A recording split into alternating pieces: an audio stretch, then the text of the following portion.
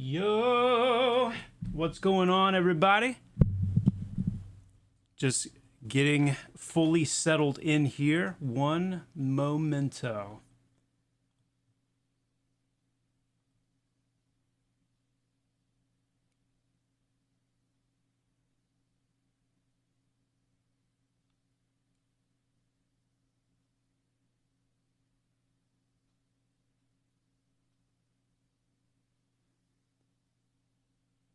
All right, what is going on, chat? Good to see you. Good to see you. Good to see you.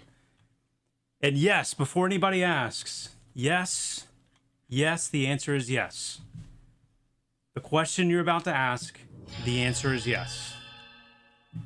What's up, Kurgan? What is up, Jay Rickardson, Dosi, Teglayan, Briar, Wolfgar, Salted Hash, Fudari, Nightwatch, MMORPG. What is going on, Ginjan, Visibility, Velkinks. Good to see you guys. What's up, Gertie Man, The Great Vendini. What's up, Kronzik? What's up, Wimchim, Ghostilio, Fringe, Xcore. What's up, Teglayan? What's up, The Wall? Good to see you guys. Functional Parrot, Lucille, Carrick, Nythier, Ready to Cry, Zeke. Rip Leroy. What's up, Green Jericho? Dilbo Bagskin Wiki Wacky Woo. Good to see you all. D Runkle, good to see you as well. Welcome. Welcome. Welcome. Also, shout out, hello to Billy Bob Tolmart, Zalaf, Fluffy Wuffy, Table Schmuck, Virtual, welcome, Kurgan, Dennis, Sergio, Skiach, Optic, W. Pochert, Virtual Glue. That's a name. I like that name, Virtual Glue. Palolin, good to see you. Welcome, welcome to you all. Good afternoon. New glasses? No. No. Nope. No haircut. Nope. Nope. Nope. Nope. Nope. No, it's what you're looking for is lack of beard. That's what you're looking for. What you're looking for is lack of beard. I assumed that there would be a lot of people saying, "Did you shave? Did you shave your beard?" That's why I was saying the answer is yes. But it seems like I don't know. Maybe it's the whiteness of the beard that, I don't know, makes it not as, like, prevalent. It had to go, guys. It had to go. Every so often it gets to the point, if you have a beard, you know what this is like. You reach that point where it's just like, it's got to go. So, you shave it off, put some moisturizer on your face, maybe, if you're me. Kind of, like, let it breathe for a little bit, and then before you know it, it's back. What are you going to do? What are you gonna do? Yo, as I live and breathe. Wiki Wacky Woo, 10 gifted subs. My friend, thank you so much. That's amazing. Thank you, Wiki Wacky Woo. That's amazing, seriously. That is so cool. And Zeke with the 100 bits. Thank you, Zeke. Thank you so much for those bits. Another 100 bits from you, Zeke. W Zeke. W Wiki Wacky Woo. Thank you guys so much. I appreciate that. Thank you, thank you. I'm just impressed that you've gone 3 streams in a row without a beanie. It's because I can't find the freaking thing. I have looked for it daily. And I cannot find it. I have searched high and low. And true to form, it's like I find it, and then I lose it. I don't know where it is. So it'll turn up somewhere. Sometime. It could be under the heating pad. Yeah, it could. It could. Oh, man. I don't know what it is. I don't know what it is.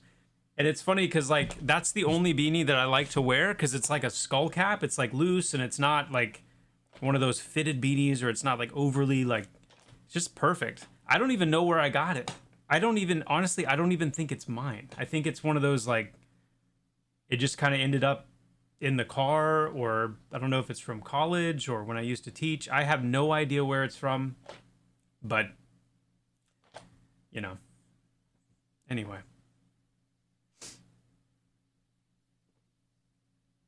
What's going on, Mr. IT Wiz? Good to see you. The Beanie Goblins borrowed it. Yeah, well, if that's true, then I ain't getting it back. My wife put it in the wash. Maybe. I don't know. Chair took it. That's true. Could be.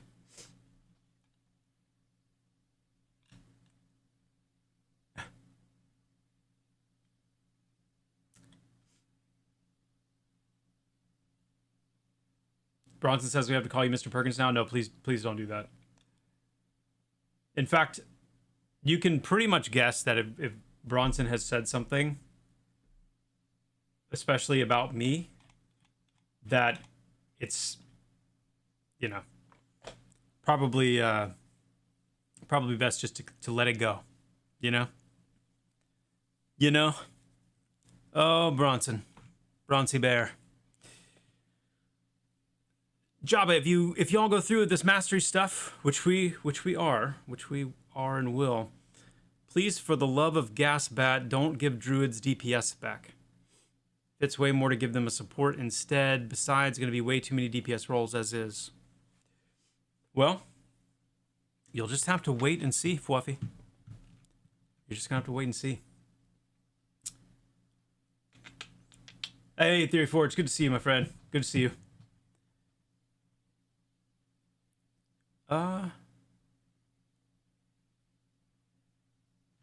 Is it just me, or does he keep starting these later in the day? These have been starting later and later in the day because we have a lot going on. And yeah, we're, as you can imagine, there's a lot we're trying to get done. And if you haven't heard, we have a little bit of an update coming in the spring, and it is paramount that we stick the landing, as they say. So yeah, we have a lot going on. So the days are full. They're full.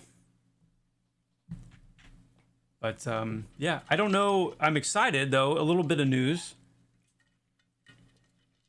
I don't know if he said anything about it yet, but I am actually streaming with Redbeard Flynn tomorrow.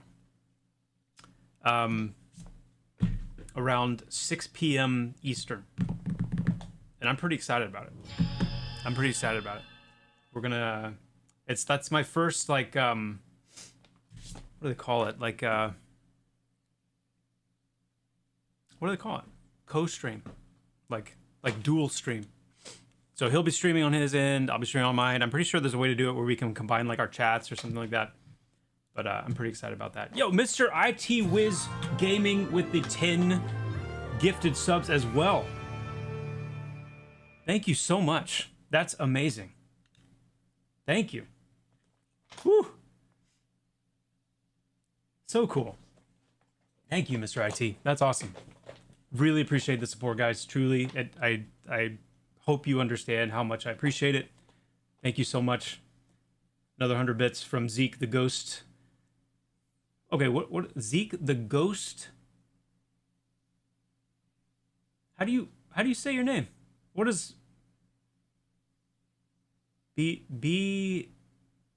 Nui? Benui boy? Benui. Okay. Zeke the Ghost Benui boy. Interesting. Thank you for the bit, Zeke. Thank you. Never cross the streams. That is a great piece of advice. Thank you so much. Thank you for that.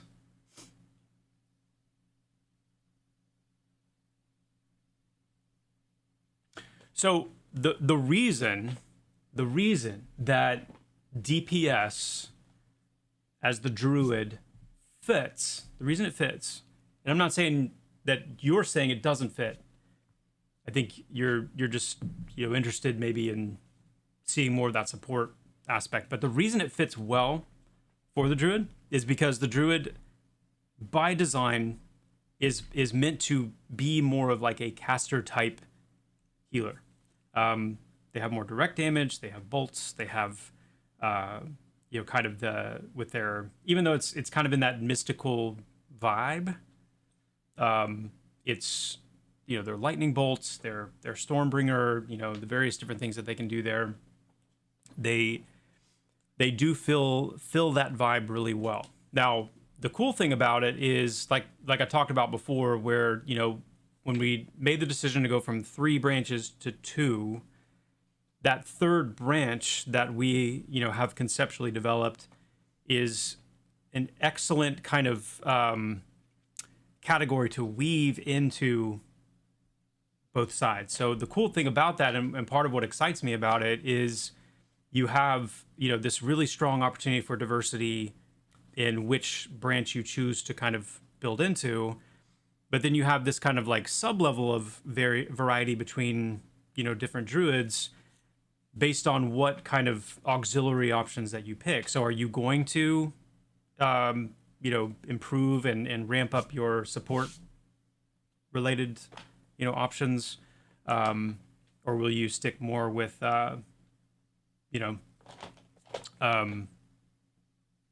certain travel or mobility, or shape-shifting related options and things that aren't necessarily directly related to a specific spec? Yeah, me and Redbeard tomorrow. Again, I don't know. In the content creator space, I hope I didn't jump the gun. I'm not sure how he's planning on announcing that or anything, but I'm really, really excited about it. It's gonna be really fun. Very fun.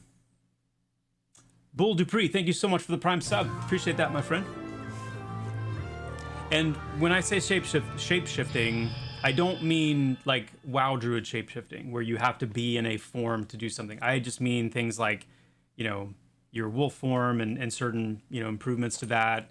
I mean things like, any kind of other forms that you get when you're traveling or when you're wanting to kind of like regenerate or recuperate. That's more what I mean. Yeah. Has the date been set yet for the February update? No, we've been discussing that internally. There is an internal date that we have as a goal, but we're padding that with potentially a week that we might push that back just to make sure everything's ready and that we've been able to test enough. So we're going to wait until we have a good sense of which of those 2 dates it'll be before we announce it. Zeke, thank you so much for the bits. That's 200 more bits. Thank you so much, Zeke. Really appreciate that. Thank you, guys. Thank you so much. And then, yeah, the spring update, we haven't announced the specific date for that either, except that it'll be in the spring. Yes, indeed.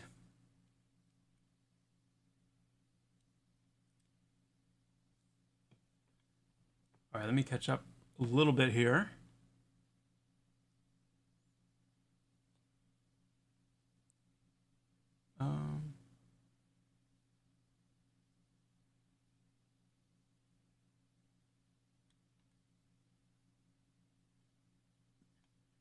Okay.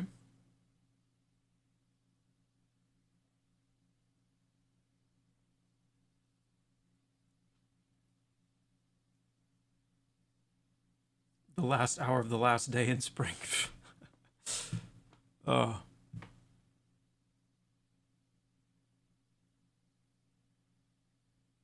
With the death of AOC, Pantheon is now my go-to main MMO. Please don't do the same. Hey, Gladius, we got you. We got you.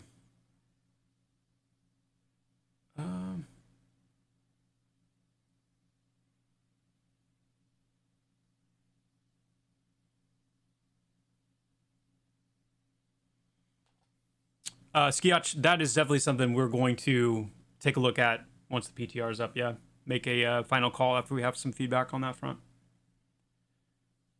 The death of AOC was wild to me. Oh my gosh, me too. Like I'm still reeling from it. It's one of those things, and it probably will be for a little while still, where whenever my mind kind of like floats to it, I just get washed again with like, oh my gosh, like,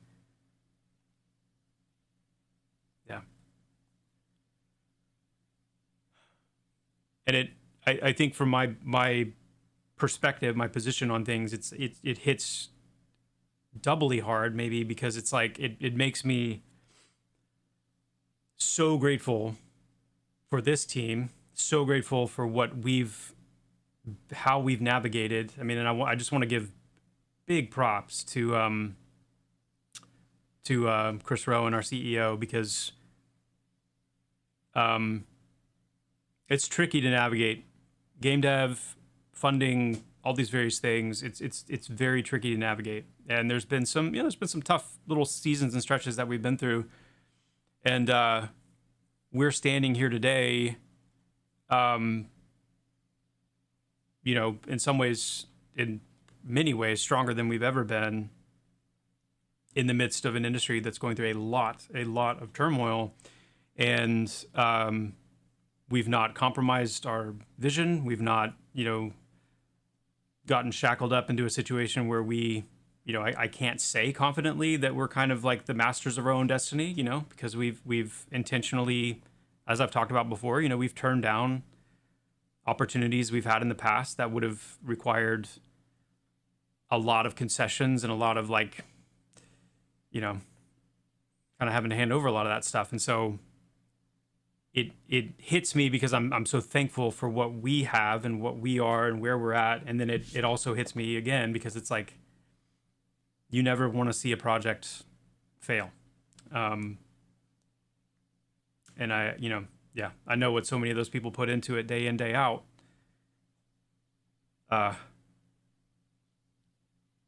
Then you just want the best for people, so.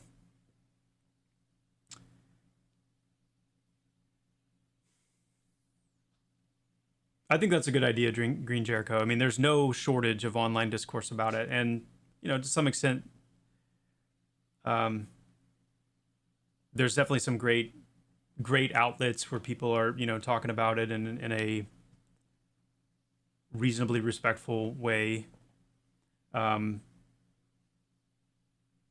But yeah, as with any kind of internet drama, you just got to be careful because it can get pretty grisly.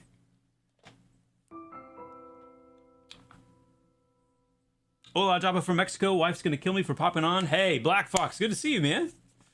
Enjoy your time there. That's really cool. Very cool. That is a place I have never been, so I'm sure it's wonderful. Thanks for popping in and saying hey.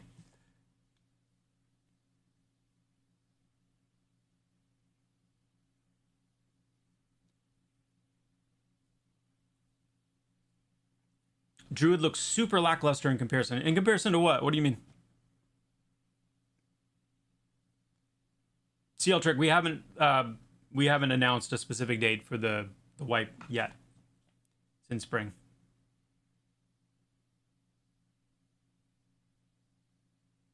A few people in the game today were new from AOC on Stormona. Cool. Awesome.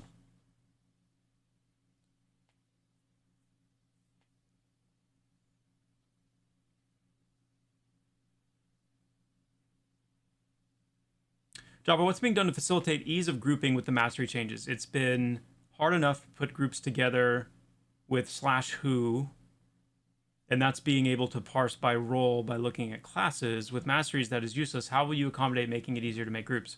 So there will still be, we will be updating the who to include, either a way for players to like self-report their role.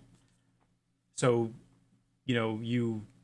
if you go into looking for group, or somewhere in the group window or in the social window, you'd be able to kind of list what role you're filling, and that will either be like written in, like tank, DPS, healer, or it could be like a symbol, a shield versus like some crossed swords, or some little plus sign. I mean, just some kind of a symbol that will be at a glance. And if we don't, so if we don't do self-reporting of that, then we'll have we'll basically have, in the same way that we can kind of say like, okay, once you've gotten to this point through your mastery, you've essentially kind of crossed that line where you are now kind of very much leaning in this direction. We might handle it by going ahead and tagging players on that role, just so it's clear, because you don't want players advertising that they're a tank, but they really come in as a, a bastion, but they really come in as a warlord or anything like that. We are also looking at, using the titles themselves and how and when we want to incorporate the titles themselves, so that you would see like a warlord warrior versus a bastion warrior. So we definitely are aware of that, that we want to make it really clear, what role someone is going to be able to play. Virtual Glue, looking forward to the new update in the spring. Yes, we are too. So excited.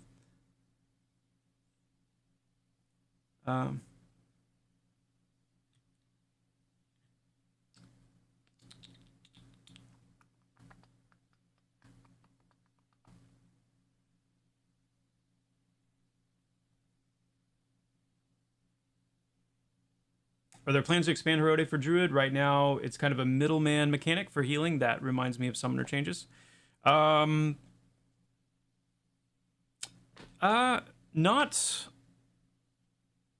There, we don't have plans to extensively, alter Herode's mechanics. We do want to flesh out what Herode can do and make it, give you guys more options and decisions to make in terms of what you've kind of slotted for Herode at any given time. But Herode is meant to be different from the Summoner pets, where Herode is not as manually controlled and not intended to be as manually controlled. But definitely Druid, like most of the other classes, still have some refinement and some kind of, fleshing out still left to be done. And you can expect some updates and some improvements to Herode's kit and kind of how she functions and all that. I saw the AOC stuff, but I don't... I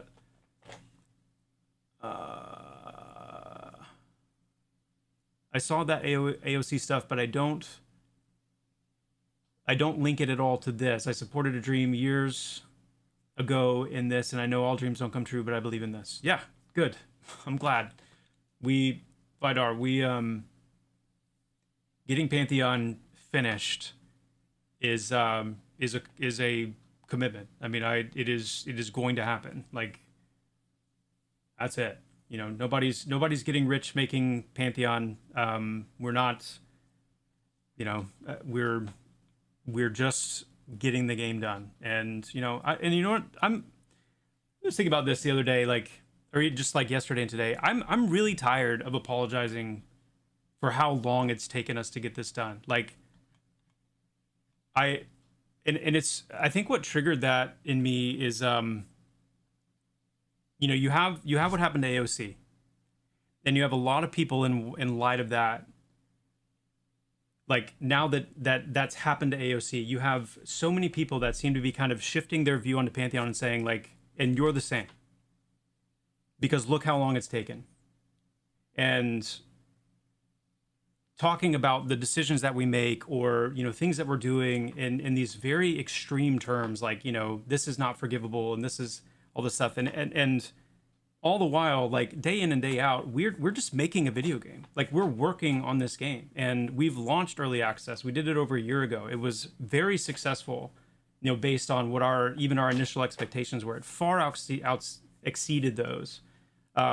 We've had crazy uptime since then. We've had a very stable, gameplay environment for people to play, and there are people that have put thousands and thousands and thousands of hours into this game. And has it taken a long time? Yes. And I've been very clear, when we started this project, many of us, myself included, being kind of the OG now in terms of longest straight run of time working on this project. Yeah, it very green in the beginning. Lots of mistakes, lots of lots of mistakes. But I've always said, the proof is in the pudding. What we're making is what we're making. You can see it, you can play it. There's no folds in the cloak. There's nothing hidden here. It just is what it is. We're releasing roadmaps. We're working toward those roadmaps. And I'm just done with this sense of Pantheon should not be taken seriously because it's taken so long. Play the game. And if you like it, you like it. If you don't, you don't. But it's not about it just taking a long time to make. as if that's some reason for like, you know, that it should be disregarded because it's taken a long time. Like I'm really getting tired of hearing that. I mean, not in the sense that it's like bothering me. Like, I mean, people are going to keep saying it. It's not like I'm like mauling because people are saying it. It's more just it hurts and to some degree, sorry for like kind of the weird kind of tangent here, but like it's so interesting to me because so many people that will jump on that train also want the game to be successful because they want to play it, and I don't understand that. I don't understand it. So anyway, at the end of the day, what I can tell you is this: just like we've done from the very beginning, we will not stop working on this game. We will not stop until it is done. And when I say done, obviously until it's launched, and then we will continue to work on it and improve it and progress it and all that. But we're not going to stop. We haven't stopped yet, and we're not going to stop. This has been this is not a new thing. You know, these kinds of you know, statements about Pantheon, they're not new. I mean, back in 2014, people were saying this kind of stuff when I joined the team for the first time, because it's not going to stop. We're not going to stop. So anyway,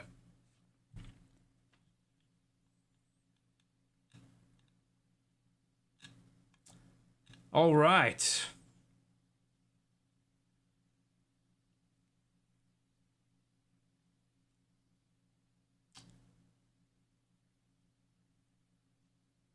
Maybe someone else has asked this before I joined the channel, but I was wondering what you and the rest of your team think about the Ash situation. We're just really sad about it. We're really sad about it. It was a shock to us. We have friends on that were on the Intrepid team, people that we really care about and respect. That we know were there working hard, that care about their career, that care about what they are creating. And I imagine, you know, the majority of the team was that way. So I mean, it just, yeah, like it just degrees of sadness and shock and some frustration, you know, and yeah. Anyway. I'm not really going to say much more than that. Like, I don't really want to get into any, you know, specific thoughts or anything, because I mean, at the end of the day, like we don't yet know everything that is needed to be known to make any, you know, conclusions beyond a certain point. Like beyond the fact that this sucks, it was a shock. It's devastating for a lot of people, especially the people working on the project. That's about as far as we can go. And then beyond that, like there's all kinds of, you know, and this is, I mean, granted, I'm saying this as someone who, I mean, obviously I've not followed Ashes in the same way that a lot of people who are just purely consumers have followed Ashes and players and part of the community. So that makes it even more, you know, unnecessary for me to really comment on much. But definitely would encourage everyone to just kind of do their best to make peace with the happening, and then wait until there's some more information, you know, about just what's going on. You mentioned you were a teacher in another life. I was, yes.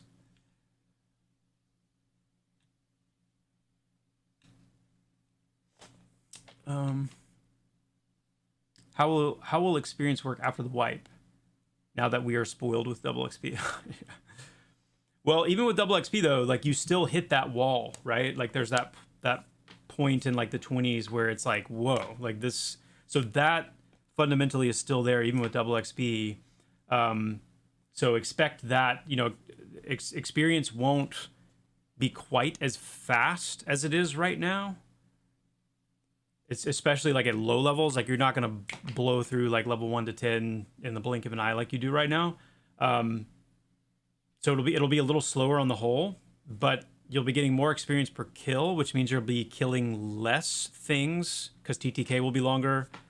And I think that rhythm is going to feel a lot better, and that curve is going to be a lot more like smooth and weighted much more towards the back end, where you're not going to feel that intense like, wow, this is really slowing down, until you get, you know, towards the end of the leveling journey. So it should just smell a lot smoother overall.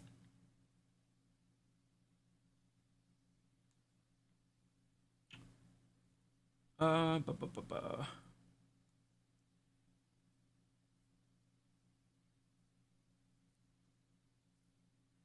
Yeah, Catalyst. I'm pretty sure there's a lot of people that have done something similar. When you launch, will there be a monthly sub cost, or just buy the game and good to go? Thank you in advance. Hey, Mick Madang, good question. We, I can't say what it will be because we haven't announced it yet. So I'm gonna say we'll wait and see. We'll wait and see. I know that's a hot topic question. There's a lot of people that are wondering that. So yeah.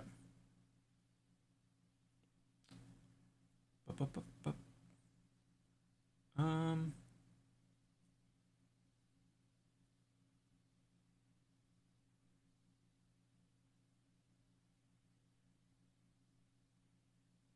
I think for me, the issue is with the development focus not being put on core features. The example would be how the class kits are not finished yet, specifically the Enchanter Charm.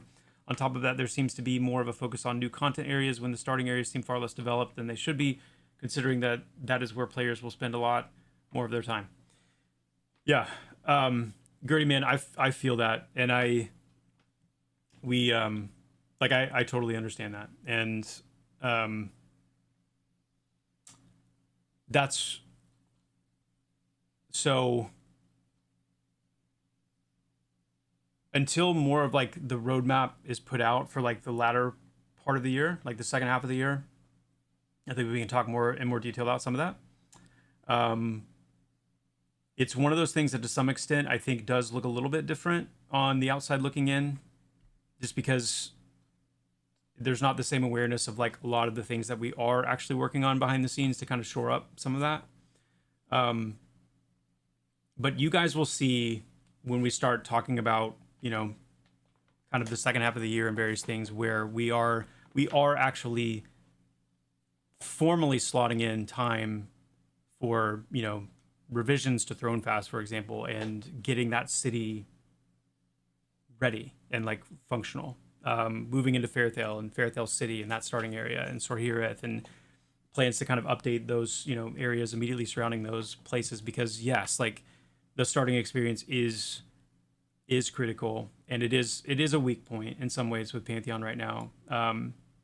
So there's it's always a balance, and it's the kind of thing where if it was reversed and we were kind of all in on that, then there would also be a lot of, you know, sentiment around us not having anything new, and it's we've walked through that kind of back and forth enough times where what seems like the clear and obvious, like, well, they should be doing this, isn't always as clear cut and dry. But totally agree. Ultimately, totally agree with that sentiment, and I think you guys will be encouraged to see when we start talking about a little bit more some of what we plan to do to address that.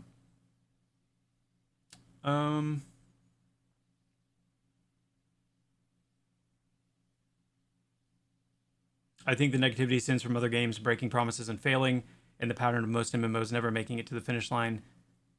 Steve was telling AOC players the game was fully funded, not saying it's fair to compare Pantheon to New World, AOC, etc., but I guess I understand it too. I mean, I understand it in the sense that it is, there is an adjacency there that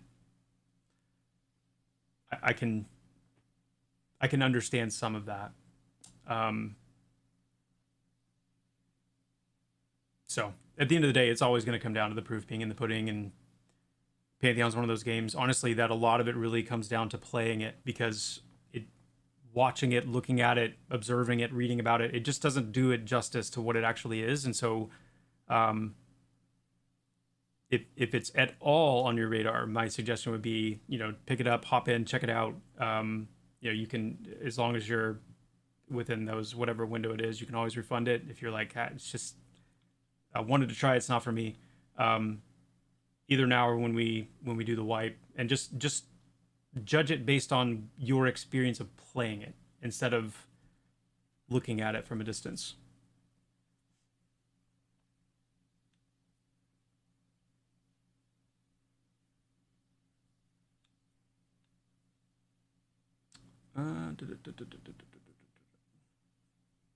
Whoa, Dayhawk.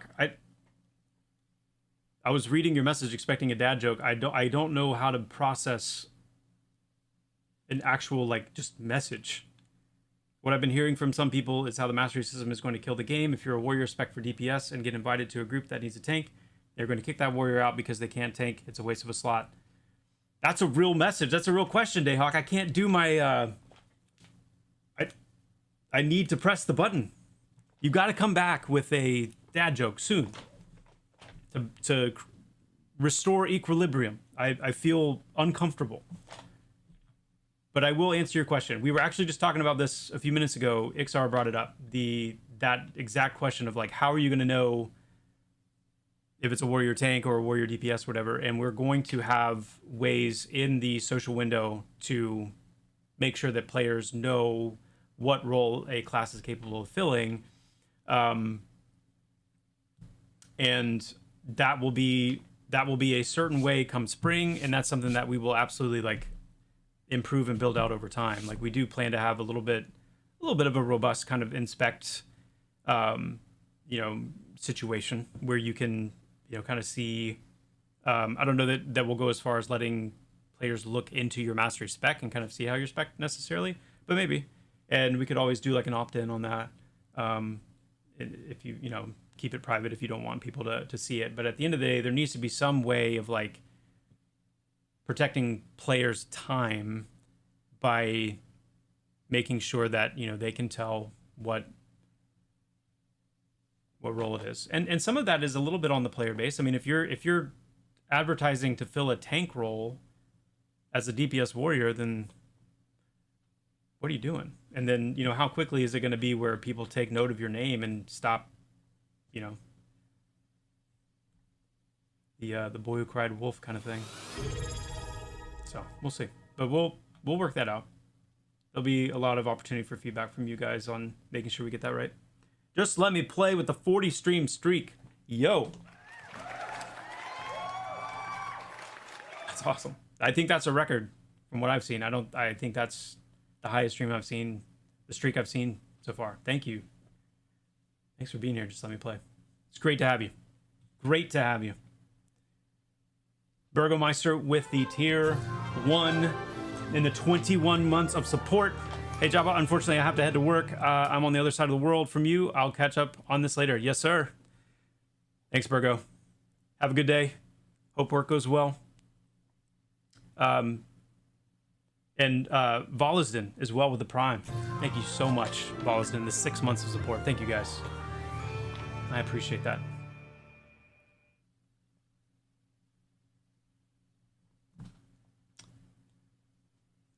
Yeah, swag. I think some self-reporting capability like that would be good, where you can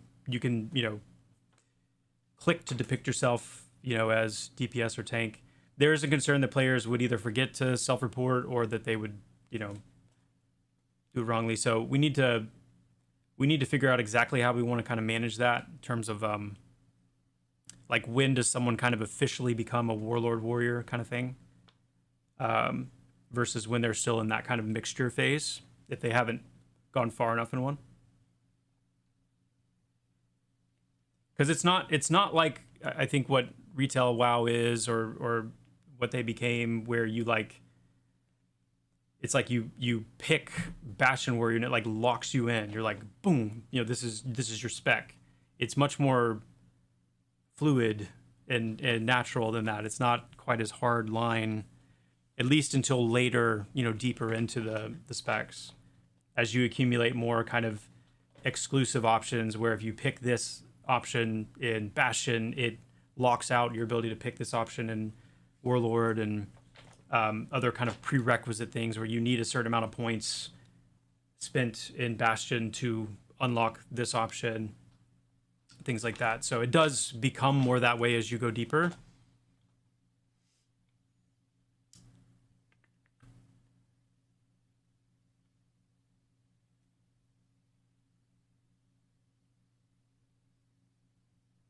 Well, it's kind of like, well, you could think of it the kind of thing where if somebody is going to go looking for group, if someone's going to list themselves as looking for group, then you could make that self-reporting part of the requirement to hit OK, right? Where it's like, if you try to hit OK, but you haven't clicked it, then you can make that more of a requirement. It's a little bit harder when you're kind of just doing a /who to see who's available in the zone and you're reaching out. But again, that's what I'm hopeful anyway, and this could be me being naive. But I'm hopeful that just based on player reputation alone, like if I'm in the zone and I'm playing a warrior and I'm like all in on warlord, like I I'm not interested in tanking. I don't whatever. And someone's like, hey, we need a tank. I understand some of the statement is more like we don't want to have to guess, like we want to just look for who's available, and we don't have to ask like, hey, are you able to tank or whatever, just to have someone say no, I'm not. And again, that's where, in the who, we just need to work out exactly how and when we want to kind of assign a title or like a designation to a player. So we'll figure it out. We will figure it out. What's going on, AK? Good to see you.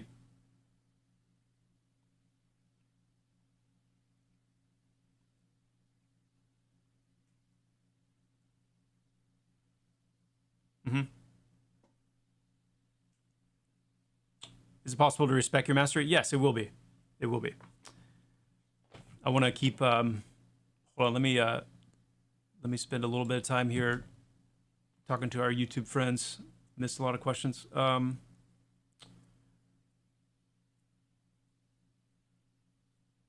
Cool. Thank you guys. We do appreciate the support very, very much. Thank you, Optic. Appreciate that.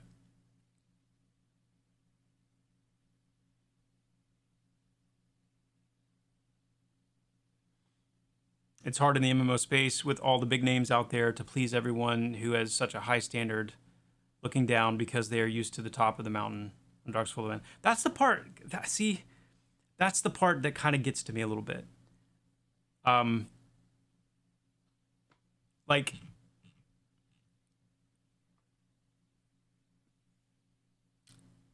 and I think because this is an underdog situation. In fact, any indie MMO in development right now is by nature an underdog situation.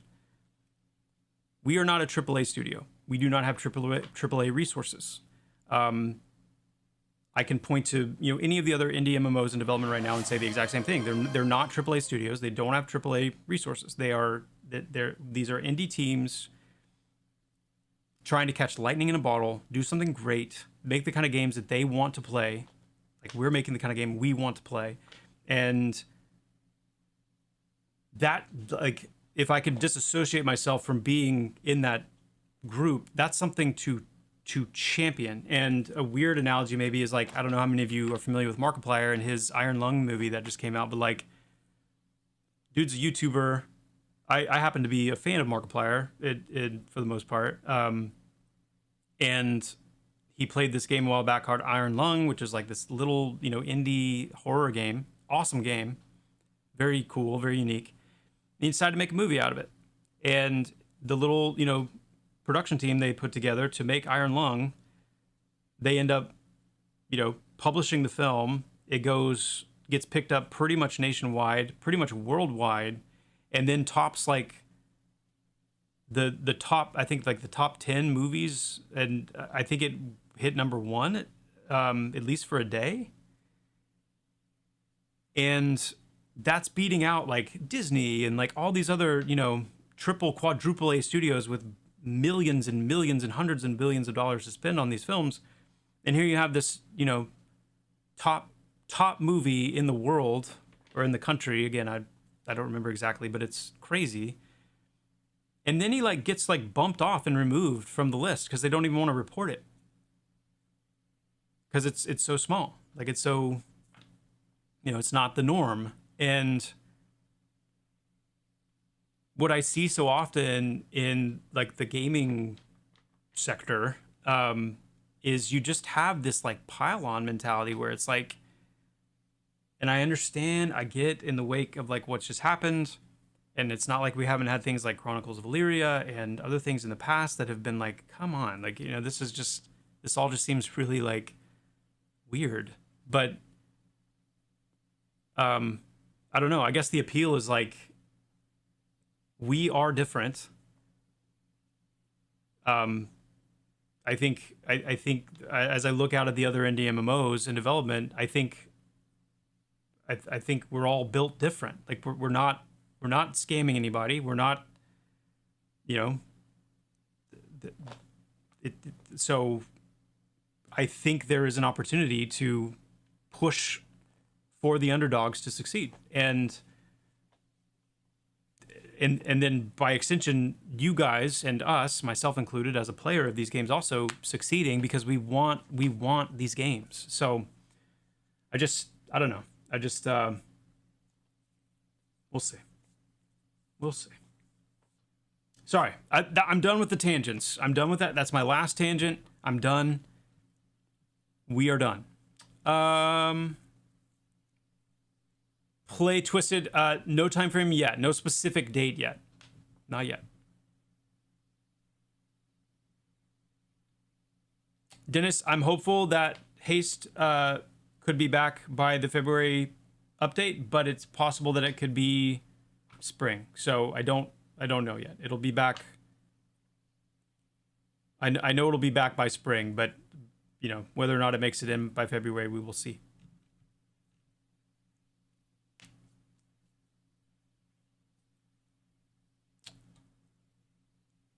Are we going to separate PvP gear from adventure gear like Guild Wars 2 did? How would that relate to PvP servers? No, we will not be separating PvP and PvE gear because Pantheon is fundamentally a PvE game. And even on PvP servers, the intention is that you are contending with other players every bit as much as you're contending with the world.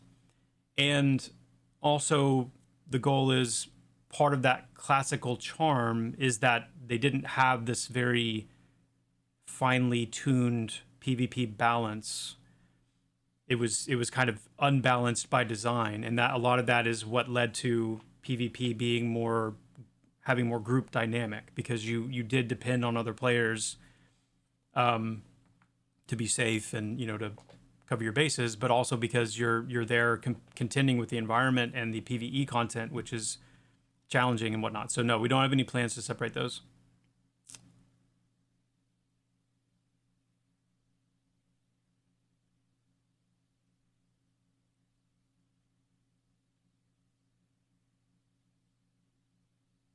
Fluffy, yeah, totally. Fluffy Wuffy, yeah, please do that. 100%. I would enjoy reading that. Yep.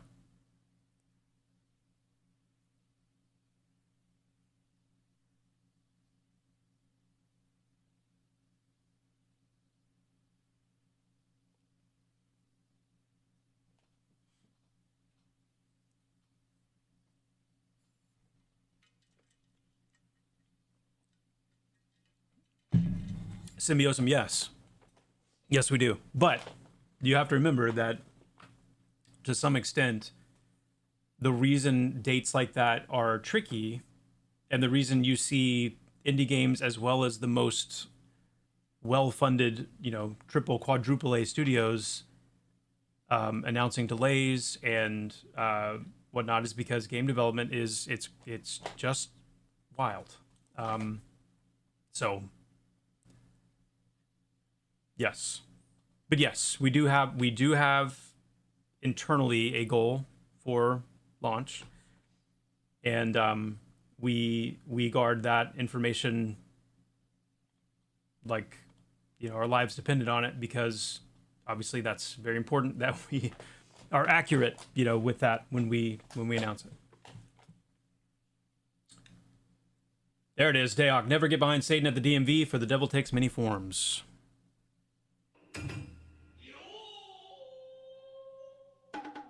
Thank you, Dayhawk. I finally feel a little bit of a return of equilibrium now, which I appreciate. What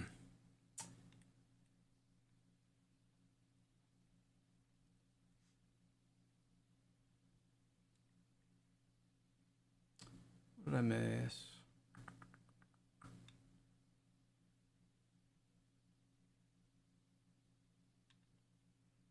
Yo, Wiki Wacky Woo, thank you so much for the gifted sub. Congrats, just let me play. Thank you so much for that. Yes, I'm done with the tangents. I'm done.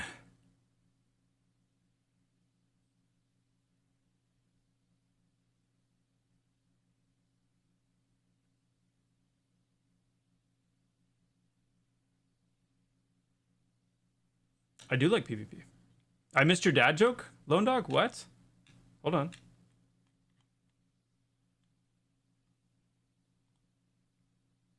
It's impossible for me to laugh at dad jokes, but I don't like missing them. Joppa, did you hear about the guy who's afraid of escalators? He takes a lot of steps to avoid them.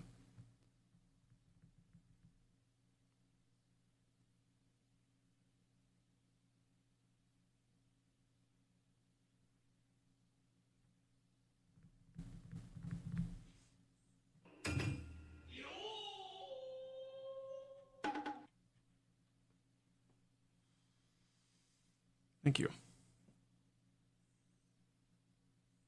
Thank you, Lone Dog.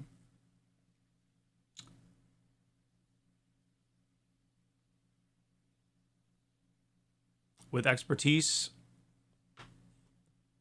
I think you mean mastery. With mastery, class skills, bard, and new zones, it seems very far away suddenly again. Well, I mean, not as far as you might think. Again, our team is growing.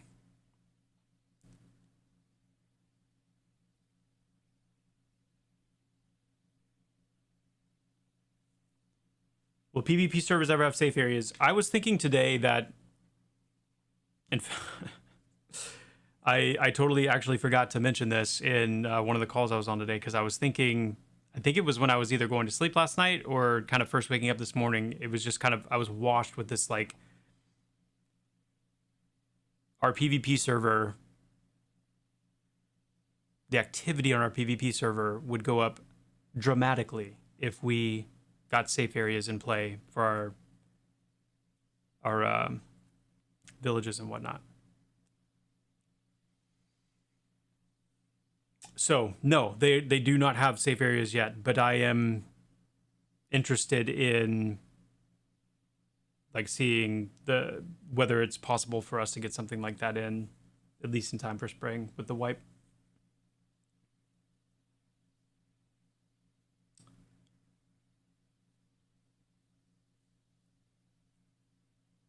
Mm-hmm.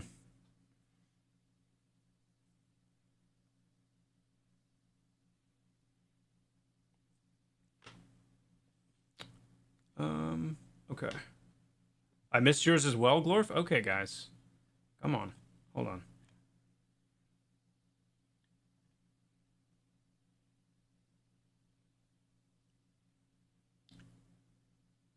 Why did the whole family take CPR classes? They had to be ready for all the dad chokes.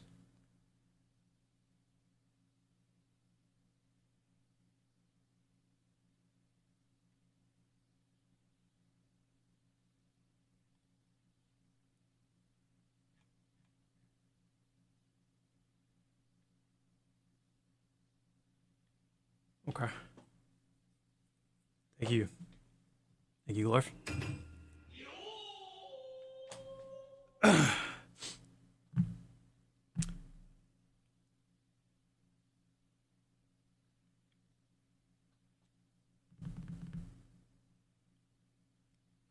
Any art I can share?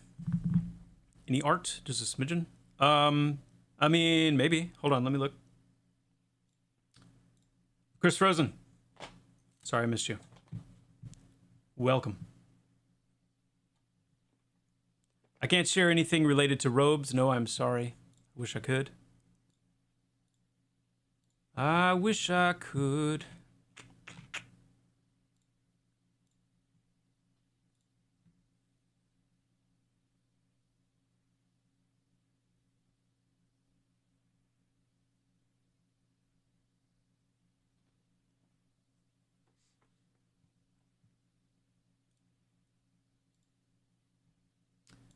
We did have, I think Bronson. Wait, is Bronson's? Wait, hold on.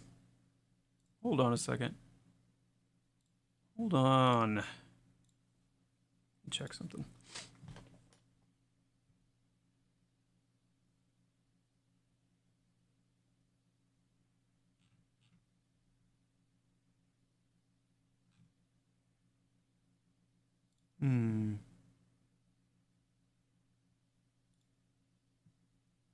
Okay, yeah, so we've got the thing that Bronson's working on,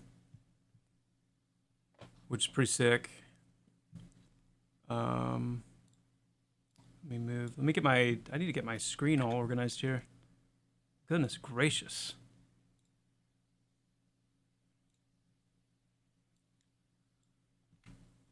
So he doesn't have any gear on yet, but we do have this guy, which is once this guy's got gear on, I think you guys will be pretty psyched about that. But this guy, this is part of the Nightfall Crypt ensemble. Is he streaming the thing that he's not supposed to? No, he's not. No, he is not.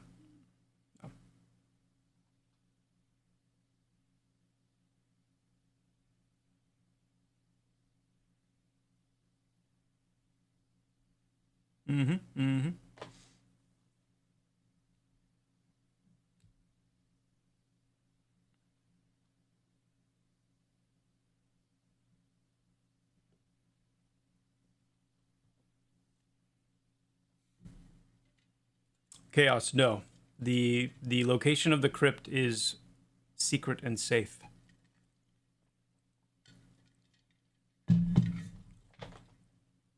Secret and safe. Dude, I am really excited for you guys to see the that NPC that I was talking about. The one that we don't want to show early. The one that we want to be a surprise.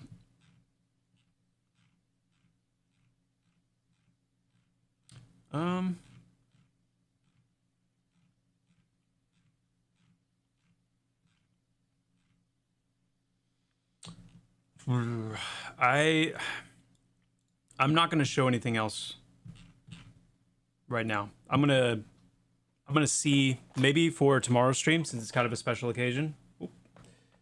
I'll see if there's a couple of things that would be really cool to show, and I'll see if anybody's got, you know, a problem with me doing that. So we'll see.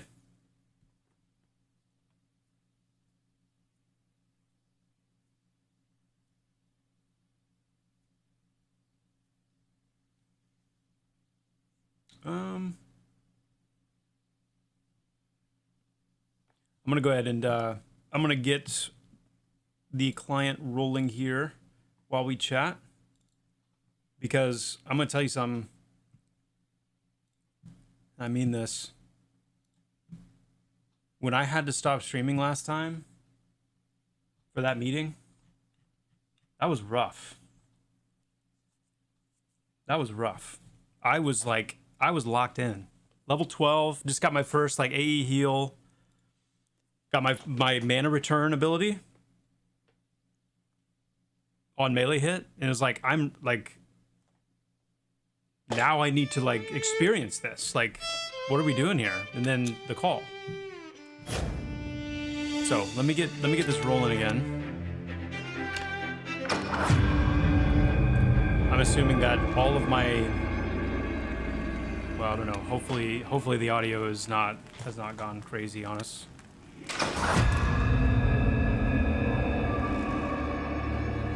Yeah, tomorrow. So tomorrow I'm actually doing an extra stream this week because I am streaming with Redbeard Flynn tomorrow evening. So yeah, see my settings every time. That's such a weird. It's weird. Just weird.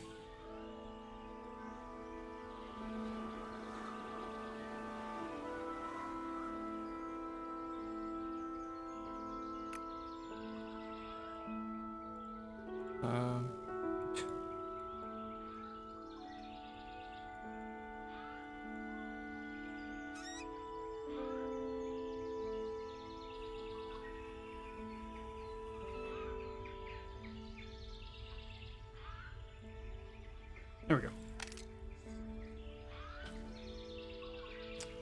There we go. I want to help you understand our mental state. Once you told us about masteries, most of us can't concentrate on models and environment and only think if we chose the right class because we don't know yet the flexing options. I spoke with a few about it, and I think it's all across the community. That's fair. That's fair.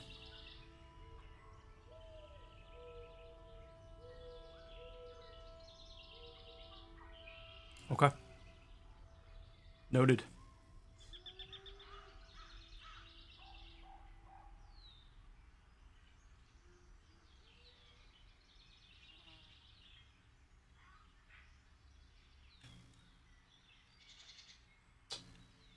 Yo, Bomb Hanks. Hey, I'm looking to hop back into Pantheon after a long break. Are you able to provide timeline on the next wipe? The big wipe that is coming with the big updates is in the spring. We haven't announced like the official date for it yet, but it is coming in the spring, and so you know. What is spring? Spring's officially what? March 21st through June 21st? Is that kind of the official range? So that is the most precise date information we've provided thus far. And yeah, we'll keep you guys posted if there's any updates to that. Just bought the game, looking forward to playing an Enchanter. Nice. Disenchanted. That's what it is. Very cool. That's exciting. Very exciting.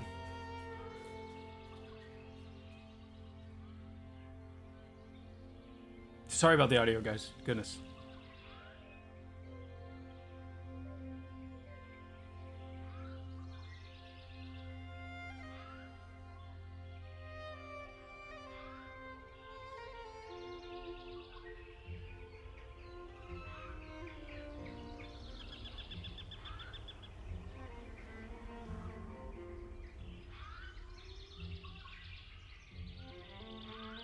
Job as a loyal fan of Pantheon for over 10 years, I want to say thank you and the dev team for your resilience, persistence, and passion to this project and community. Thank you, Sir Shag. Thank you very much. Thank you. Appreciate that big time. Big time.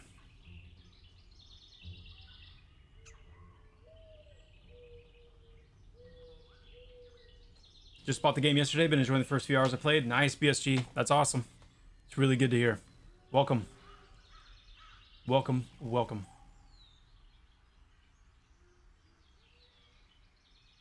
Sheer, not yet. It's coming in the spring update. And that will include the other classes that have their form of charms. That would include like Necromancer, Undead Charm, Druid Animal Charm, things like that.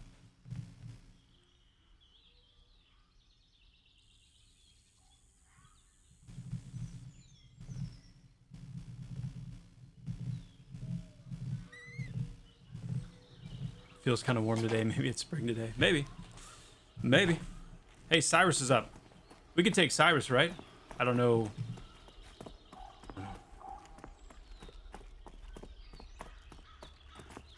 Let me know if the audio is weird.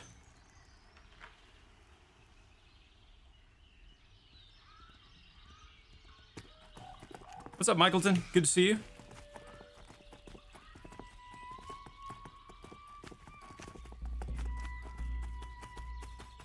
Will Direlord have a DPS leaning mastery tree, and can they wear plate while tanking? Yes, Direlords will have a tanking. They will either be able to go full tank mastery or DPS. And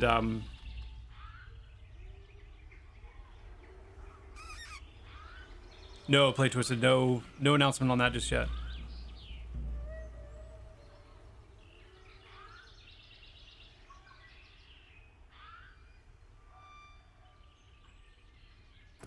Dennis, the long-term plan, once we get actual like true instancing support in, which we're hoping will be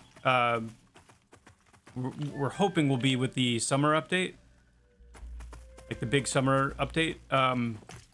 But it's not totally guaranteed yet. But Nightfall Crypt and the various different Nightfall Crypts that will exist in the world will be, it's very likely that those will be instanced in one of the few kind of purposefully instanced dungeons that we have, because it's meant to be kind of that mini dungeon-like experience. So that's ultimately how we will handle that. For the time being, it will be, you know, it'll be a little interesting. This is bad. I really don't. Well, actually, before I try that, I guess let's just try it on this guy. Let's see how this goes. This could be really bad.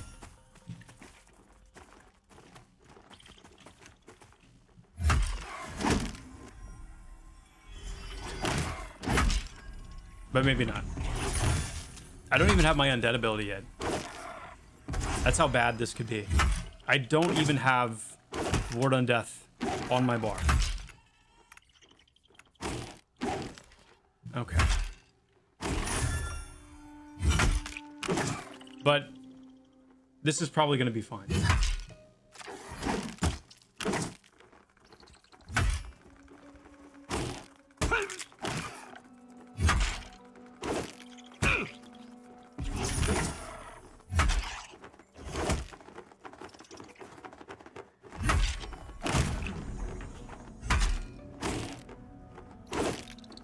Why instance over non-instance? Well, and actually, since we have potentially some new viewers watching, let me be really clear.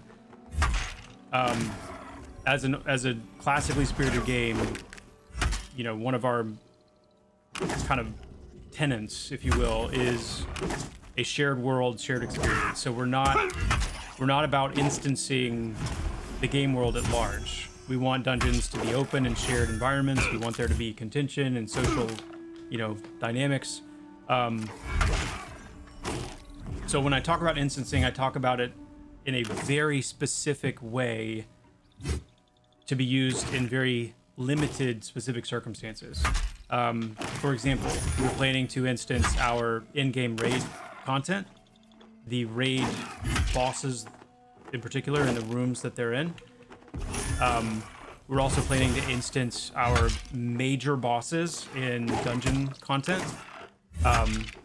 You know, where there's like one or two major bosses in a dungeon, those will have, you know, a highly themed room and kind of mechanics and whatnot. Those we're planning to instance. But everything else will be open, shared. The dungeons themselves, you know, the raid areas and raid dungeons themselves outside of the boss rooms. And then the only other caveat is this kind of style of dungeon where we have a purposefully kind of mini dungeon style that is meant to be, you know, doable in kind of in that core loop of time, you know, a couple of hours from start to finish. That's what I mean by instancing this particular place. All right, let me get this on the bar. I'm curious how this compares to my normal damage spell. Let's see.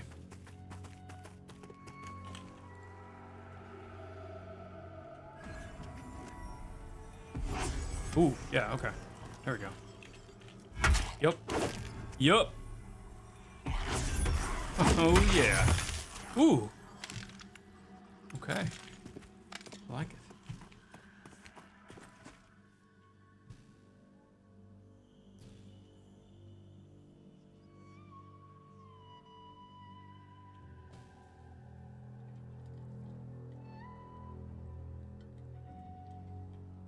Oh, you'll have to wait and see, Mr. Frozen. You'll have to wait and see.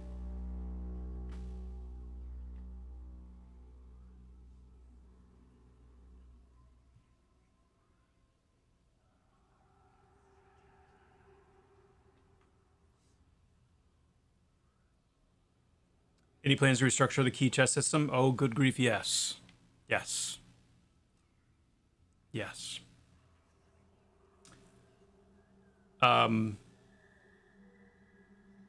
We do plan to have world finds. So you're playing the game, you're running around, you're exploring, and you're going to stumble upon things from time to time. We do plan to have that.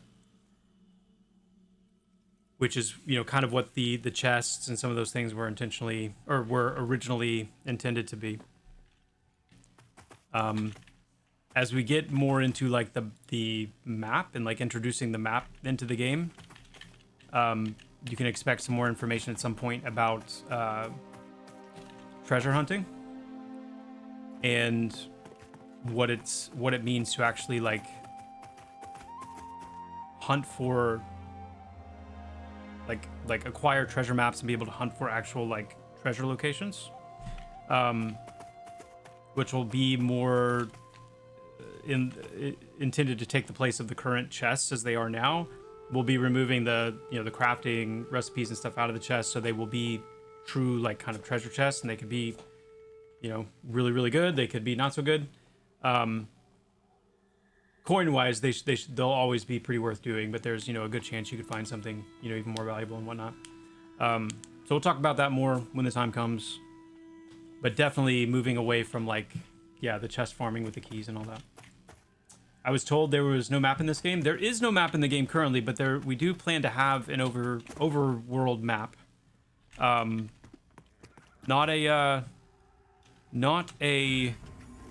GPS map, but an overworld map to help you waymake a bit.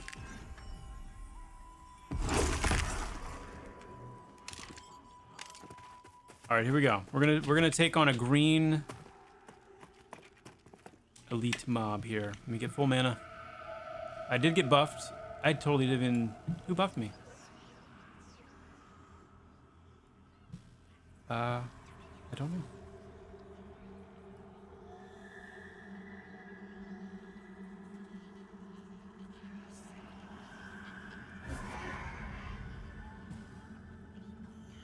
Thank you, Druid, for the march. Wait, is that... No, that's Datamark. Druid of Mark. Thank you, sir. Please, take what boons I can offer.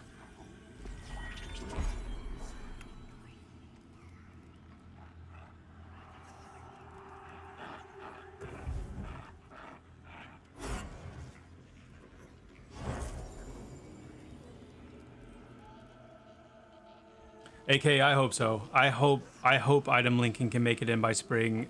It's definitely got a fallback of the summer update, which will, I know that's when we're targeting for like need before greed roll, for group loot, and a couple of other pretty significant itemization things. But I hope so. I hope so. Every time I catch your stream or the uploads, I get so excited. This game has so much going for it. You and the team should feel tremendously proud. I believe in y'all. Hey, ready to cry. Thank you so much. That's awesome. Thank you. Thank you. Thank you. I am glad to hear that.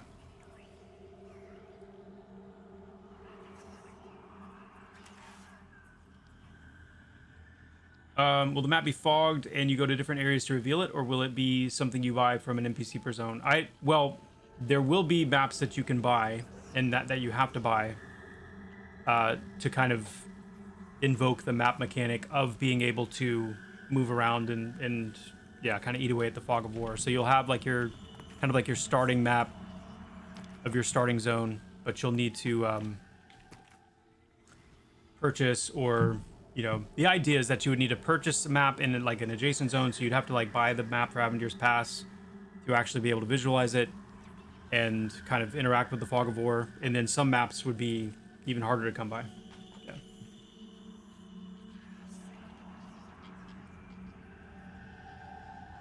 Joppa, I talked to one of the Ashes streamers, Vladis, who bought the game last night. Would be cool to see his coverage move to Pantheon. Oh yeah, it would. Oh yeah. It'd be very cool. All right, here we go.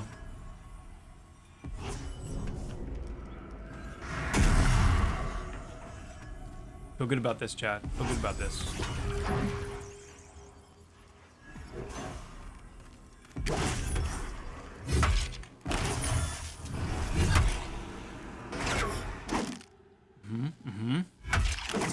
I am buffed though. Hold on. I'm gonna take the thorns off just because I want to. What does this do? Fire damage. Okay. All right.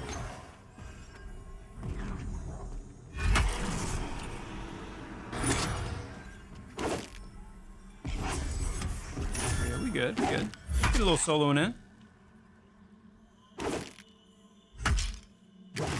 That's one of the things. Honestly, I'm so excited. One of the updates in the spring is like just a complete overhaul of our like curing cleansing framework and actually like permeating that in. So it's like bleed cures, disease, poison cures, magic dispels, things like that. Actually like a important like fully integrated part of like the combat experience. That's gonna be really nice.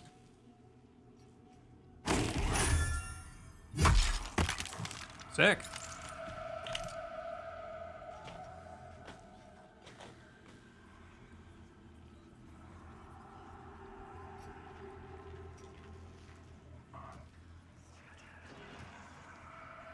Hey, Joppa, is Ko waiting for 1.0? Any chats with him? Yeah, I'm pretty sure with MMOs, and I know Ko has said a few times, and I don't want to put words in his mouth because I don't know if his thoughts have changed. I have not talked to him directly recently about it, so this is the best of my... This is me recalling what I have heard him say, which is that he's keeping tabs on where we're at, and I think he's waiting for sure until that like 1.0 launch before he really dives in on a character. And that is kind of consistently his approach for a lot of things. And I think it makes sense with an MMO especially. I'm sure when we hit certain major milestones, like I would not be surprised, for example, I don't know, but I wouldn't be surprised to see him in spring pop in and just kind of check things out. And there may be a couple of other, milestones that he might jump in for, but... Bourbon, we are most likely going to add the fight recap for everybody as an EA thing. It's not going to be there for like when the game launches, but during EA we'll probably add that for everybody.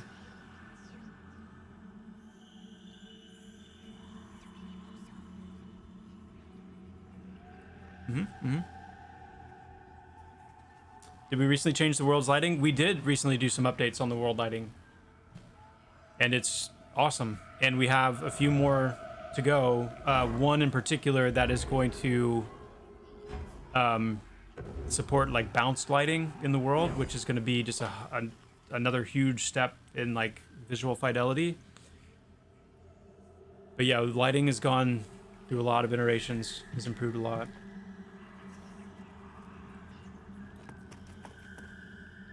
I wanted to see... Yeah, I think Gloom feels a lot better now. Oh. Oh. Hold on. We're good.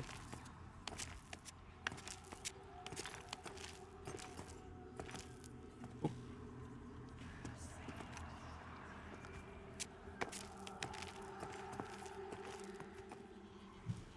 Yeah. That's a lot better. Like, you can definitely feel like you're in kind of like a spooky place, but it's not... Yeah, I like it. I like it. Looks very bleak.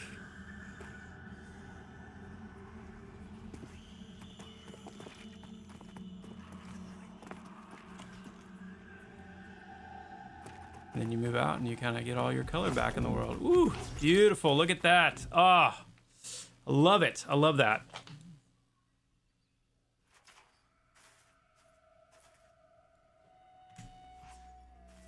Man.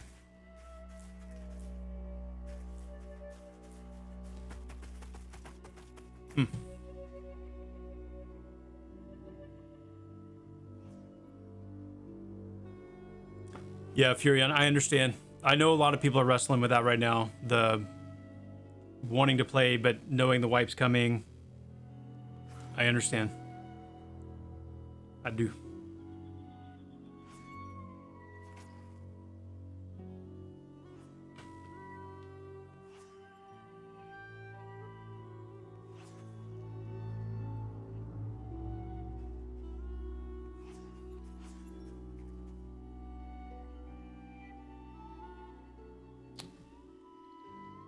in one of the patches, the game lag spike when Wild Blood Mountain came into view is gone. Can you confirm it was lighting? No, that was... Do you know inside of the Wild Mound where you have those little kind of like pass-through cave areas with like all of those mushrooms? If you know what I'm talking about, those mushrooms, the wrong mushroom was used. That was actually like those mushrooms were meant to be giant mushrooms and were meant to be used sparingly. If you know the area I'm talking about, they are not used sparingly there. There are thousands of them, very small. And each of those mushrooms was the polygon equivalent of one of like an entire house in Avelia, including all of the props inside of the house, or I should say in Dimith, including all the props inside of Dimith. So anytime you looked in that direction, you were loading thousands of houses in an instant when they popped in. So yes, that one actually did not have to do with lighting. That was and we've looked at that, and we've kind of like, we've made some adjustments to keep that from happening again. But that was a funny one. Hello, nameplate. Nameplate. Oh, that's fine. I'm good. There we go.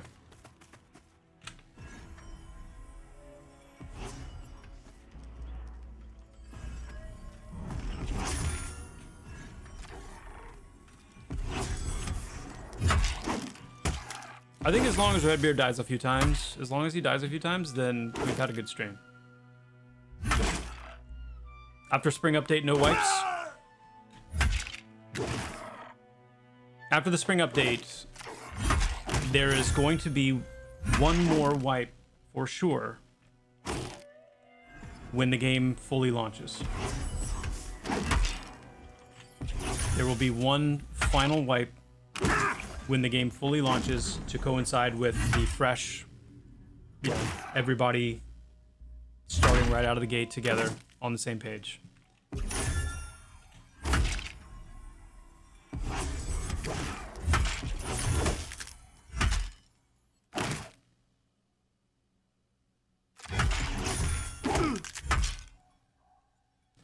The combat animations, it's a gradual improvement process. Like, for example, like I'm not gonna pull any punches. This combat animation right here, with the way that the mace is being held and the way the attack looks and the posture and all that, like, I those things matter a lot to me. And that's one of the animations, and there's several that are just not there. And they kind of, so we have a there's a weekly animation touch point that I'm a part of each week, and we have that we got it today, and that's one thing that we discussed was where on the schedule with everything coming up are we going to slot in some pretty significant combat animation passes, because we need more combat animations in general, especially for like special attacks, but we also need variations so that you're not swinging in the same way every single time. And then there's a lot of polish that needs to be done. We need to revisit some of the stances and the poses, like for the one that I was just mentioning there. We need to improve the transitions and all that. So a lot of that is iterative and just kind of gradual animation improvements here and there. But then we will also have dedicated passes that we do.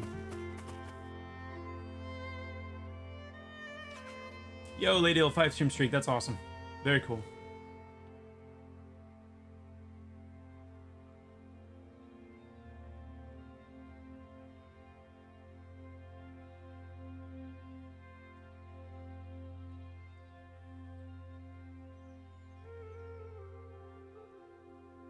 What's changing so much in Spring update that necessitates a wipe? There's a lot of changes coming to class kits, and but beyond that, we're introducing the mastery system, which completely kind of alters the way that classes progress on a fundamental level. Because a lot of your class progression is shared in the mastery progression, and the way that you accumulate mastery points and then spend those mastery points as you level. There are updates coming to skills, the way skills are acquired, the way techniques are acquired through skills. There's a little bit of a new system we haven't talked about yet related to skills, and kind of that I'll just leave it that is meant to, I'll just leave it at that. That is this cool little kind of edge to skills that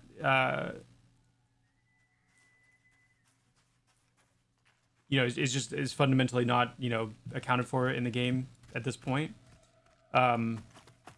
There's like vast cleanup and improvements to like mitigation, avoidance events, mitigation events. We've got a lot of like UI updates coming in.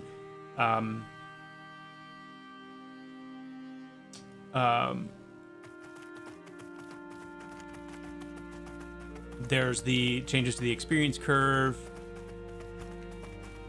There's a lot.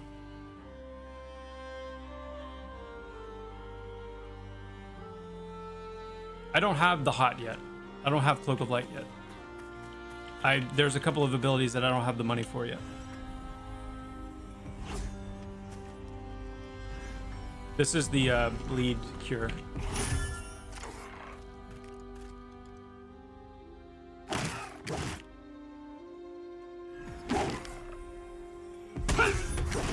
Yeah, it's the icon.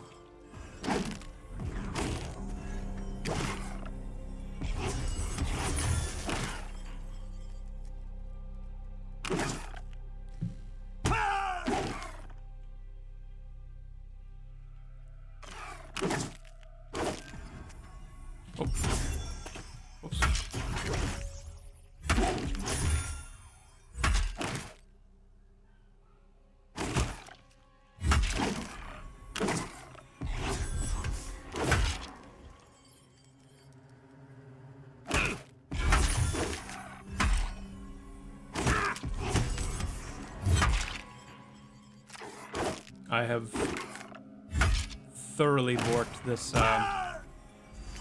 this situation.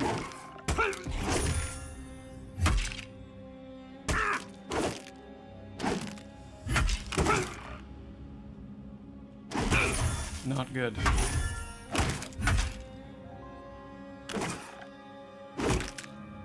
We're okay. We're okay. We got it. We're good.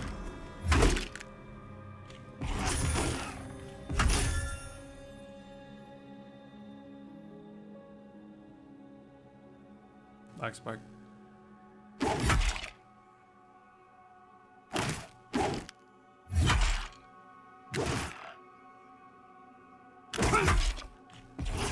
Oh, guys, I totally forgot chat. You didn't remind me. We're supposed to be getting the club. Chat.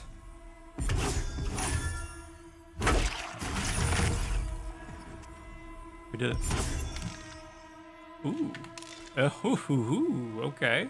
Oh, never mind.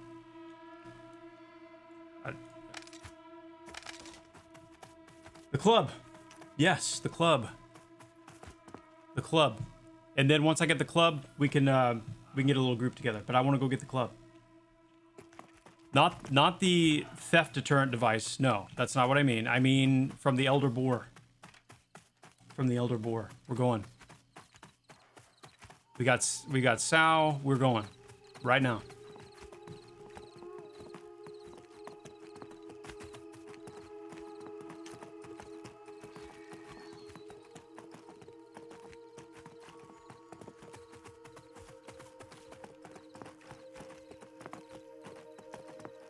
We'll take a look at that too, Lethal. Yeah, the female characters. There's also like the ogre and the dwarf. You can see like there's a little bit of like popping in the legs, right? So there's some like there are some fundamental animation tweaks and fixes and polish that we need to do. Female characters included for sure, but yeah, trust me, it will get there for sure. One sec, guys. There we go.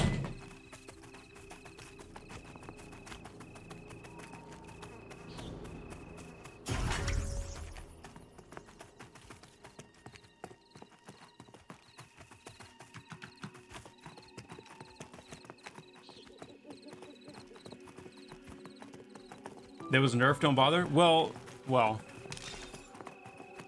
I mean, this is a really good weapon. 15 damage. But it's two-handed.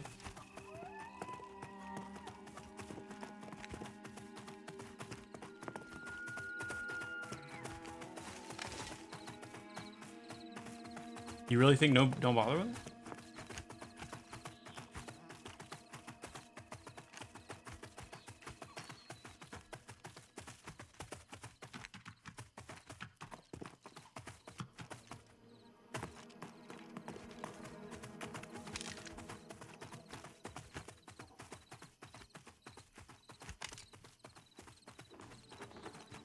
Damage beats your warrior's two-handed weapon.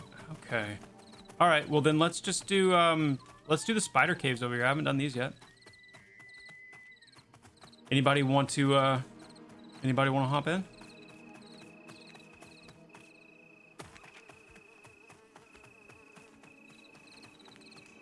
I think I'm already bound here, but let's just be sure.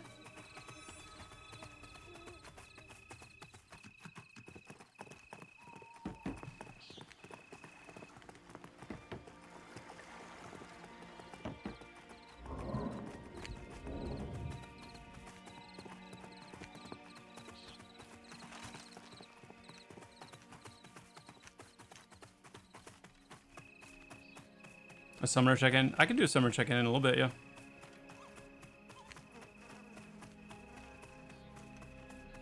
One of the things I'm excited to start doing soon is, you know, as we roll out more information about specific class mastery, I'm excited to start, you know, I've been working, just paper-wise, been working on the DPS warrior, the warlord design.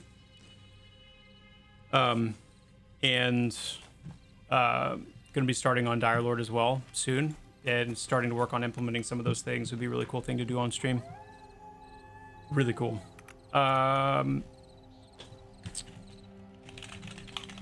Earthsea. Nice. Ooh, yeah, Wizzy.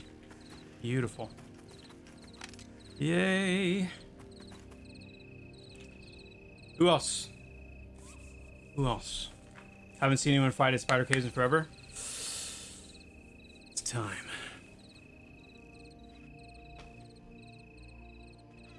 One of the things that drove me nuts when I played was going to go get a mining node and all of a sudden running into a barrier. Have any of those barriers been pushed back or adjusted?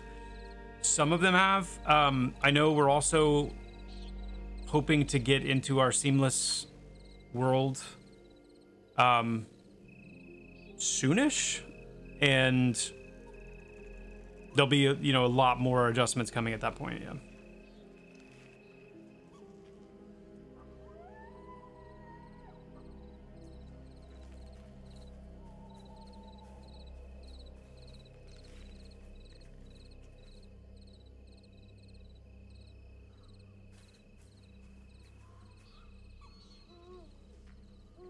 Oh yeah. Well, that's for you, Catalyst. 12 or 18 tank. Yeah, let's go the level 12 tank, Glorf. These spiders, I mean, I don't know, like level 10 to 14 maybe would be a good range. 10 to 15. 17 might be a little high. We have a level 11 with us.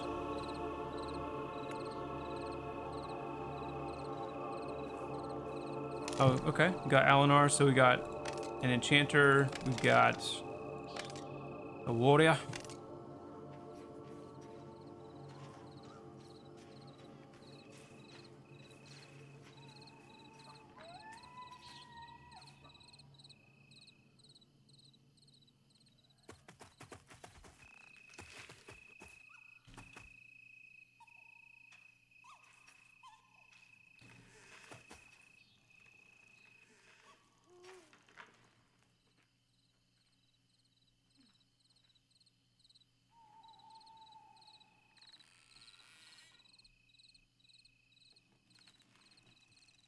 Guys, while we get this group set up, I am going to actually, Glorf, I'm going to make you leader. I'm going to do a quick bio break. I'll be right back.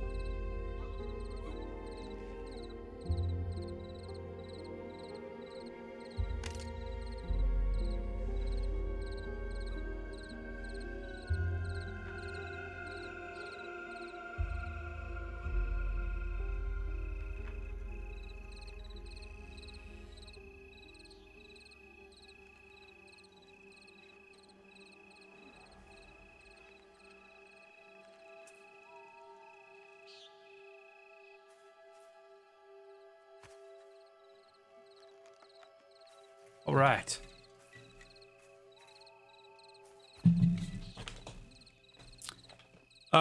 Also, I love this game. It's a shame I can't progress by playing alone. Humboys, come spring, that will be much more possible. Cool. I think we're ready. Let's buff up. Pass around some buffs. For those of you that are new to the stream, maybe even new to the game in general, it's probably a good idea that I take some time here and there just to introduce myself. Wait a second. I'm the creative director and the lead designer for Pantheon. My role, contrary to some discussion and intrigue, I am not actually the project manager or the producer, though I have operated in that role to a degree historically. But where I'm best and ultimately my role centers on the overall direction of the game. In the very beginning, it was Brad McQuaid. His, this was his company, his project. Came onto the team in 2014 as a composer, music composer for the game, and over the course of about a year or so, moved into the lore as kind of the lore master, and then ultimately into an associate producer position, and then now, or eventually the creative director role, and have been in that role ever since, and did essentially co-designed Pantheon with Brad. At that stage, we revisited the high-level design and kind of, worked through that together with, obviously a lot of input from the team as well. But yeah, my goal and what I aim to do on these streams is to be kind of an overall voice for the direction of the game. That can be on a macro level, also, more detail oriented. However, it's important to say that this channel is my own. Like, I'm not streaming under the Visionary Realms. This is not a Visionary Realms channel, obviously, and I do that on purpose because I want to be able to speak freely and of my own accord and share my thoughts and opinions freely. But what I also have to be aware of is that I do obviously represent Visionary Realms in the game, and so my goal in this stream is to be a good source of information about Pantheon. I try to stay away from questions related to when something's going to happen, when you can expect this or that. And there are several things that I will not comment on because, we have a communication team and a marketing team, and we have specific plans on when we want to talk about certain things. And there are also things that I'll say and caveat with, this is subject to change, or this is my opinion. But at the end of the day, what I do talk about, I try to talk about in, the best faith in terms of like what we are planning to do and what we are thinking, and based on our discussions and our meetings and various things. So anyway, it's probably a incomplete hello, this is who I am, but hopefully it gives a little bit of context for what we're doing. Hold on one sec.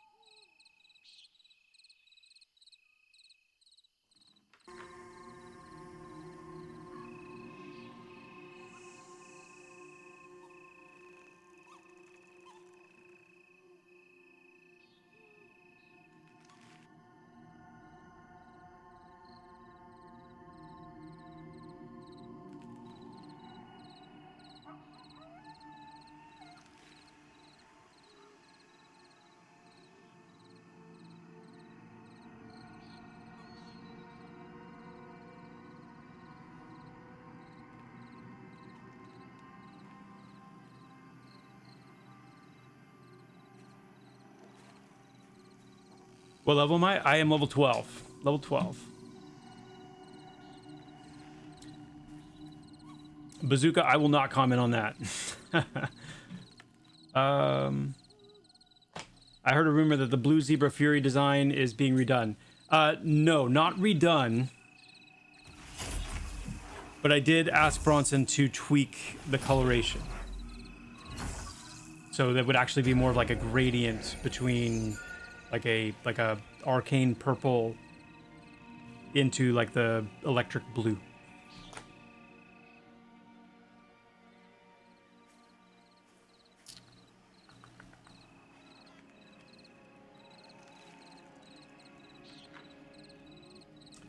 Rimmon, this is a very small dungeon. This is just a little spider. It's not even really a dungeon. It's just a little spider-infested cave. But it's been so long since I've done anything in this area. I wanted to try it again.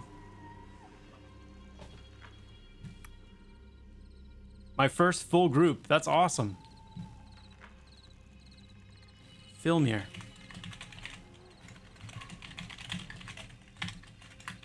that's very cool.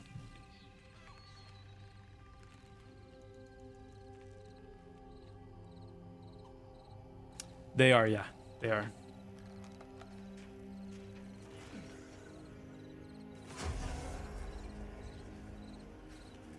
All right, do we have everybody buffed? I think so. Jax. Oh, he's got a higher level buff.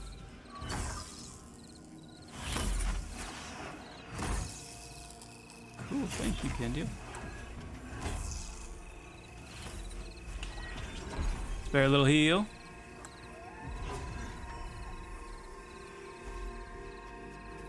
All right, here we go. Locking in. Okay, so we've got a monk, rogue, warrior, enchanter, and wizard. So I am the only healer here, so that's cool.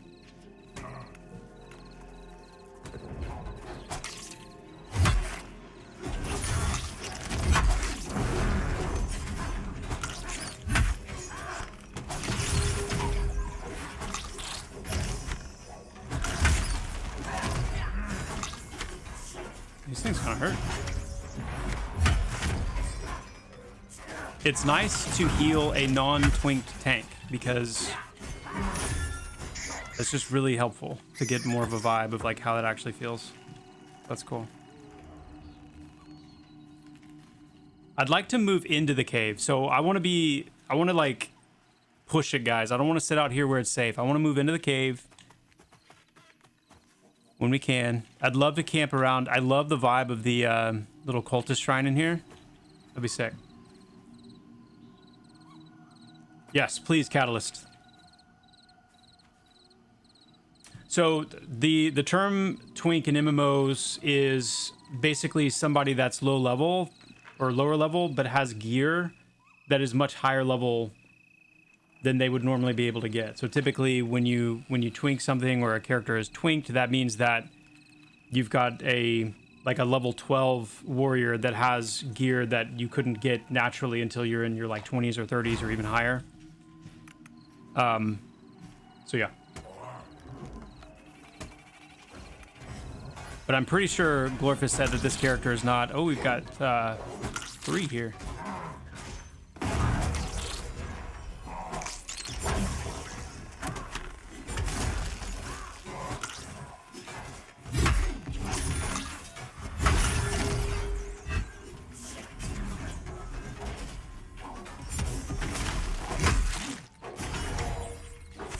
There you go, Catalyst.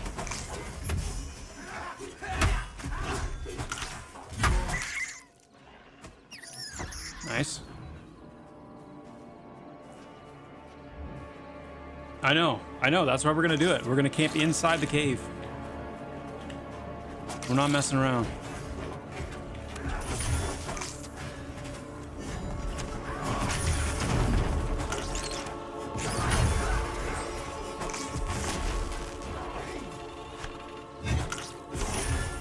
I don't really have my mana cooldown on. Goodness.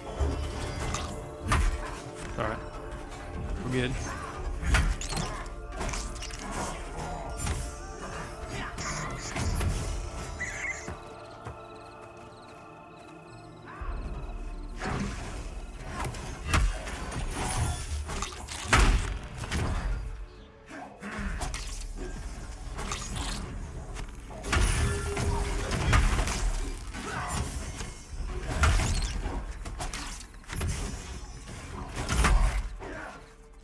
You'll be able to, so melee battle cleric, yes, in the sense that, you know, as a cleric, you're going to be able to wear up to light plate armor.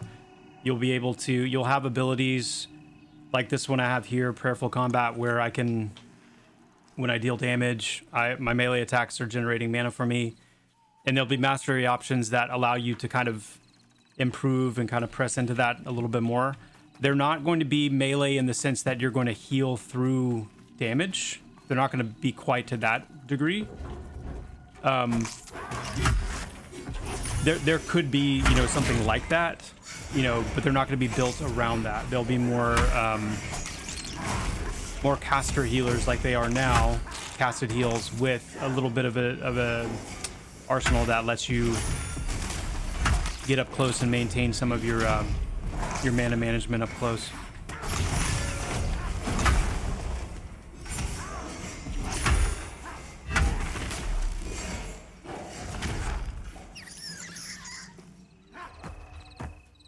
Yeah.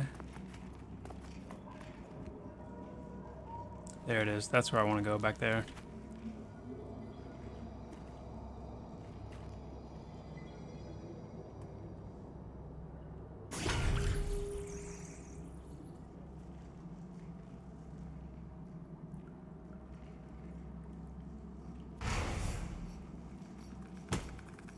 What was the Warhammer Warrior Priest like?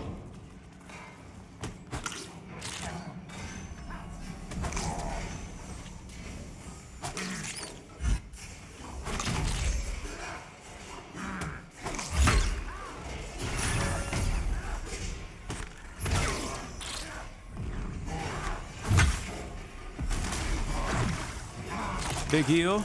Boom. My mana pool felt that though.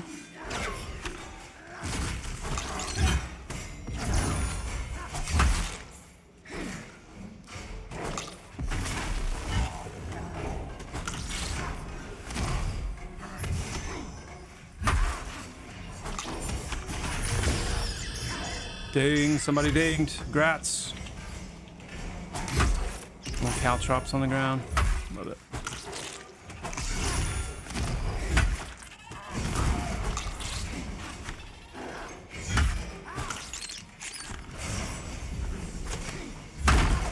What's up, Mad Morpheus?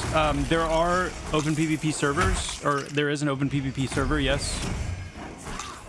It's very basic in terms of rule set, so it's just kind of open PvP and not a whole lot more than that. We also don't have like safe areas yet, so it's like always on PvP. There's no real safe area, and for that reason, it has a very low population at the moment. But I'm a big fan of PvP, and I believe that good PvP experiences are built on really deep PvE foundations. So we do plan to have PvP offerings, but not at the expense of PvP and not commingled with PvP or with PvE. Sorry. So you will you'll have to go to a specific server, or down the road access a specific kind of, you know, more curated experience to do PvP content.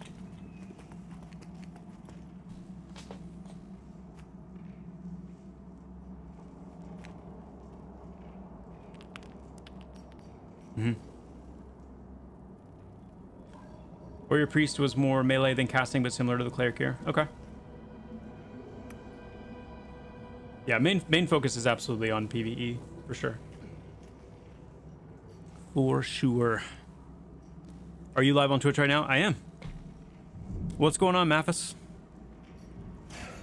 Or Mafu Senpai, sorry. Mafu.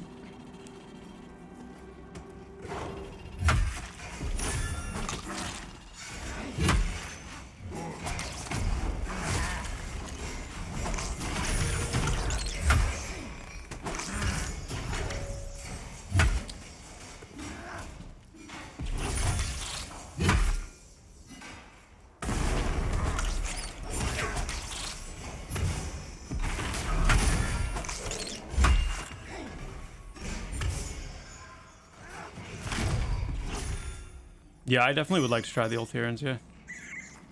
+2 Wisdom Gloves? Huh? I missed it. It's okay. What dropped the +2 Wisdom Gloves? What?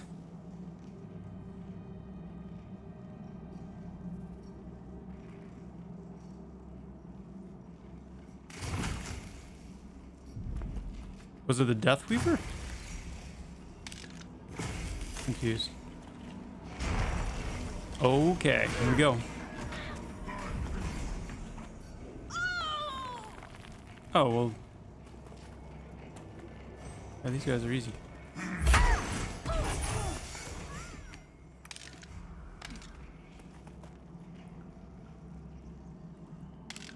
Well, wait, what did Earthsea roll on?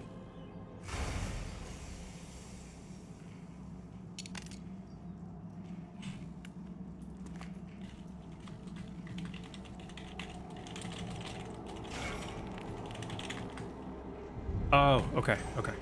All right, just making sure.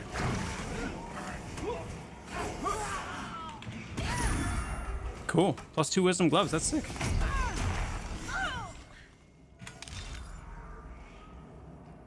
And 10 mana? Okay. Okay. Beautiful. Yeah, they do need to be more dangerous. I agree. That's awesome.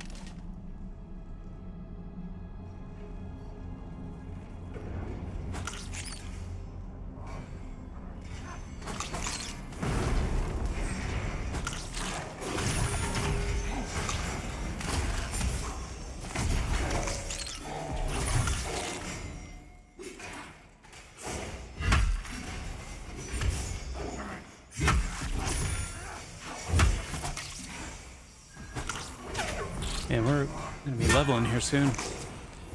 I gotta get some cash. I got some spells to buy.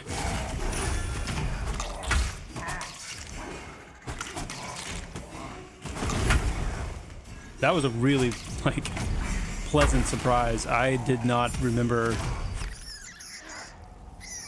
friggin' +2 wisdom 10 mana gloves dropped in here.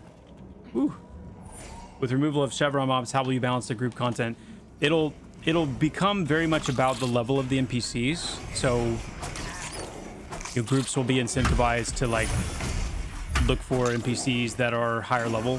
So like right now we're fighting like dark blues, whites and dark blues.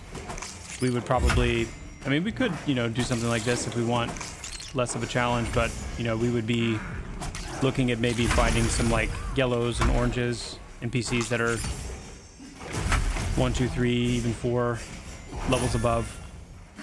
And then as an NPC gets lower level compared to you, when it gets down, you know, dark blue, light blue, and even to green, that's when it starts becoming more in that soloable realm. And then you factor in things like density and pathing routines and, you know, things like that. And you get areas that are just more dangerous and more suited for groups.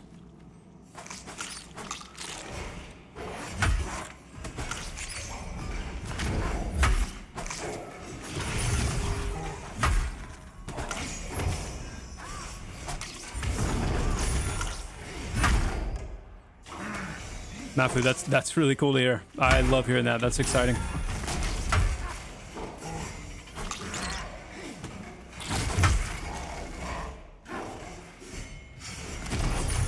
Problem with higher levels is they are resist spells a lot, though. Yeah, but that's, you know, that's part of the overall consideration and how we're kind of working on things for spring to balance a lot of that out, give players the tools they need, and whatnot. So, yeah,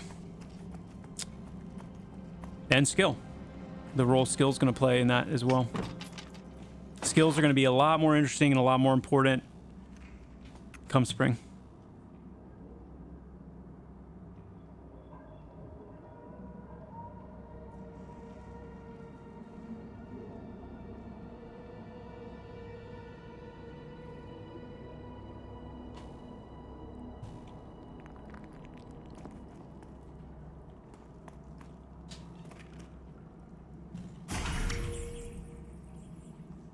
Hey, one sec, guys.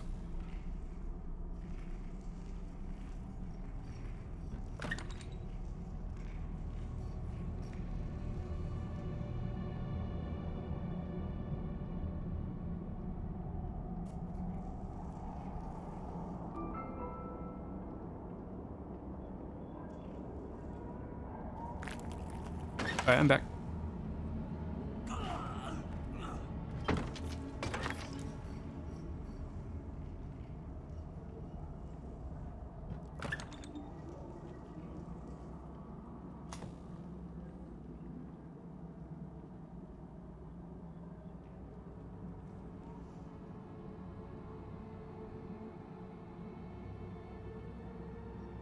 Fort is still really tough, yeah. Oh, we got a few coming here.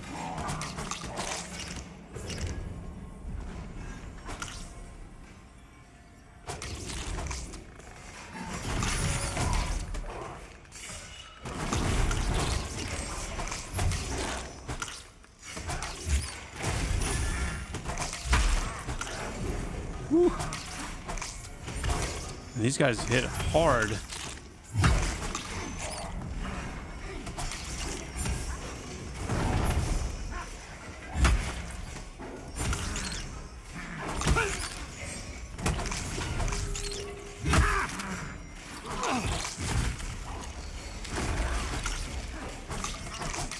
Man.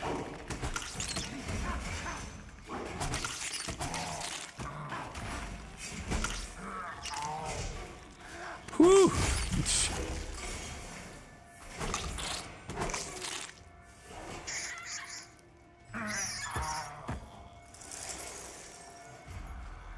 They're bandaging me up. Bandaging. I love that. That's so nice. A little bit of a down state. Oh my.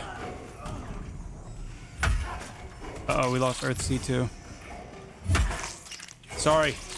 I'm hitting. I'm sorry. That's my fault. That is my fault.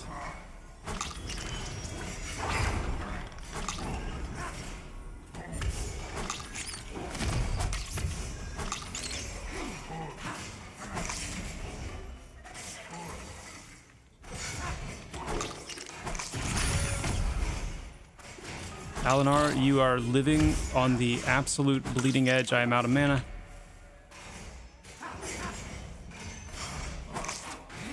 Come on, come on, come on.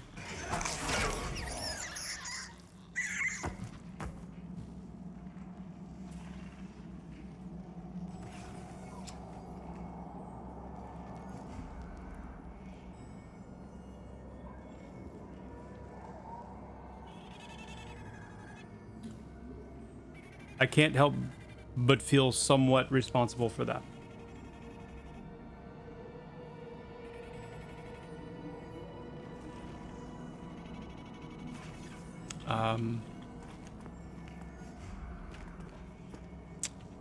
All right, am I rezzing?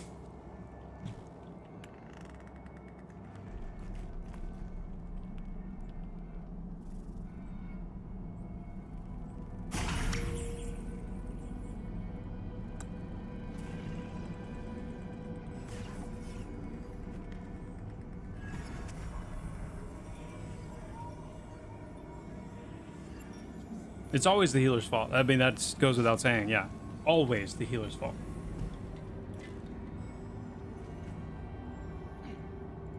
Got this big beef wad over here we need to res.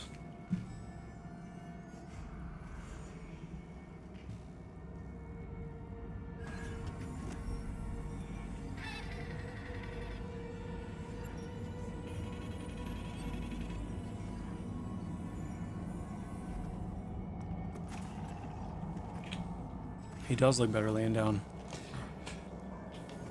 As the cleric, it's always your fault. It is. It is.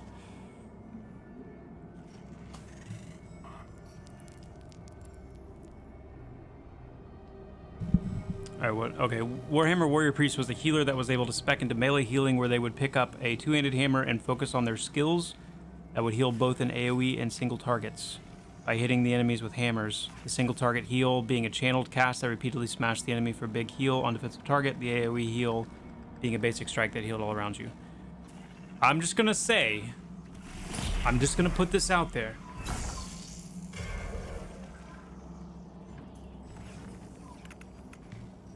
That sounds really cool for a paladin healer.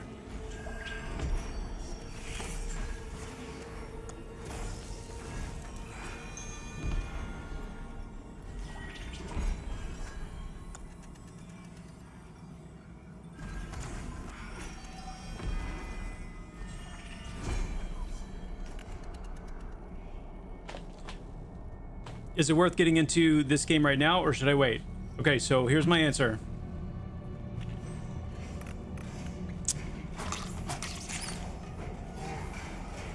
I think right now, with the experience bonus, this is a good time to get into it and start feeling it out.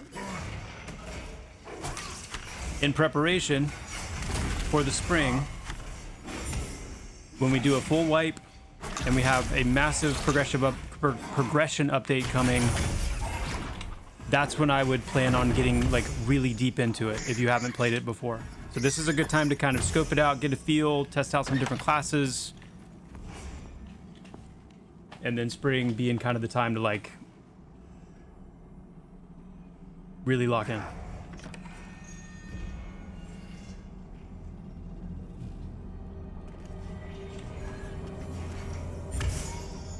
Yeah. Will there be more locations with the spring update? Yes, there are going to be a few content areas that we put out in between now and then with the spring update, it's a combat and progression update mainly, but we're releasing a massive amount of additional content areas as well with that update too. So it's big. I mean, it's the biggest update we've ever done with the game by far, like the biggest single update.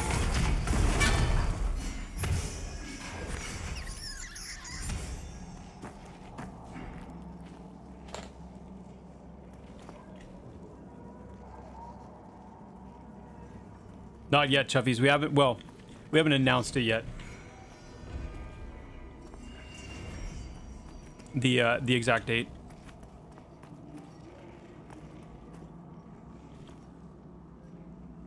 Yep, we're also, so with the spring update, the player mail system is coming out, the auction house is coming out, and it's like, yeah, it's a big deal.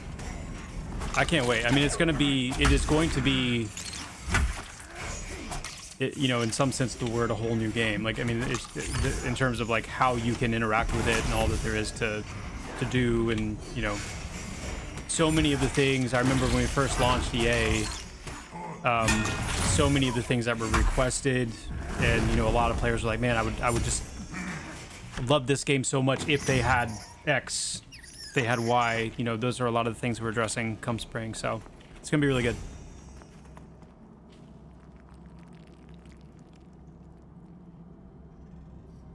Joppa, are you leaning more towards hard spec or soft spec for mastery given everything we've discussed? Hard spec. It is a hard spec in the, well,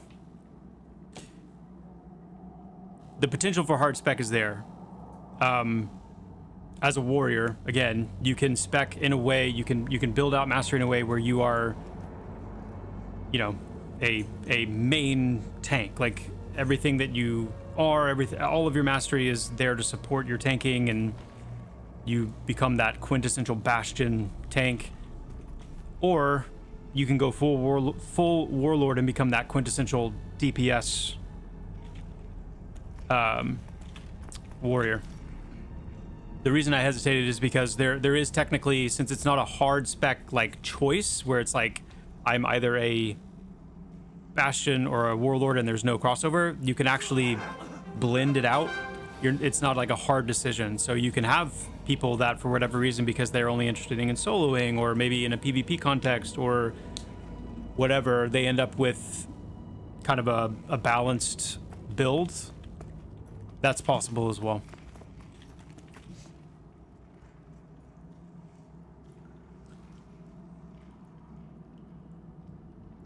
Do snakes parry in this game? They do actually. Snakes, they don't kick, but they can parry.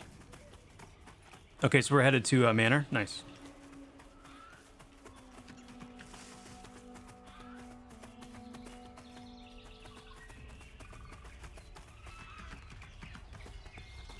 I haven't even been using my Arc of Light. It's because I don't have it. It's not even in my brain because I don't have it keybound. All right.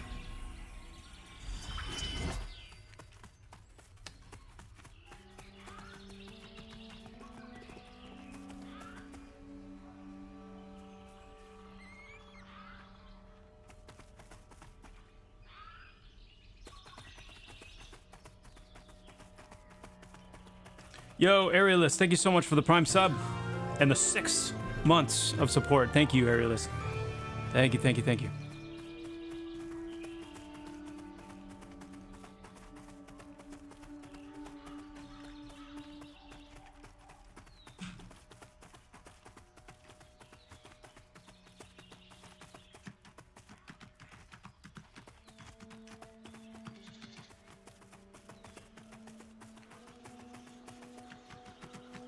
Equipping the Necropet is one of the most fun aspects of Necromancer. Are there plans to change Necropet equipment system? Yes. Somewhat. There will be some limitations on what weapons you can give Necropets. Right now, it's like total, you know, free-for-all. But, so we'll be putting a few limitations on that. Not so much that it, you know... Like, they can definitely still be well-equipped, but just not like they are now.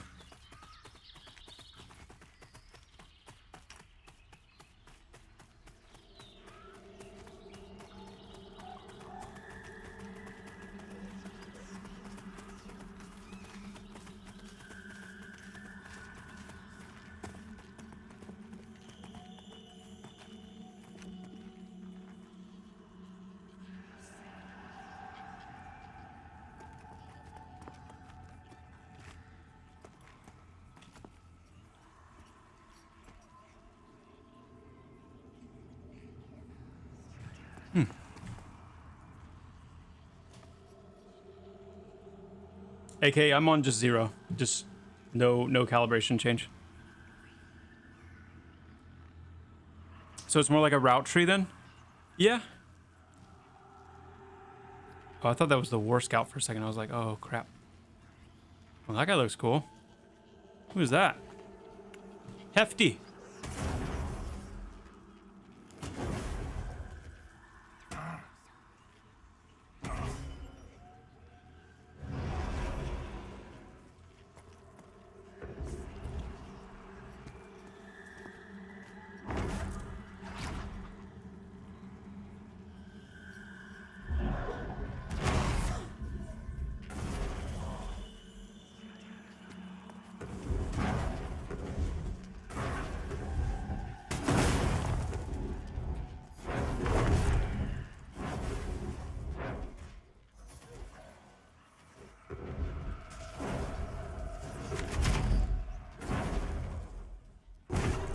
What are we doing? Oh, okay. All right, we good. We good.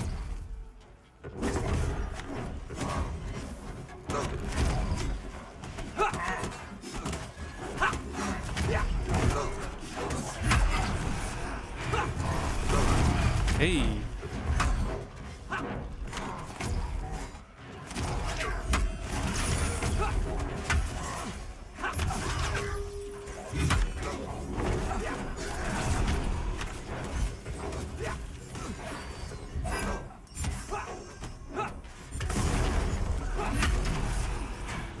Hold on one sec. Flange.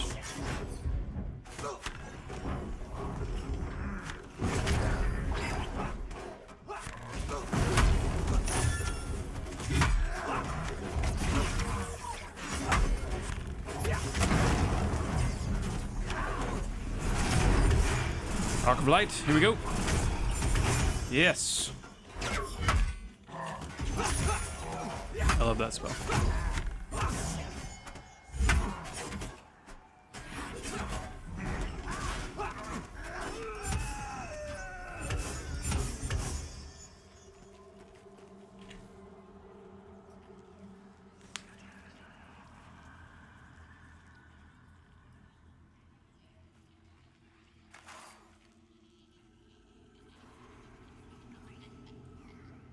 Yeah, Arc of Light is so fun.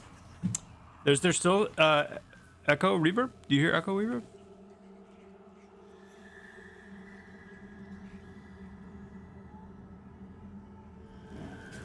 How far into the mastery spec could we see the class after alter to the spec?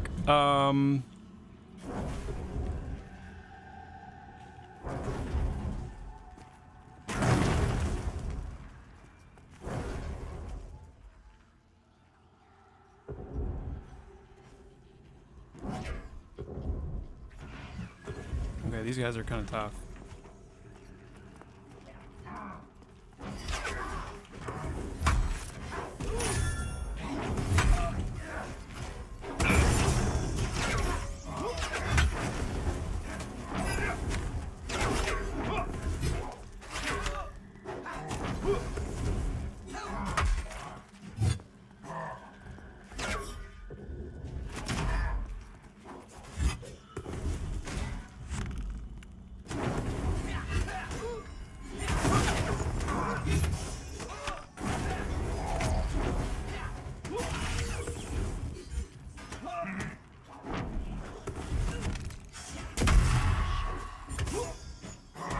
our DPS can barely touch this guy.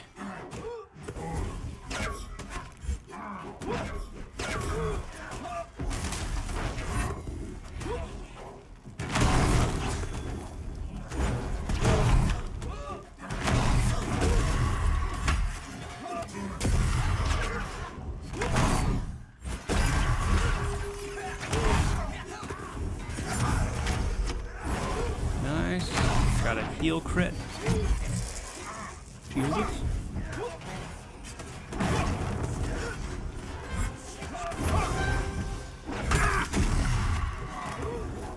Dude, Arclight, yeah,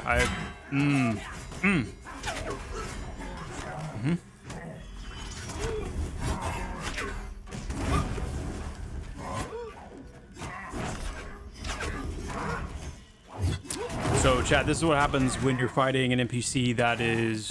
What do we got here? So, 12 rogue, 10 monk, 12 warrior, 12... So, yeah, level 10 to 12 or 16. So, we're just not able to hit this guy.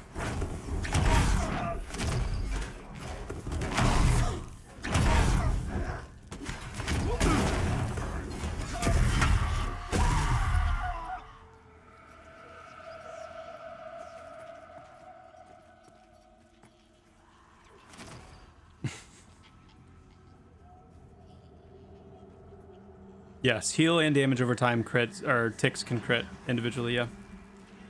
Yes, indeed. Big Buttichetta, thank you so much for the prime sub. Appreciate that, man. Very, very much.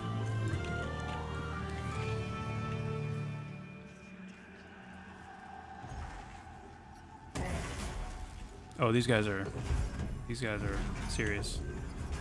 These are the casters? Yeah, yeah.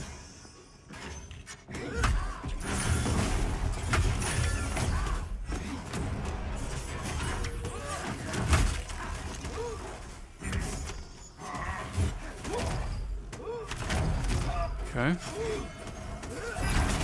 This might ding me. Either this one or maybe the next one. I'm gonna have to start looting some of these because I need money. Boom.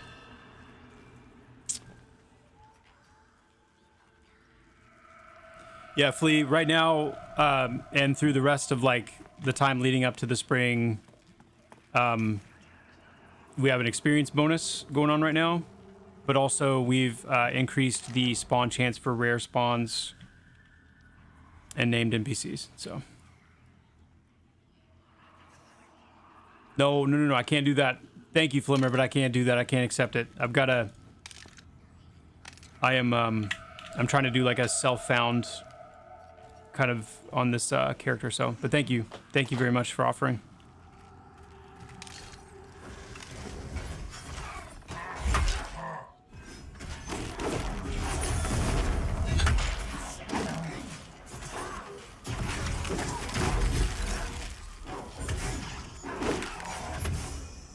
Joppa, is it just Summoner changes for this month?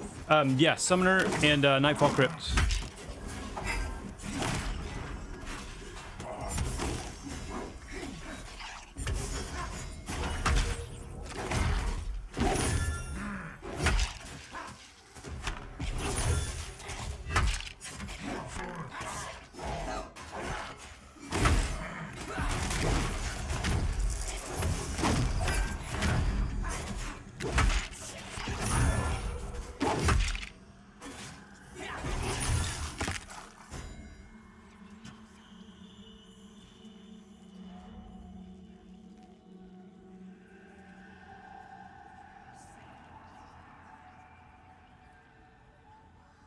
Vladis is streaming for the first time and he needs help. Okay, hold on.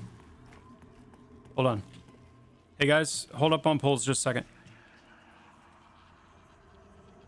Is this on Twitch?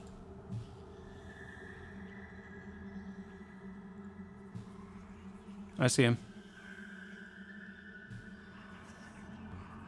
Maneuver your fist in a way to supplement dealing both damage to successful block or dodge. Wait, can you dodge in this game? Does this game have dodge? Hey man, huge shame on AOC. Hope you find success in whatever you find. Thanks, Metallica. I do appreciate that, man. I honestly, like, I'm just gonna try a whole bunch of different games. Because honestly, I don't know where my home's going to be currently. I feel like a vagabond in the MMO space right now. I don't know where to go. I don't know what to do. Ventrix, thank you so much for the follow, brother. And S Castle, thank you so much as well for the follow too. Thank you. I wish you had prior experience from MMOs from our childhood because you'd understand a lot more about these MMOs work. No, for sure. It's auto dodge. Oh, okay. Welcome to Pantheon. Thank you. ESO. I've tried ESO. ESO is definitely not for me either. So he's talking about dodge. Like, is that the One second. I have to cross? Wow. Okay, we got a lot of follows. Joppa. Wait, is that the guy? Is that the dude? Joppa is watching. He's a dev. Oh well, dang! Oh my God! It's like we got a bunch of follows. It's the dude. It's the main man. Welcome. Okay, sorry about that, guys. I'm back. Very confused. I have no idea what I'm doing, and I'm trying to figure out where to go.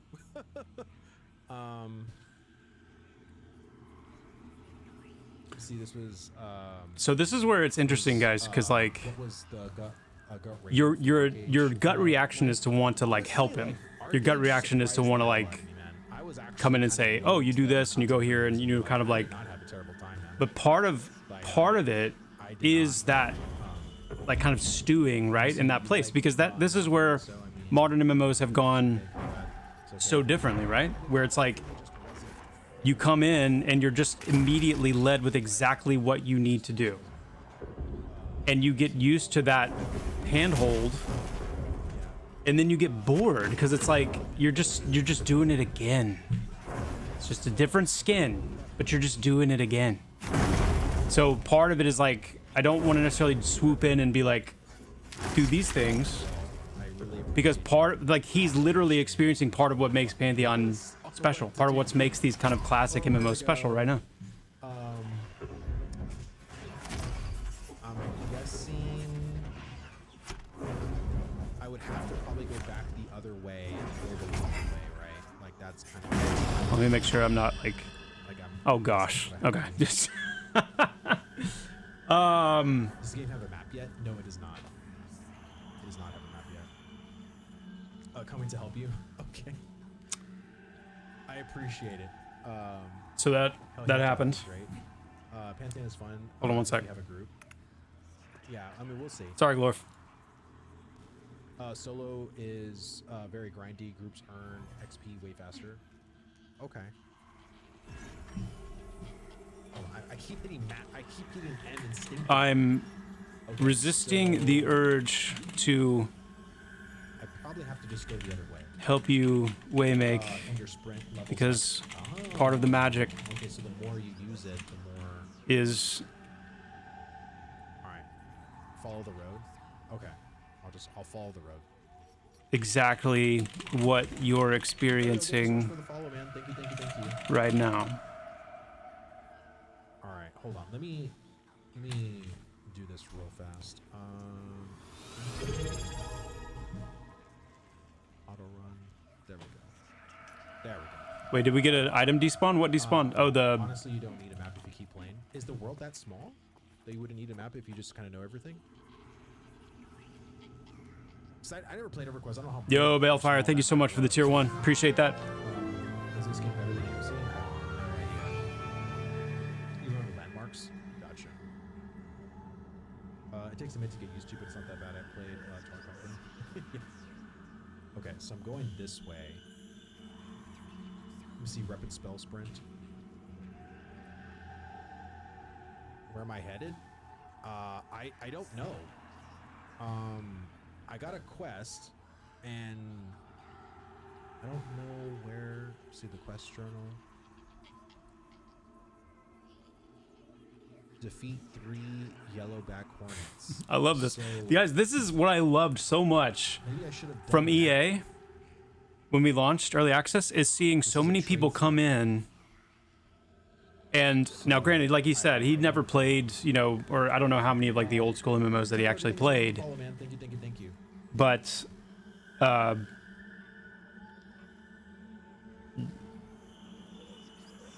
this guy. But there were so many people playing and having this exact experience. I don't know where to go. I don't know what to do. I don't know what's what. And over the course of a few hours and a few days, it was like, oh yeah, like this is what it was like to play an MMO used to be mining town, and actually like get into the game, get into the world, you know? Now the whole place is flooded and many things are lost to us, but the skill for the townhouse needs, some is forceful, you can do worse, you know, staying here, some coin if you want to help out with your own. Okay, available tasks. Learn to craft. Ooh, mining? Ooh, let's do mining. Let's hit rocks. Oh, did this thing drop a spell? Wait, Sick. can I do all of them? Oh, that's the one that, yeah, that's the one that doesn't work. Wood cutting? All right. Yeah, I think Learn to craft. I guess I'll kind of listen to this in the, on the side. Harvesting.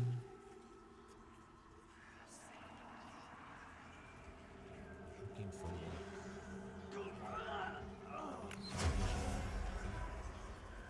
There we go. You can do all of the gathering skills? Okay, perfect. Yeah. Tanhawk, thanks so much for the follow, man. Thank you. Let me see, how far would people say this game is from done? I mean, it's an MMO never done, but I don't know. Like, I've never followed this project, so I don't know. Like, I know they've been developing this game for a while, like almost a decade. But I don't know how long it needs for it to be developed, for sure. Did you look at Quinfall by any chance, Vlad? I have not. I'm going to look at... Quinfall is going to be launching in 1.0 on Friday, and I'm going to be checking out Quinfall then. Okay, so I did all that. So where... All right, I'm going to mute it because if I'm listening to it, then my ADD can't handle it. I will rely on you guys. If something comes up and you're like, oh, hey, you should check this out, or you should listen to what he's saying, or whatever, just let me know. I'm gonna keep it up on the other monitor just so I can like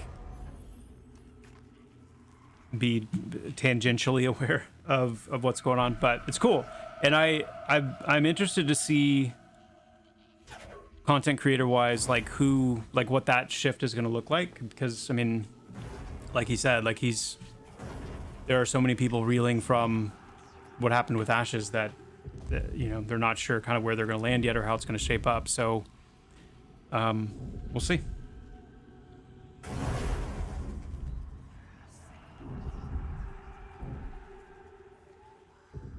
But yeah, let's keep moving. Let's keep trucking. Yes, you need buffs. Man, I remember, but you know, like back in EQ launch, like didn't know anything about anything, you know? The only information I had, I remember coming from my buddy who actually told me about EQ and kind of got me into it. He had a friend of his that had gotten, I think, into like beta and had gleaned some knowledge, you know, and kind of learned some things. And so when we first started playing EQ, we had a little bit of like some idea, but man, like, phew. And you have to, and that's why I always encourage people I was talking during one of my rants earlier about like Pantheon, so much of it is about actually playing the game and experiencing it. There's a lot of, oh my goodness, why did you lose so much health?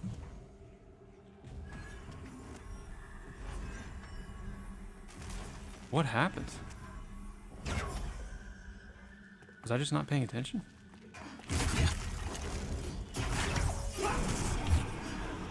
Anyway, so much of it about Pantheon is experiencing it and getting, like, allowing yourself the opportunity to kind of get into it long enough where you experience exactly what he's experiencing and you start remembering or realizing, because like I said, I don't think he's ever played EQ. I don't know if he's played any of those kind of old school classic games, but you either remember or you realize that I love this. Like, I've been secretly kind of, or not secretly, but I've been kind of like subconsciously longing, you know, for an experience like this. with the AOC situation, how is Pantheon Studios faring these days? We are stronger than ever. Yeah. We had a very successful early access launch. We've been in early access now for 14 months. Our numbers are low at the moment because we announced a wipe that's coming in the spring. And also because we're in early access, and we've been in early access for 14 months. And so, you know, there's, until we really hit that 1.0 full launch, you know, numbers will be what they are. But no, I mean, we just had a major infusion of funding. Our team is growing. We are at the moment kind of flowing against the grain of the industry right now. Very, very sad about what happened with Ashes, and I definitely understand the trepidation that, you know, I guess is kind of like floating around with that, with you know, where to kind of dig into next, but we're on very solid ground. Yeah.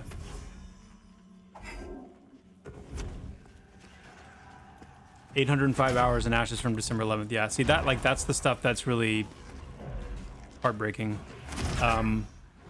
As a comparison, I know we have players right now that have, I think, close to 3,000 hours in Pantheon, just to give you an idea of like how much content there is and like the kind of,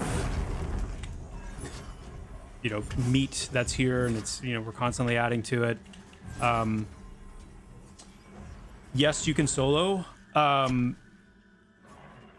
It's not as freely as you may want, but that is changing significantly come spring. One of our goals actually is to make the game more accessible to solo and small groups. Kind of get it closer to that EQ, get it a little further away from like the World of Warcraft kind of hard line solo versus elite, and more towards that EQ. Like it's kind of about you figuring out what you can handle based on your class and your skill and your gear and all that. So it is definitely moving a little more in that direction. Yeah.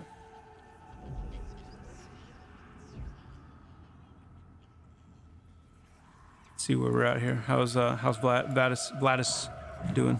I guess it's just like I don't know where to go. You know what I'm saying? So it's like, because I don't have any kind of map, I'm just sort of like figuring out, okay, like,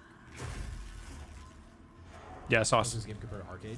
Well, so my I mean, general recommendation, obviously, you know, I'm biased, but if I was going to give a recommendation, if you do decide to pick it up and play, this kind of time frame we're in right now is a great time. With we have an experience bonus, and oh my goodness, Glorf, I just got feared right before my shield landed. Of course. Is just Pantheon just isn't for you, man? Is this? It's an alpha. It's not for you. There we go. Okay. Is that the Whoop, whoop, whoop. Hold on, we're good.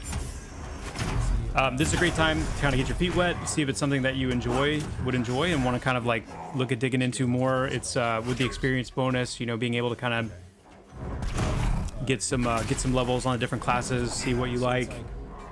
But then with the update coming in the spring and the wipe, that's that's definitely a good time to look at really locking in. The intention is to make it this way for a launch.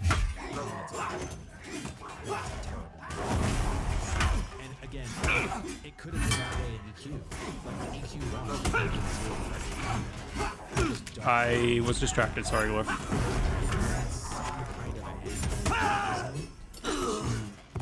Allow players to enjoy their game a little seamlessly at first.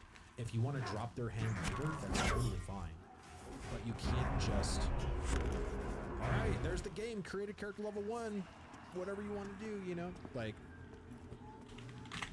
I don't know, because we had a lot of people like that in Ashes, where there was people in the community that were very stern about like, well, Ashes shouldn't hold your hand. They should just learn everything for themselves. And I feel like games that are like that, you'll end up just watching a YouTube video and get the hand holding from a YouTube video. You know what I'm saying? Either way, you're gonna try to Just get your responded to hand him real quick. What he's talking about right now is like what degree of hand holding How you is liking Pantheon so far? good Honestly, like, or I'm not. more confused because I don't know. He was talking about how, like, you know, maybe it's a good idea to provide a little bit of hand holding at the beginning.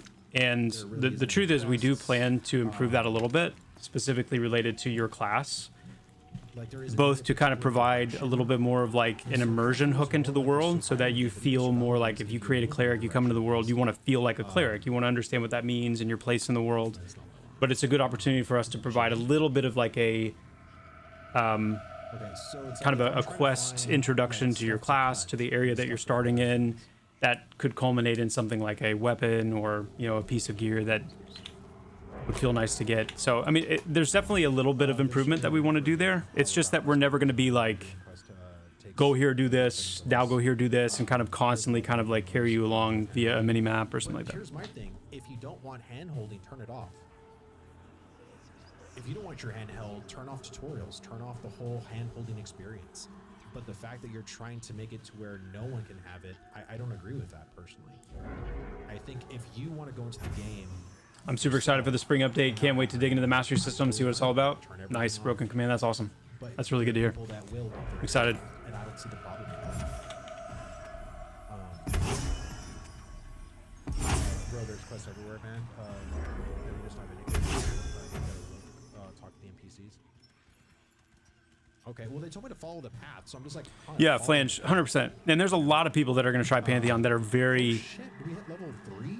that's very like, that's their come from, right? That they're just so used to playing MMOs that do kind of guide you, that Pantheon could be really difficult to get into. For sure, and that's okay. You know, it's not going to be for everyone. It's just not. And that is okay. So you can't link like it's gonna just be asterisks.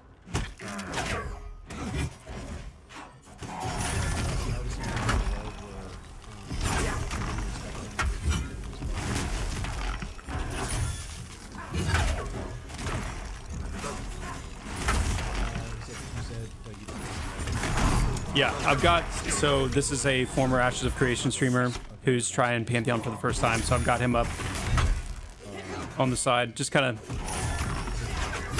see how he's doing.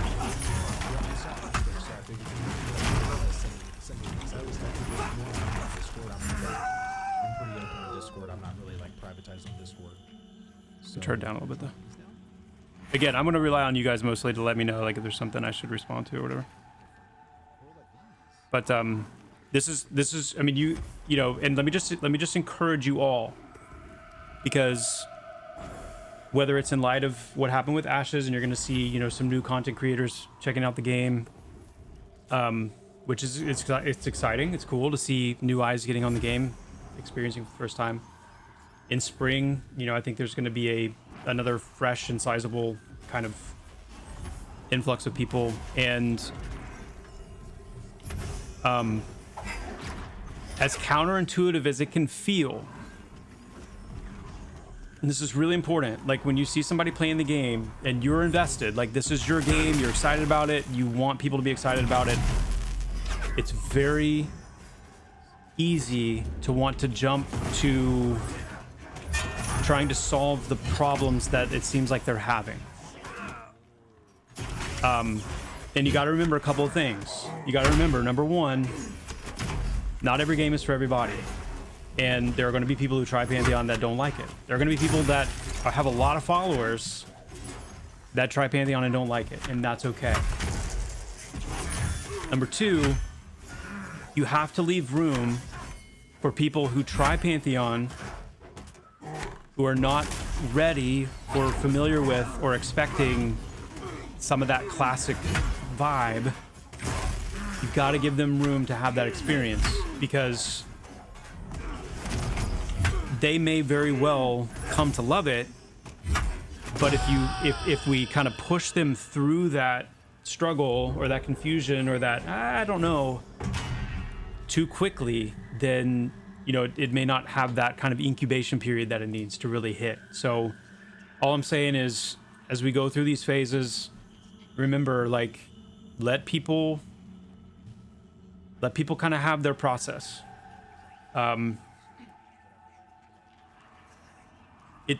To give you kind of a bit of an equivalent, like I see people sometimes who'll jump into Pantheon, and because, you know, we're, like I said, 14 months into early access, there's a lot of equipment that people have accumulated. There's a lot of higher level people, and you'll get someone logging in for the very first time, and someone will run by and give them like these awesome weapons and this awesome armor and buff them up, and they're just kind of mowing through stuff.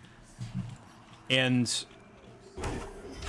you know, what kind of experience is that person having? You know, like, are they, it's cool, but, and it's cool to be able to do that, I get that too, but it's all part of like really kind of chafing against what this game is and realizing like, oh, I really like this, you know, this is really cool, because it is harder core, you know, it's not as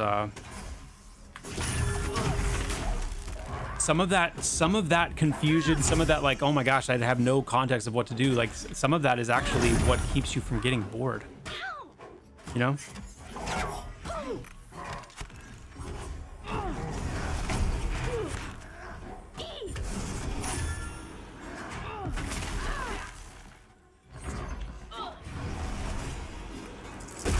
I was pretty frustrated day one in Pantheon. I recall fondly as a level 1 Dire Lord seeing lights of a town. I thought I needed to get to it. At night I was killed 4 times by rabid dust bats between me and Avelia. One sense of progression was finally surviving that journey. There you go. I mean, yeah, for real.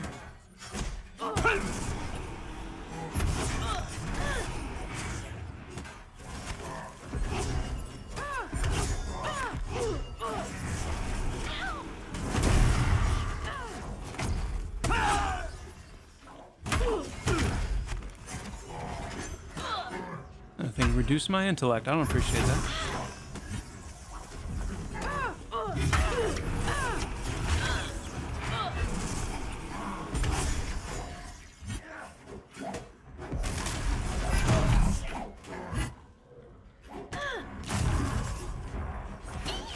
What's up, Bjorn again? With the wipe in a couple months, will all classes be fleshed out at that time? I.e. Pally only have skills up to 40. Will they be complete? Yes. Yes. All classes will have their full kits, not skits. Their full kits.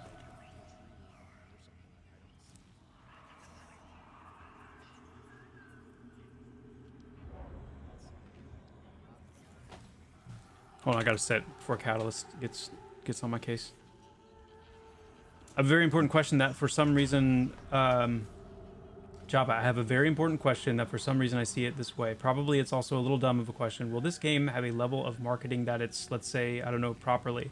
Like standard, minimum, etc. Like, will I see streamers, content creators, YouTubers review the game and reach to lots of people so we can get a huge influx of people? Yes. Not a dumb question at all. Yes, it will, but we have to wait for the right time. Like it or not, in this day and age, people are very visually guided. Even if they're not ultimately making a decision based on visuals, they're still visually guided. And so in one regard, we need to make sure Pantheon is ready for mainstream scrutiny when it comes to things like, you know, the overall appearance of the game as we finish more of our, you know, lighting upgrades and updates, animation polish, and just kind of the just general polish of the game. We also have to be ready. We need to be within a certain distance to launch so that that critical mass will be able to rise and swell and then reach launch before it has a chance to fall off after it swells. And so a lot of it comes down to timing. If we started too early, being too aggressive with it, we could build up a lot of interest and hype and a lot of people come to try it out, but the game's not ready. It's not ready for launch yet. And so you would see a lot of that kind of nosedive. So yes, the answer is yes. And it's just really a timing issue. But when the time comes, we will definitely be going pretty hard.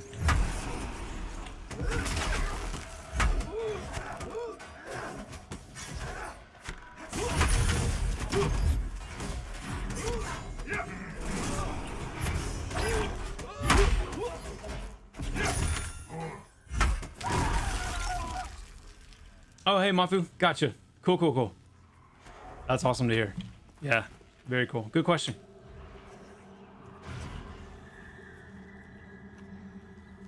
Yeah, that's, yeah, Galen, absolutely true as well. Did we get a ding? Somebody ding?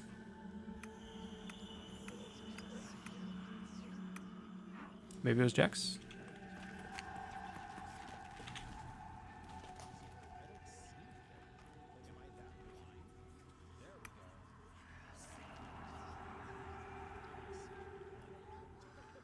Joppa, do you think we might get the enchanter pet to be able to have the same name, at least maybe one name for each enchanter?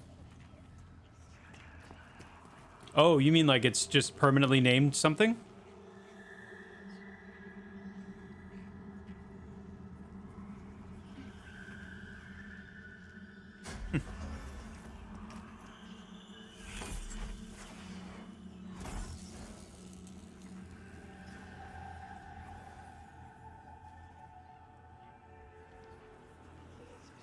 Yeah, Dosky, 100%. I've noticed that too. There's definitely it's interesting because when you have games like I would say most games that haven't had somewhat of a storied history like we have, and therefore kind of taken on some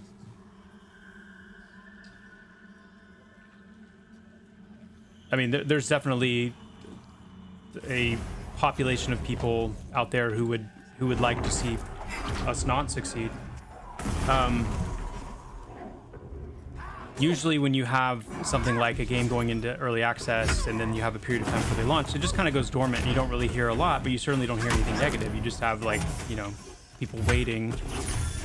Whereas, you know, we have a very active community that likes to you know, post Steam numbers every week and, you know, talk about this, that, and the other, painting like a very, you know, potentially negative picture. And I'm sure some people have been affected by that. And I don't let that really get me down or like worry me any, because ultimately, like we've said, you know, your launch, your MMO's launch is the ultimate full final moment. It just is. And the sentiments out there, like once you go early access, like you're launched, it's done. And I just disagree. I totally disagree, you know, because you just don't see that. You just don't see that reflected in games. I mean, look at, you know, something like Baldur's Gate 3, one of the most successful games of all time. Huge player base. If you watch their early access Steam player population, they bottomed out at like 3,000 something players at for a pretty significant point in time. And that's a game that had millions and millions and millions and millions of players. So there's huge population swings during EA. That's to be expected, and it's no different with this game and any other game. And so the point being, just like Baldur's Gate 3, they dropped down to what, 2-3K something at their lowest point in EA. They launched millions and millions of players.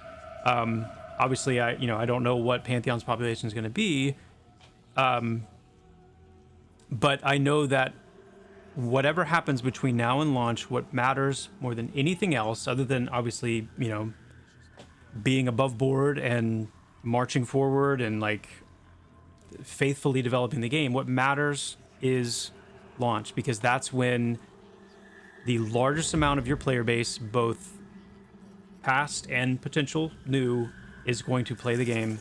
And if the game is good and it's fun when it launches, then there you go. So I know that you know, look, so anyway, I said no more tangent, but going back to the point, yeah, there's, if you're looking for like some cool videos, and Ashes, like that's one of the things about Ashes that was so cool, and you know, I'm not above feeling some jealousy for, as I've watched it, is like you have a lot of like very consistent, very passionate content creators that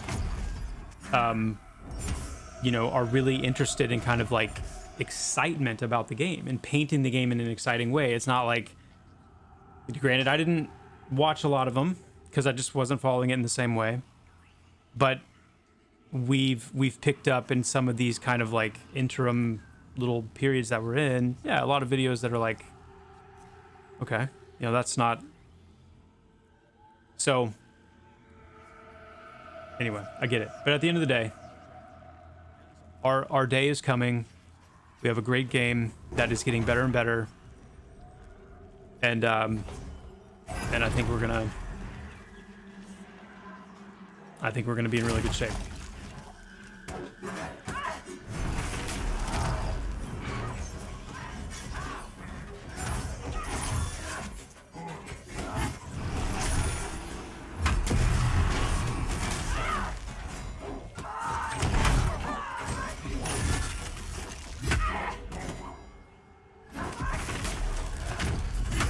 I generally don't buy early access games, but I bought Pantheon, really enjoyed the bones of what was there at the time, and am perfectly content playing other stuff in my library until Pantheon is more close to launch. I think there are many folks that like that. They just don't post. Yeah, oh, I mean, 100%. Like, I think the majority of people are doing exactly that.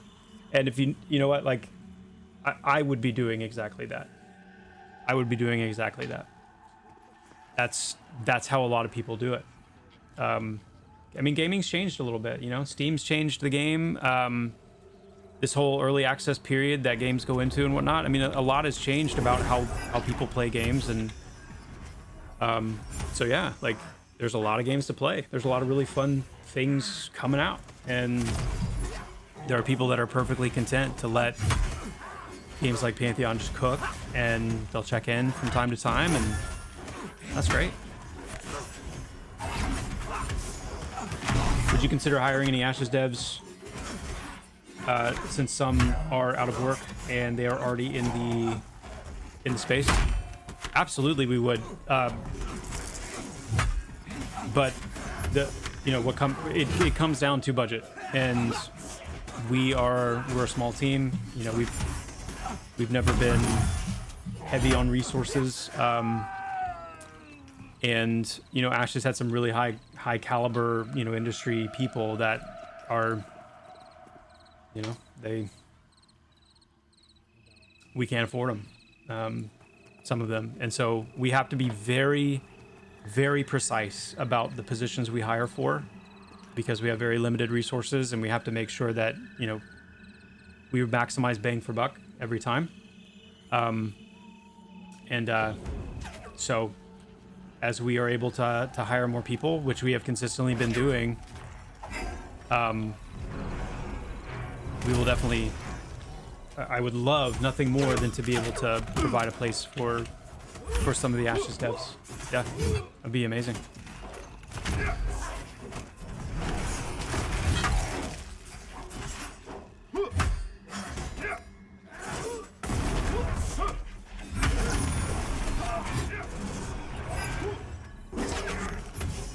Yeah, I mean, well, yeah, I mean, and that's the case. I mean, Ashes was kind of it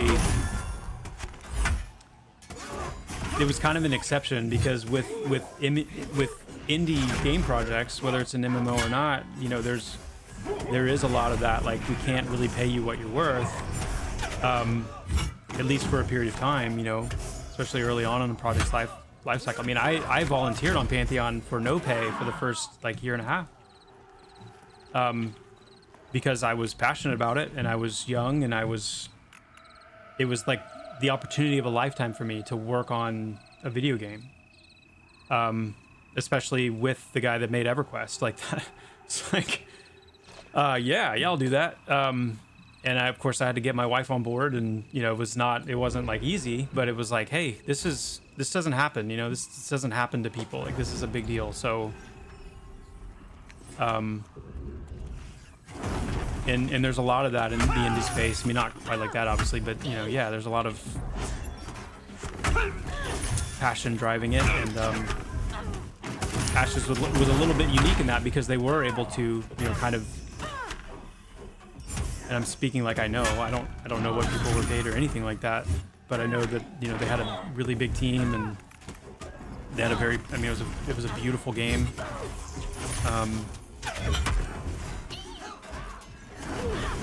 So yeah.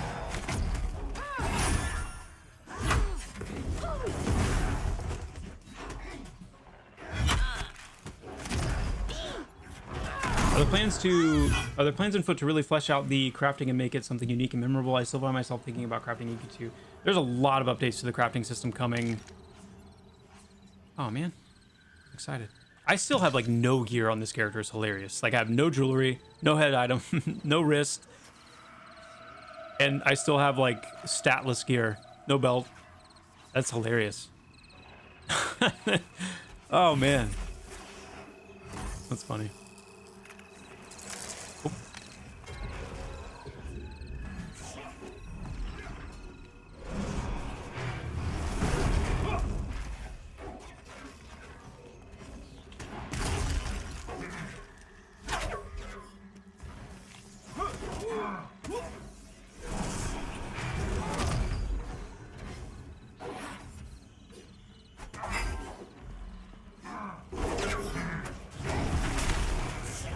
This thing is good in this. Oh, it's immune. Wait.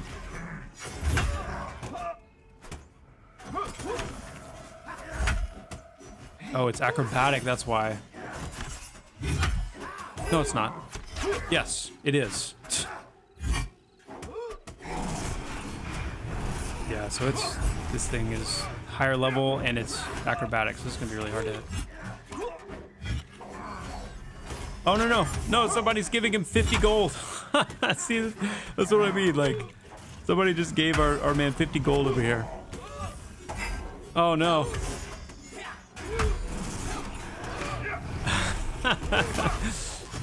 Woo.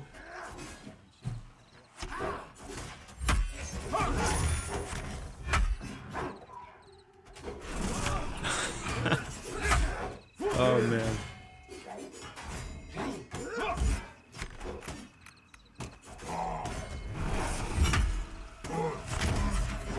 Do I think Monsters and Memories will be a direct competitor of Pantheon?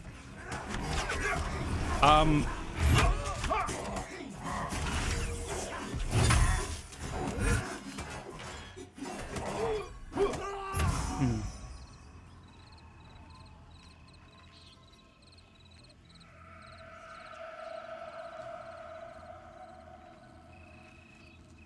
think it could be.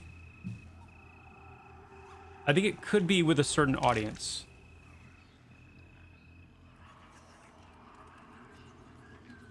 I think it could be with a certain audience.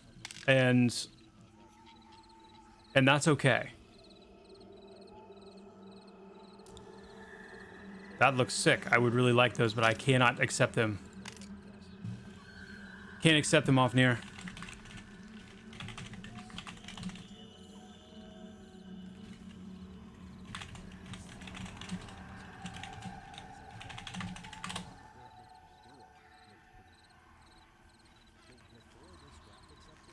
What I expect to be the case, and I could be wrong, and you know, unfortunately, I think that there is a portion, like I know Sean, and I know Sean well, and I know where Sean's head's at, where his heart's at. Like I you know, they're making a product, they want to be successful. There, to an extent, yes, there is competition there for a player base, but I think to an extent there's a portion of the Monsters and Memories community, just like I know there's a portion of the Pantheon community, and there's in any community that, you know, it can get very territorial and almost like, you know, we need to take people from Pantheon to bring people here. and then proceed to kind of like, you know, crap on Pantheon and throw all kinds of shade and stuff like that. And I think, unfortunately, the effect I feel like that can have over time is when people do finally play Monsters and Memories, like, there's this tension that exists between, like, now it's been made such a forefront idea of like, how do these games compare? And you end up creating such a hard comparison point, and you keep driving that comparison point all the time, and it becomes less about like, here's two games that you're just freely able to enjoy and play them both. And now it's like, well, which one do I like better because it's been so drilled into me that I can only like one. It's like, I think that I just, you know, I don't want that to become like a detriment to either project. Because I think there's room for both. I mean, at the end of the day, I think there's absolutely room for both. And there's room, and Andrew Lynn Online is the same. Like, it's a third contender, if you want to talk about them in terms of contenders, that in some ways, you know, I think has a chance to pull even more of that, you know, particular audience in its direction, because that too is a great game and has awesome vibe, and it's like really well done. So the good news is I think that all three games have like their own kind of niche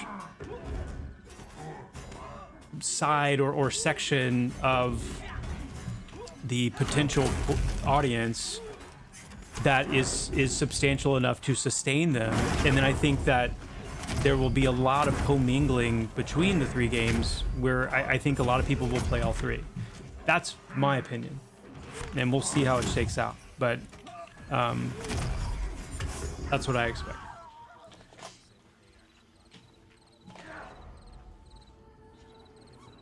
Yeah, that's true.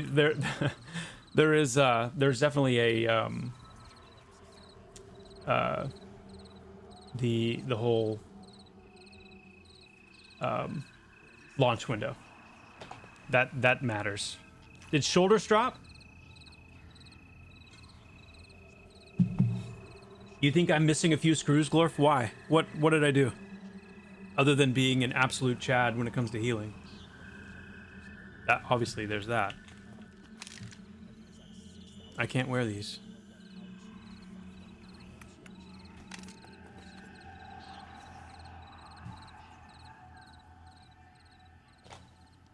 Well, you guys have more servers at the spring update, and more port places be added. We might have an additional port location. When it comes to the server question, stay tuned on that. I don't want to speak about that yet. There's a few different options that we're exploring, and really just need to wait on our tech team to kind of lock that in. But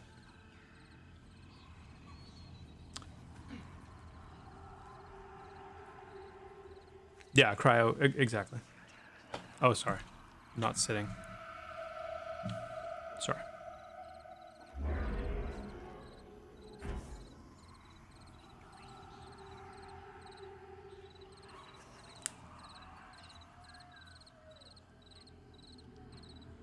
So, how many of you guys watching right now are like true AOC, like shipwrecked? Like, and I mean, like, you were locked into AOC. That's the only game that you were playing. You had like tons of hours in it. That was just like your MMO world. How many of you watching does that describe?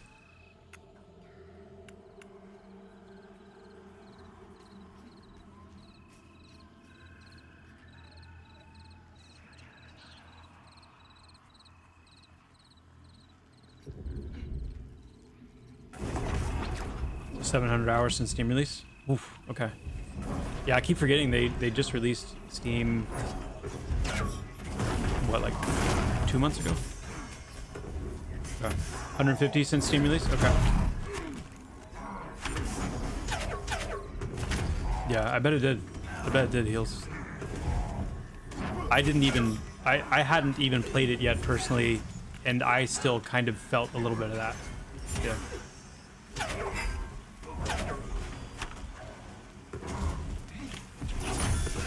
So I'm curious, for those of you that were like, that really had spent a good amount of time playing it, like what was it, if you were going to kind of condense it down as best you could to like a single statement, like this is what really locked me in, this is what I loved, what was that?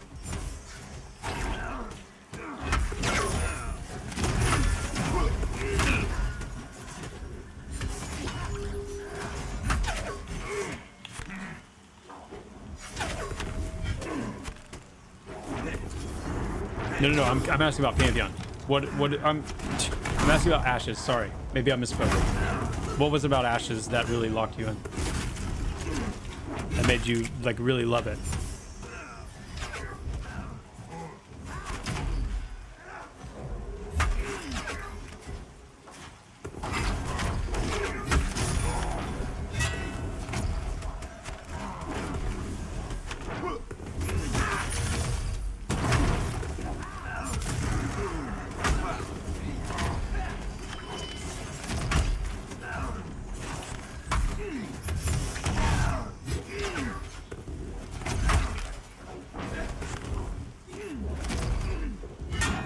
Large hitman parties, the combat was good, graphics were very acceptable and AAA look and feel.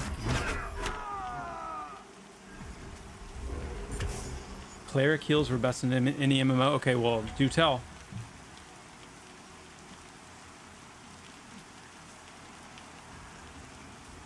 Do tell. I happen to be a little bit interested in the cleric class, so that's some high marks.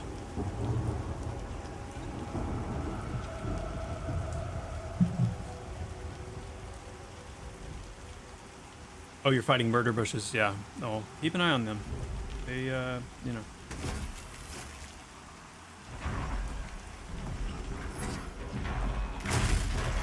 Ouch.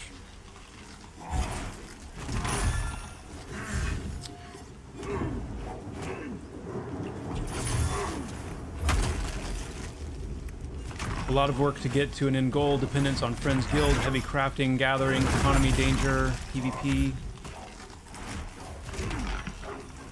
No fast travel, so you had to respect your playtime. Good group combat, or group combat was good.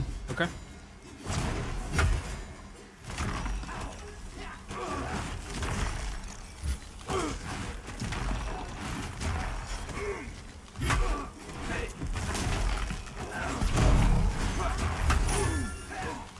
What am I chugging? This, my friend, is a wonderful little thing called Zip Fizz.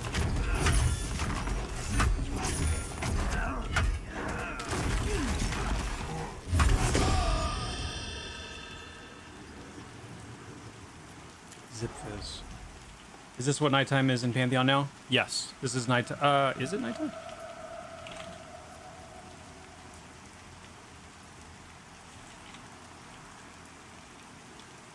Oh, I'm scrolled up. Yes, it is midnight.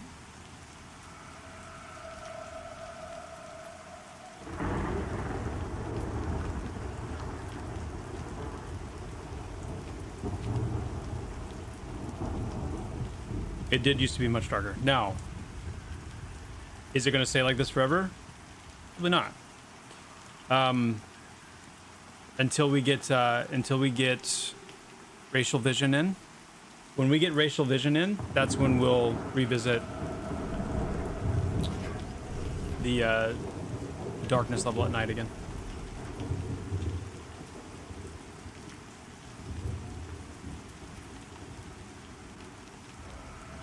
It was very similar to Arcade, which is a game I played extremely heavily when it released. I have 500 hours in Pantheon in Pantheon as well. Excited for spring release. Nice. I've noticed a lot of new players struggling. Will Pantheon create a tutorial for new players? We will tutorialize some things lightly, and we also are going to improve like the starting experience as far as like I was saying earlier, you know, if I create a cleric, my first few levels as a cleric and my first kind of moments in the game you know, having a quest line that kind of gets you introduced with a little bit of tutorialization, really heavy on like immersion of like, what is my class? Like, what is a cleric? Like, what's the area that I'm in? You know, if it's in Avelia, like, what is Avelia and what are some of the goings-ons there? So, that's something that we're going to improve a good bit, and we'll probably have, you know, like at the end of it, you'll have like a weapon or a piece of like statted armor or something like that you'll get at the end. So just kind of a nice little bit of a nicer like starting experience. So if I'm seeing a lot of people talk about the Bard from AOC, and let me just say, I'm gonna be totally I'm gonna be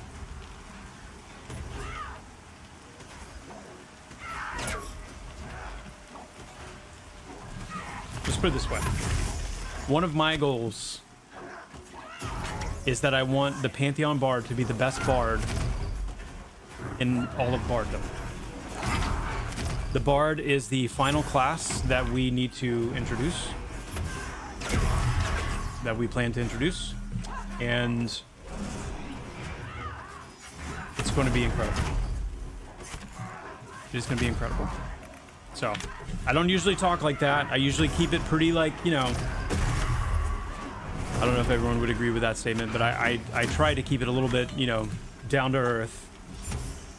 But if you like bards and you want a class that really feels bard-like, meaning insane group support, insane range, jack of all trades, master of none, heavy instrument identity, amazing audio, song composition, like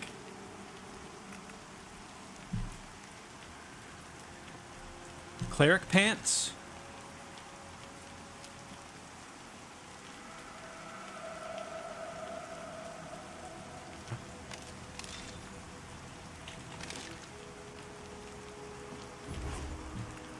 Oh my goodness, I have gone from like loincloth to having like what seems to be genuine leather. Nice.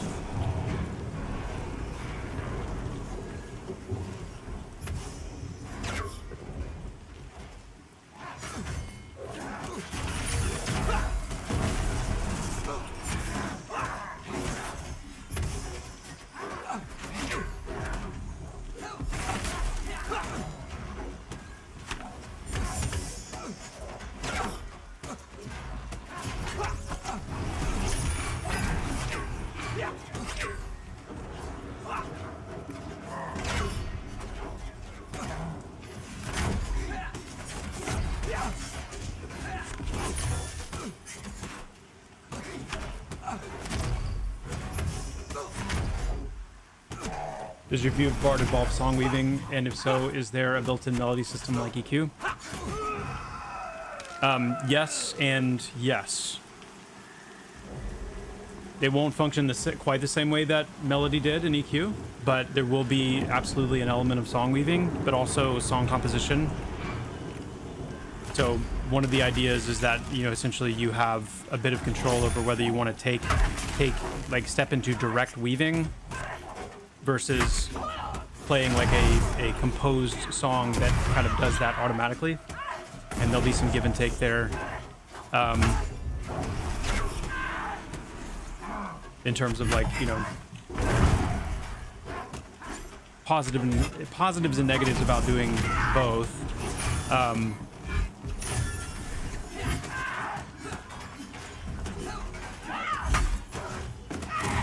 What I really want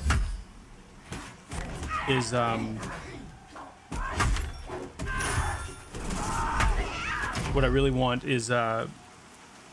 being able to develop a bard expression through mastery that is more of a melee oriented bard, and then one that is more of an instrument oriented bard, to the degree that I would love to see bards that don't really use weapons, but you literally just use their instruments.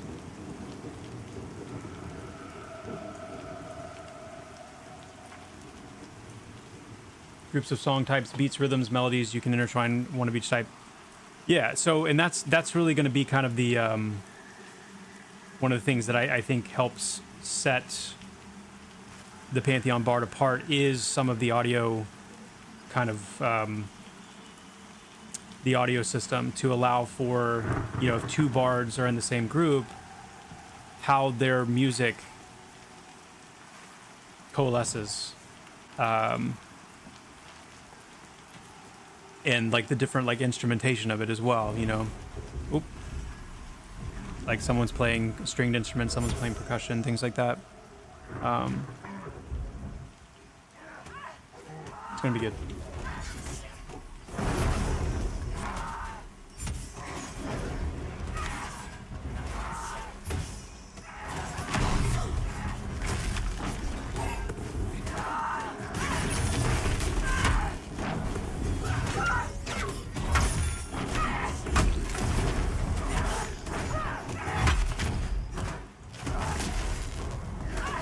And these things chunk health so much. Whew. I need to rebuff. I'm assuming I need to rebuff most everybody, probably.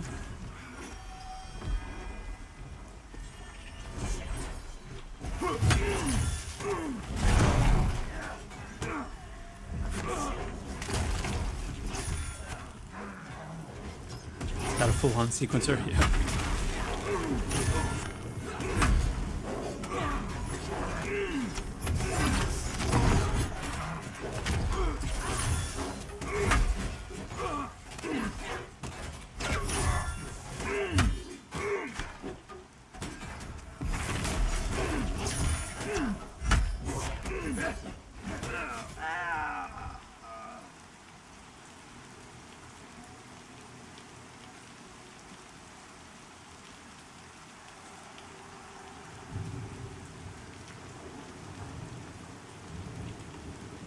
I don't want to lock the bard into heavy weaving, where it's like a forced thing, but I do like the idea of supporting it and allowing. So here's a good question for you, Fen. If you're coming from the Warden, Lord of the Rings Warden perspective, what, having never played it, what, in your opinion, was like the skill expression of a bard player in Lord of the Rings with the Warden? What was the thing where you watched a Warden and you'd say that is a really skilled player versus not?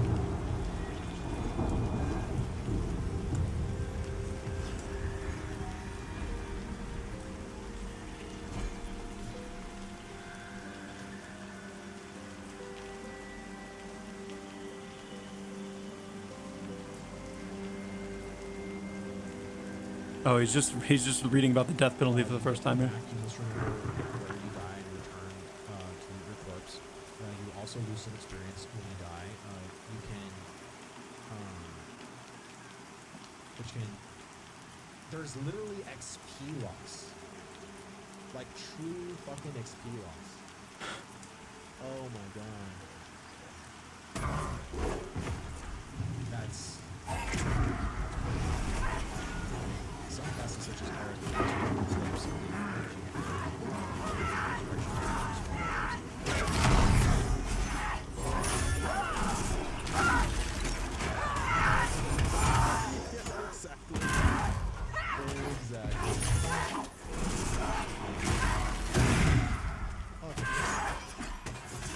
See?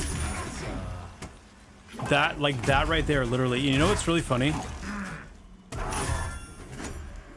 If that's even the right word. I was on a call earlier today with Steve Clover, the Steve Clover. And it's so funny, man, how like it's so funny how things kind of come together sometimes. We were talking today, and he ended up kind of going into this like a bit of this, I don't know, a tangent, if you will, much like I've done a few times so far. on how important it is to stick with your design gut. And a lot of what he was doing, you know, admittedly, he was kind of, it was a little bit of a pep talk for me. But he was referencing EverQuest, and he was referencing about how back, you know, when EQ was in beta and it was first kind of like coming out and people were starting to play it, he was talking specifically about the death penalty, and he was like, I cannot tell you how much pushback and how, you know, how many people were talking about how much they hated the death penalty and they wished that we wouldn't do it and were like begging us to change it and all that. And he said, like,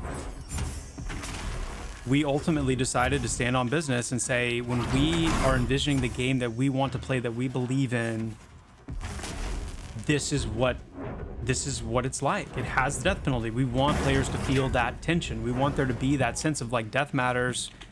Be careful, respect the world, respect the environment, make thoughtful decisions.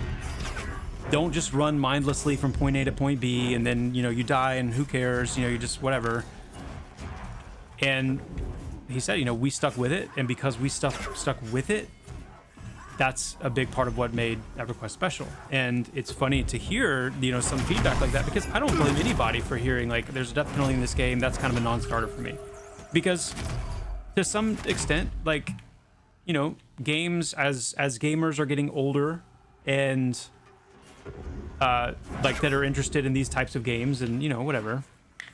I'm not trying to offend anybody by saying that, because I'm certainly getting older, but you know, we are thinking about like we want our time to be respected. And to that extent, I totally understand where someone's like, man, I don't want to lose experience when I die. I don't want to have to, you know, all this stuff. I get it. So there's no, I don't have any issue with somebody feeling that way. But what I'm saying is, it's one of those things where it's like, we're gonna, you know, we're gonna stand on business and say, like, for better for worse, you know, if it costs us, you know, some player population long term, like it's one of those things essentially that Pantheon needs to be Pantheon, to truly have that old school DNA. And it's just funny. It's funny how much that was on my mind today, like just from that talk with Steve, and like how timely that is, you know, because you know, as a developer, you hear things like that and you're like, ugh, like I don't want there to be something that somebody doesn't like about our game, you know. I want everybody to love it. And it's like, you know, it's literally, it's those edges, it's those burrs that like, what a punk.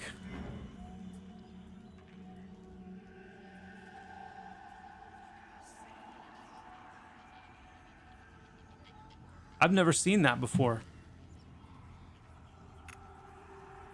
Glorf, what did you do?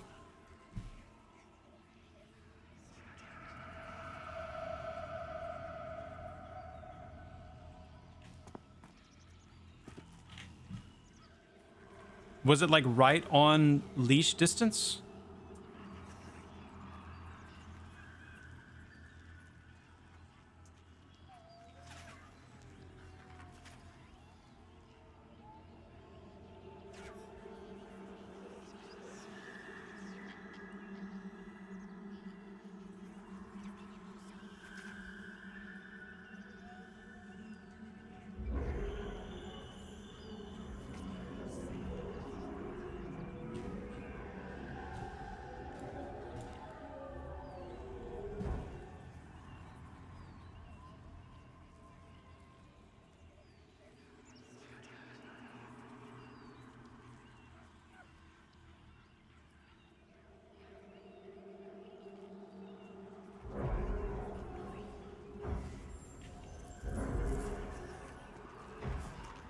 I don't know if we'll do tombstones. I mean, I think tombstones are an interesting idea.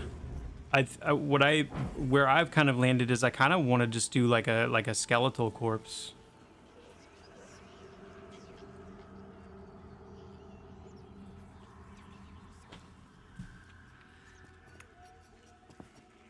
Sorry about that, Glorf.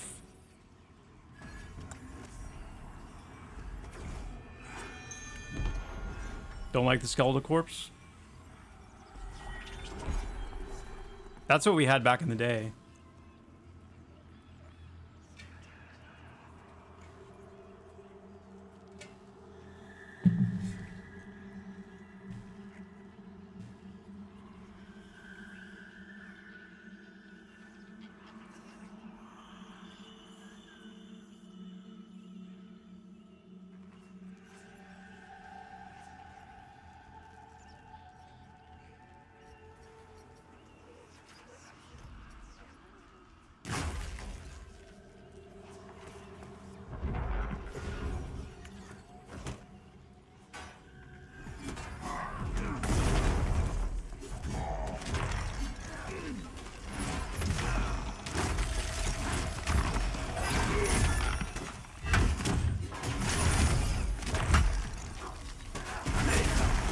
Oh, I need to buff Glorf.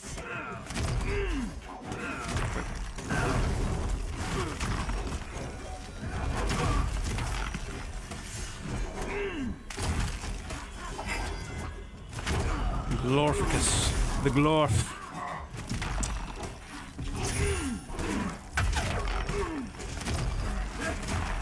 Yeah, sacrificial thing's a little...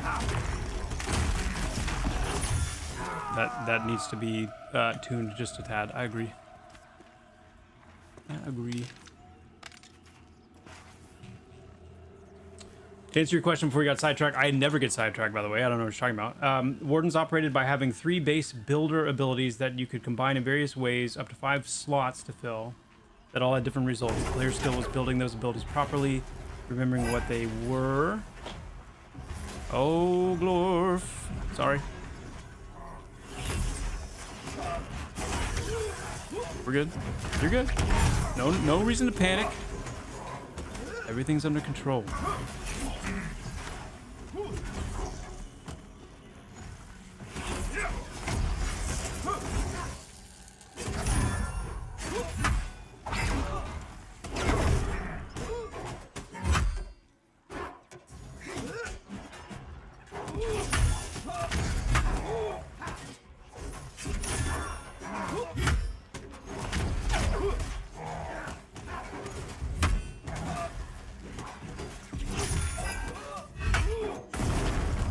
Where are we gonna go once we hit 14, guys?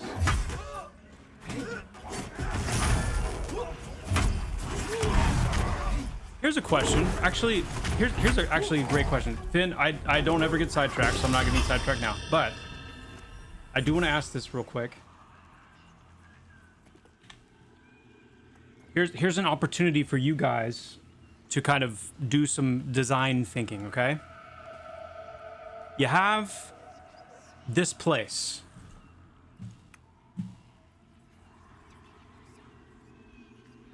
How would you, if you wanted to get players to go in there instead of hanging out on the outskirts right here, how are you gonna do that?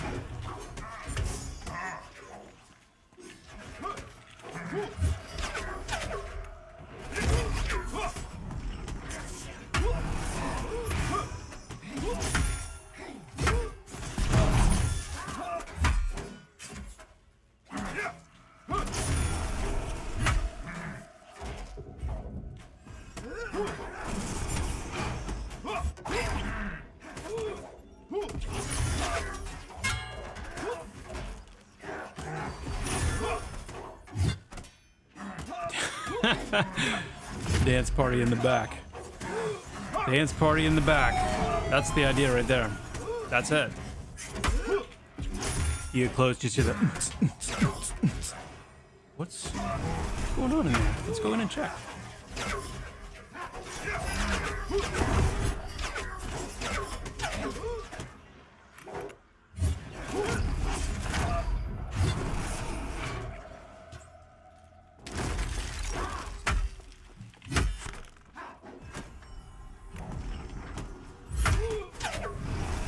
$40 for this while there are AAA games for free nowadays is insane. All respect for the hard work of making them. Hey, I mean, yeah, no, I don't. You're good.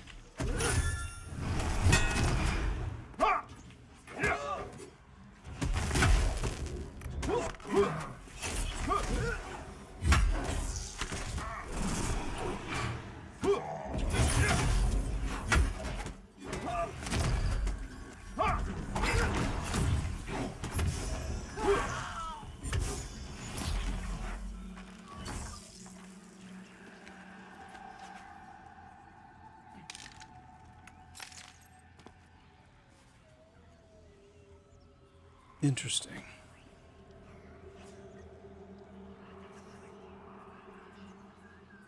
Hey, Joppa, are any of the race models getting some polish? Yes. Yes. Especially in the area of animation. But then also, you know, we got a lot of visual, like item visual, like the aesthetic improvements, the progression of item aesthetics. That's getting quite a bit of polish.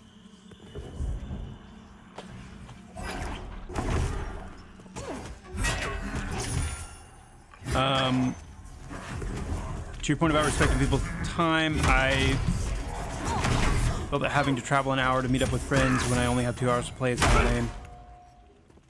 Yeah.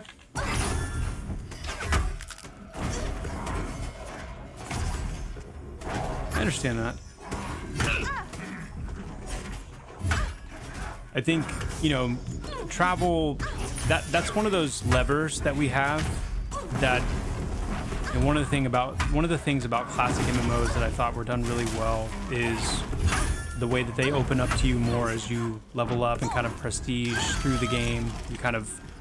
You unlock travel options, you unlock, you know, gear, abilities, various things that allow you to run faster, or in our case, when we introduce gliders to the game and you have like the gliding mechanic, you've got boats, you've got teleports, you've got ground mounts, you've got these various things that as you progress, you gain more access to these various different methods. So it's kind of it's meant to be part of that kind of rags to riches feeling in a way, even though it can be tough, definitely at lower levels, to kind of slog through some of the travel, but it's all part of making sure that, you know, the world feels as big as it should, and that you have like a sense of arrival when you reach places and all that. So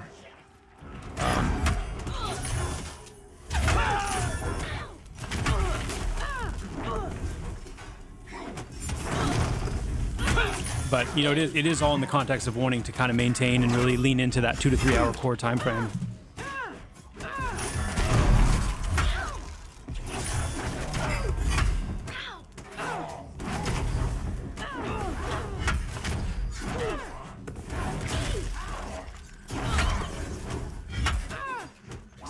Oh, is he giving his final verdict here? For sure. But again, if you want to do this right now, my stream, you can follow me on YouTube, playing Project Orchid, the Steam upcoming MMO. Somebody, if anybody's watching, can somebody give me the summary? Come on, man, drop some cleric gear.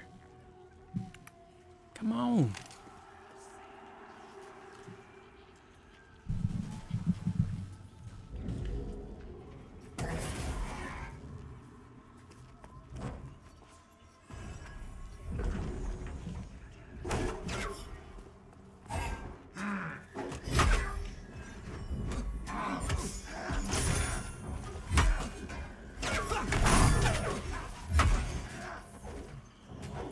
Yes, Master, there will. So, yeah, we're gonna be extending and improving the options you have for floating combat text to kind of you know, get that visually where you want it. And same with visual effects, you'll have, you know, pretty standard options in terms of like, you know, only seeing yours, only seeing your groups, being able to control, you know, some aspects of it, you know.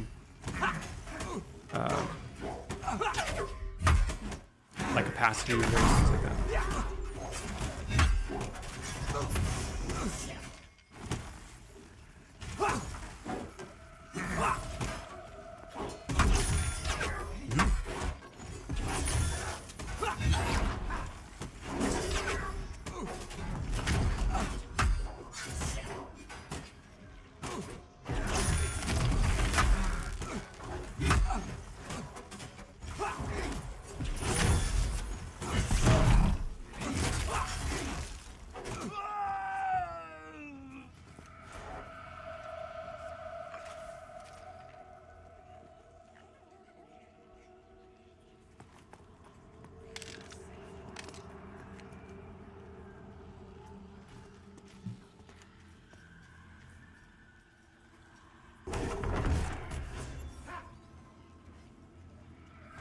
One of the thoughts, so I appreciate all the feedback on the question about like how to get them to move in. One of the thoughts that we had, you guys can tell me what you think about this, is a really dangerous roaming NPC out here that, you know, is either just always out here and you kind of have to like time coming up here and getting into the manor and missing them, or they could be like a dynamic spawn based on like, you know, the longer you spend killing these, then it can appear, and there would be one in front and one in back, you know, to where you're not able to just kind of set out your camp, because the idea is you'd want to like move into the manor, set up in there, and that way you can avoid getting attacked.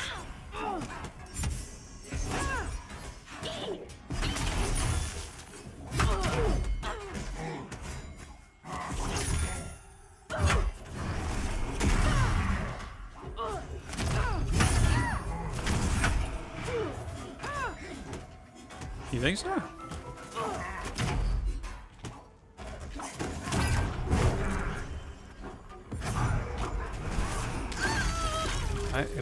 What was wrong? Was I asleep? Okay, couldn't tell. There's nothing wrong with pulling out to the front. It's not even so much an issue with this place only. It's like some of what we've seen in various areas, like the Gadai Fort and other places where it's just, if you know, you just want to pull it, and there's nothing wrong with like pulling things to a safe space. I think some of it is the size of it for sure, because you can't, you know, you can only pull as far as you can pull it, and if it was larger, you know, you wouldn't be able to pull it as far out. So it's not like a problem. Like, it's not like, it's more, I'm just curious what you guys' thoughts are. I do think that idea is kind of intriguing, where you have NPCs that are kind of like bound to a specific area that they won't leave.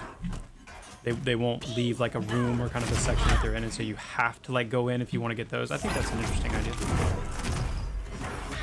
Oh.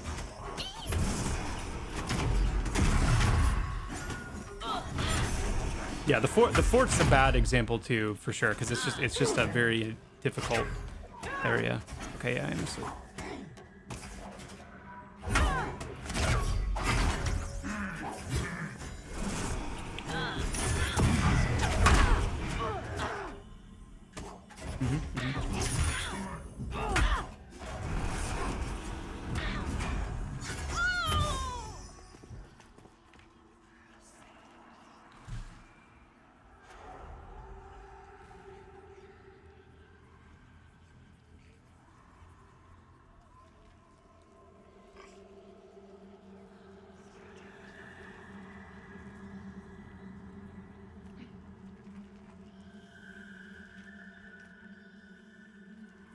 That is something I'm excited to do. We talked about that, and one of the dev diaries leading up to Christmas was, you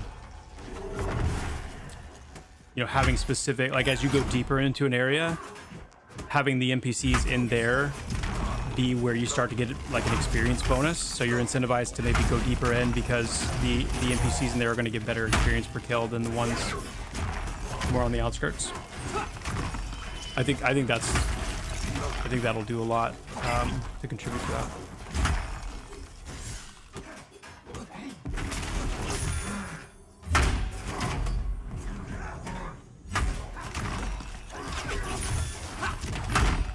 Not if you're in the manor necessarily, but more like, you know, the NPCs, the actual NPCs that spawn like in and on top of this structure and in and on top of this structure, for example, could have an experience bonus. Or if you have like a certain kind of like spirit on the outskirts, and they're named, like you only have wrathful spirits on the outskirts, and you only have like wandering spirits, but then inside you have like rageful spirits and whatever, then those specific spirits inside would have, you know, an XP bonus. It's in this area, it's kind of like, unless we kind of bind them to that spot, it's not going to change anything because you'd still just run in and pull them out. But that idea is also more for things like true dungeons, where you have like a lot of depth that you can go into, and there's like pockets and areas that are much more difficult. Those would be places where we could up the experience specifically there, instead of it being like a zone-wide thing.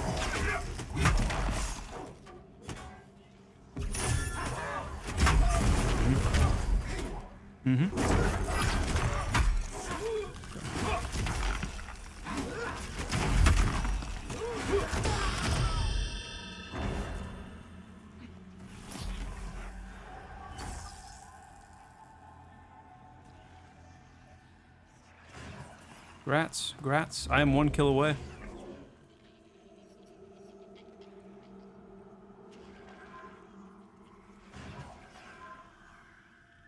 XP percentage on the bar is coming. A little bit of a more readable experience bar is coming.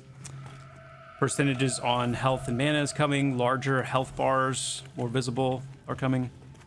Guys, there is such an insane amount of quality of life improvements coming. It is hard to even list it all.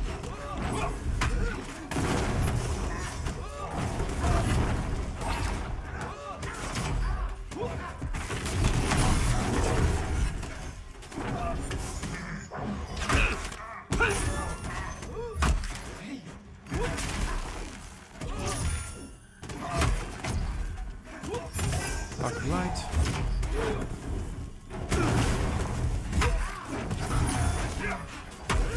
Joppa, could you tell me about your design philosophy for the tank classes? Are all tanks meant to be able to tank all content, albeit with some strengths and weaknesses, or are some tanks such as the Dire Lord meant to only tank for one group content? I usually play tanks, so I'd be interested to hear your thoughts about how the tanks are intended to differ. Good question. Yes, so our intent, our goal is that all three of the tanks would have enough competitive parity with each other that you're not only going to use this particular tank in this particular content by necessity. Tanks will have their fortes, if you will.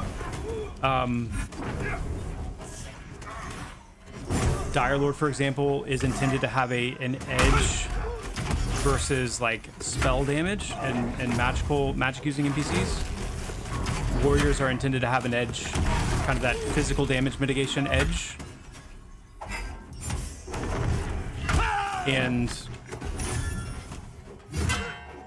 Paladins are intended to have an edge against undead targets and also be more of a generalist, where they kind of they're not the strongest, but they're not the weakest in either one.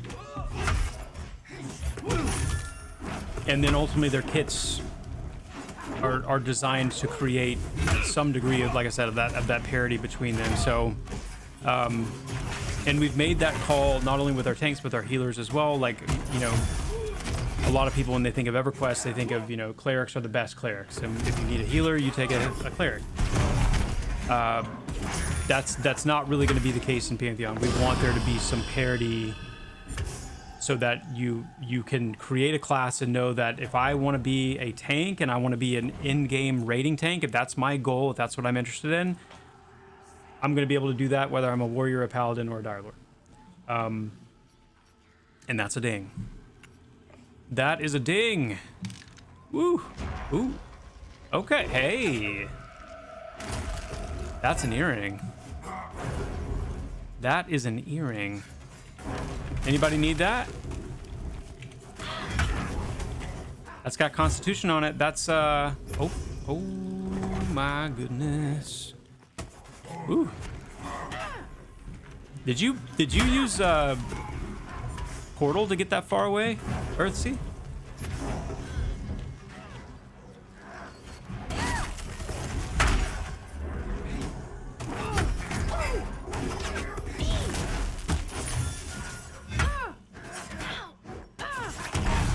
Yes, monks will have one of their mastery branches will be into an avoidance tank. And again, our philosophy with the mastery branches is that when you are talking about a spec, like an off spec into like an avoidance tank for a monk, the goal with our design for that is that they would be a legitimate like in-game tank, not like a pseudo tank or kind of like a LARPing as a tank, but that they would genuinely be a tank.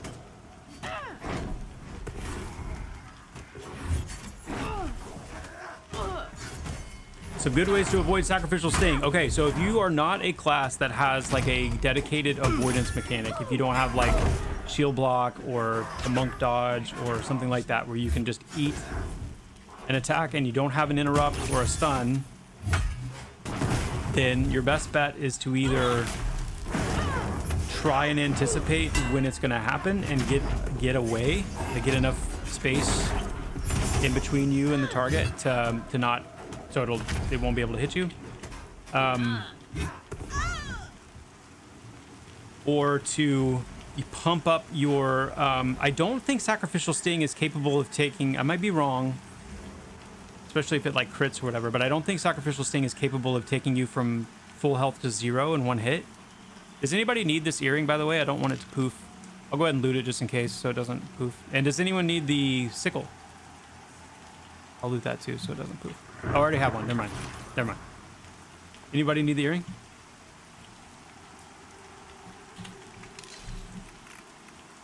This is so my undead damage and I think my normal nukes as well. Yeah. Ooh, Arc of Light as well. Okay. Okay. Sick. Nice little upgrade. 2 con. I want to get the shield as well.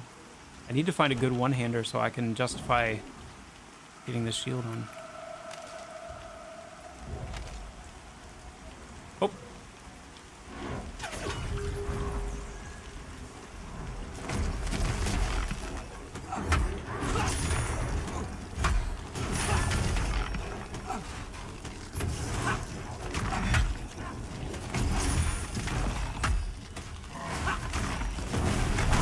Have you thought about making name spawns easier to see, like making them slightly bigger, something special around the way they look? Yeah, we have, actually.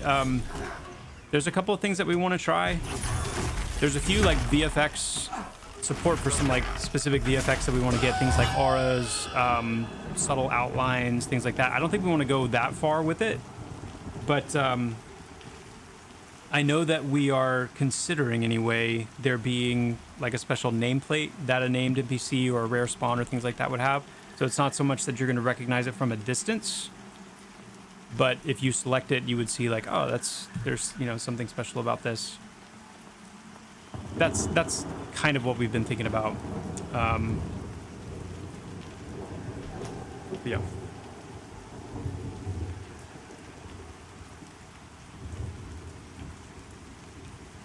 And you know, when I answer questions like this too, just know that like I'm sharing with you guys pretty candidly just thoughts, you know. This is not, that doesn't, I'm not saying that we're going to do that or that, you know, where we've ultimately landed with that, because at the end of the day, like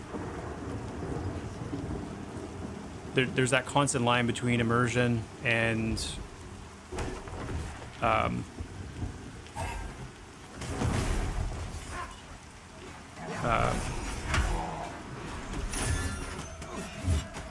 gamifying it a little bit, you know, too much. Confirmed promise. Oh, cool. We're all set. Good. Good.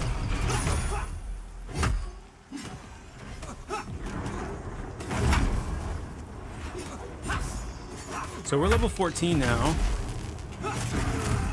Guys, I think I'm probably gonna call it here, because I want to run back and sell and see what spells I can get and kind of like get a sense of where I'm going to be for tomorrow's stream with Redbeard. I know that's kind of like out of the blue, but it's kind of where my head's at.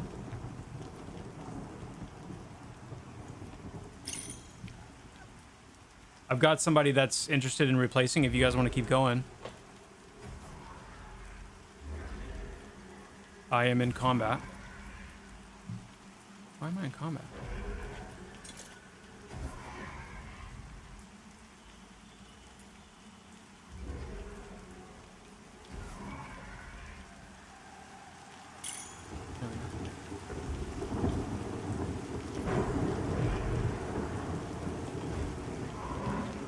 Oh, cool, Ursini. Yeah, yeah, good. I'm glad it was helpful.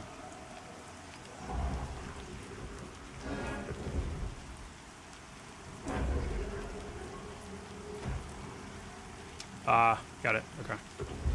Okay.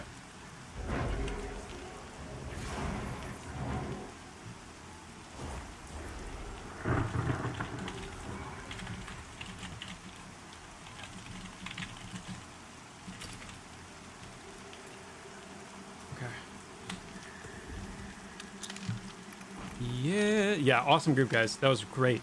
I mean, that was really, really, really good. Some good XP.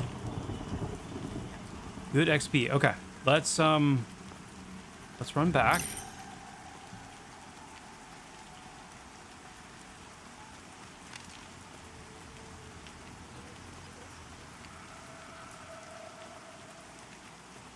What time are our beards going to mesh as one tomorrow?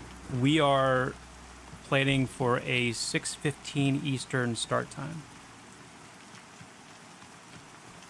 3:15 Pacific. Is this a new game? It is a game that is in early access. It is a game that's been in development for a good long while. We are in early access right now, and it is playable. You can find it on Steam. Elder Ironhide, if you want him. Ironhide's up. Elder, yep. Yo!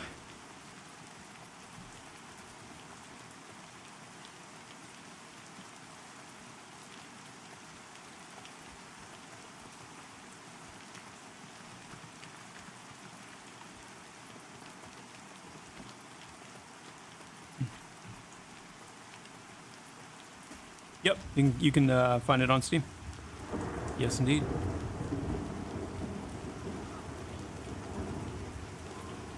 Where is this boar spawn again? Is it, it's over by the Gadai fort a little bit, right?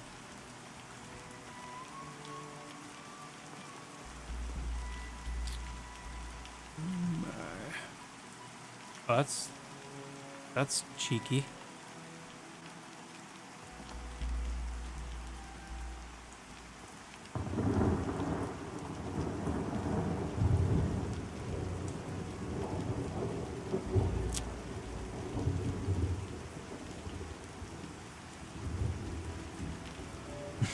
Mr. Jiggle, I wish I could.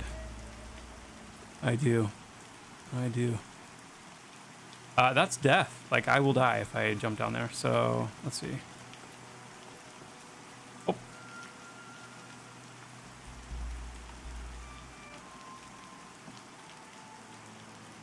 That NPC seems to be bugged, so probably good.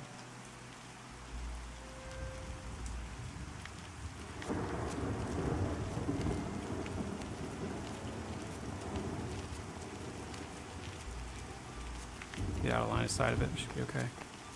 Hopefully I'll... Okay. Cool. We're good. We are good.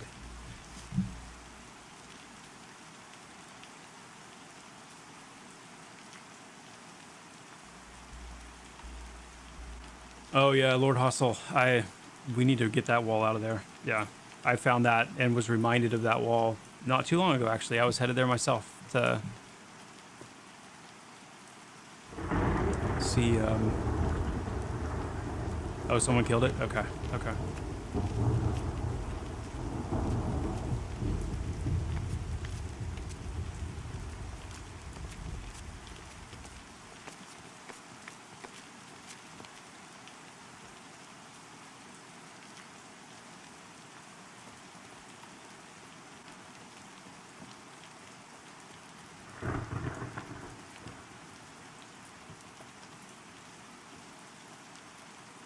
Remind me though, like where is the spawn?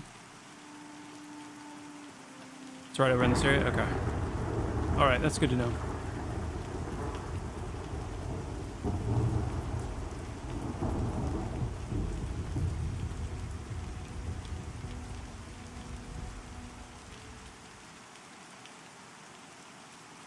Yeah. Yeah, that trained wolf is, yeah, that's not anything to mess with.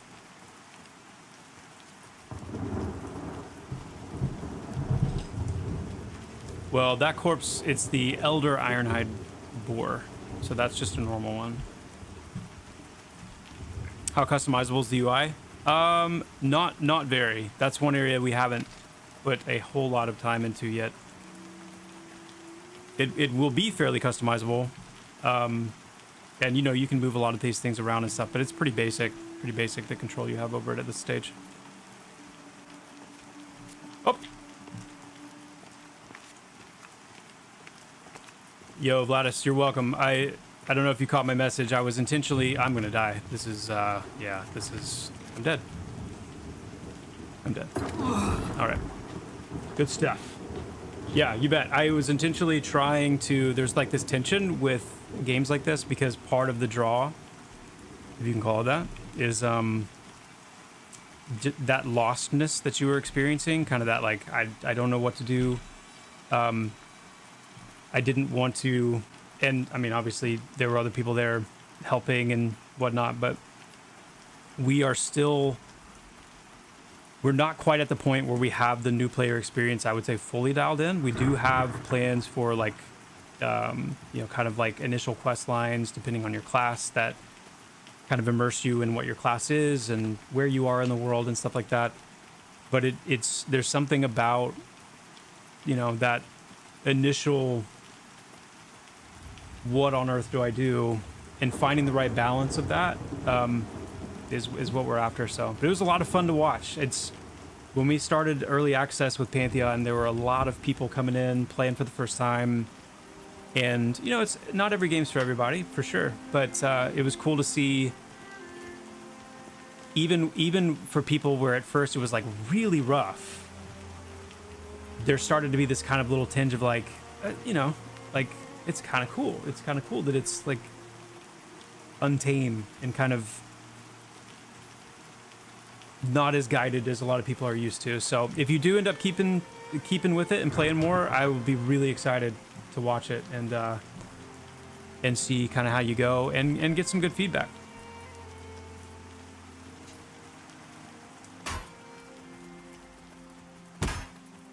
I'd love to chat with you about the game sometime. As someone who covered Ashes and gave so much feedback, I would love to see what your direction is on the game and where you want to go with it. Hey, I am happy anytime to have a conversation about that. I'm passionate about streaming because I love it, but it's also, I want it to be a vehicle for, you know, talking about the game as much as I can. So if that's something you'd love to do, then yeah, by all means, like DM me and we'll get it set up. That'd be awesome, man. Thank you, Flamer.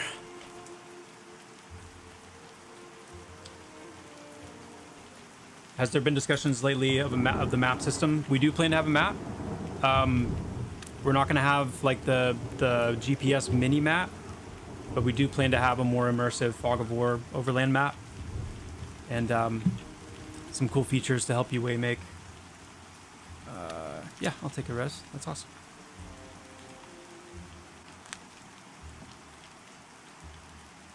Awesome, Vladis. Look forward to it, man.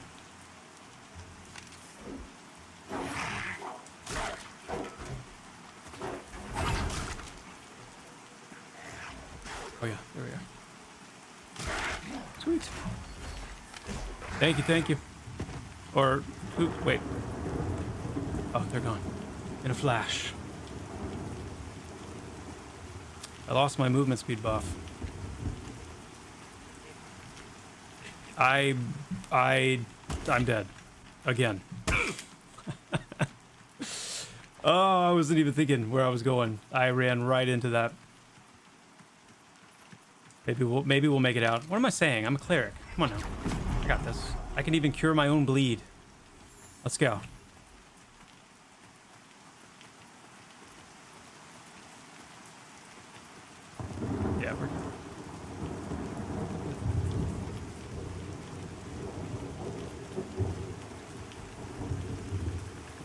Thank you, Fleur. I appreciate that. What happened to the glorious beard? I would say at least twice a year.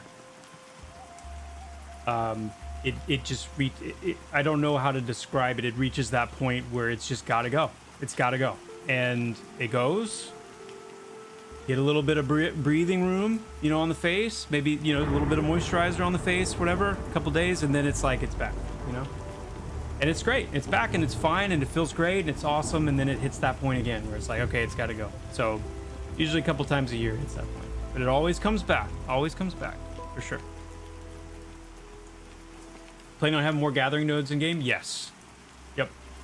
And gathering and crafting there's actually some really big improvements and kind of some like refreshments coming to those systems in the spring update and also in the summer. So yeah, definitely it's still early days with some of that, with gathering and just kind of like, you know, eventually there's going to be more of like a dedicated leveling path for crafting and gathering with its own levels, irrespective of adventuring, and you'll have mastery and ways to specialize and stuff like that. But node placement and how many nodes there are and all that is something that we will continue to tweak and adjust. A more fleshed out graphics setting menu in the spring. Maybe not by spring. I mean, ultimately, whatever you are used to standard is what we'll have, and lots of bells and whistles. That'll be... We don't even have certain things turned on right now that Unity's capable of. We just don't have them exposed or active. So there'll be a lot more graphics options long term. Same with audio. We actually are planning to have a pretty in-depth audio menu with a lot of control that you guys have with various things. So just got to store here from Thronefast to get on with the Galdassi Ward quest line, and the platform that the starting quest giver is standing on is just not there. I can see the NPC floating. Yes, we fixed that. That'll be fixed in the next patch. Yeah. Loved the Gathering in Ashes and did that all day long. Learning map. Curious, Vladis, what was it about the Gathering in Ashes that resonated with you?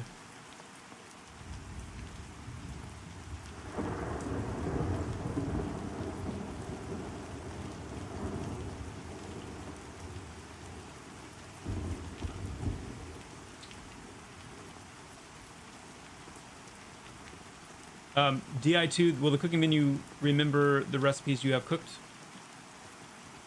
Yes. Yes. Expect a lot of improvements with that whole UI and the way that works, but yes. Yeah, please break it down. I'm very curious. Very curious.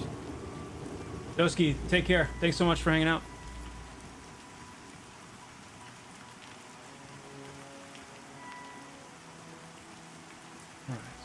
We are almost there. Dude, I love I'm seeing so many messages in OOC, like, just started playing today. That's so cool.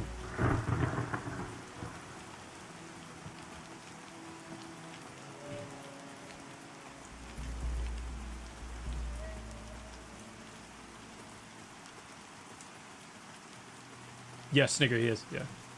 Okay.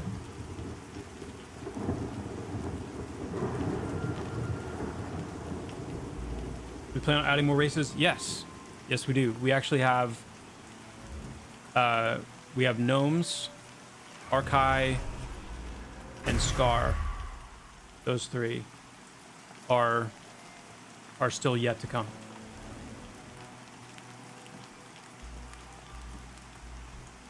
Lycan race, not in the initial launch races. We don't have a Lycan race planned. When you gathered in Ashes, you had a chance to get rare, epic, heroic, and so on crafting materials. Gathering in Ashes was mandatory. All the best gear came from gathering and crafting. Okay.